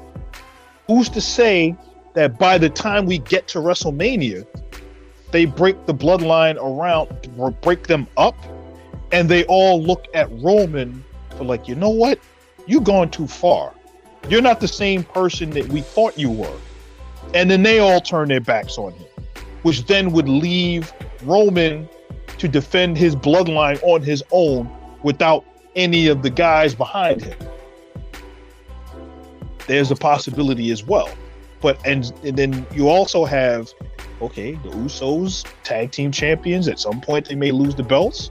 What if they lose them to Sammy and KO as that way to take that bloodline belts away from them and say, well, we're going to put some honor on these championships. You've taken from the bloodline. Now what happens next? There's so many it's crazy things. Because Dodgy just said this. Dodgy said, this is the greatest story ever told in WWE. It's going to be Jay that brings in The Rock. So people are still sold on The Rock being at Mania to face him.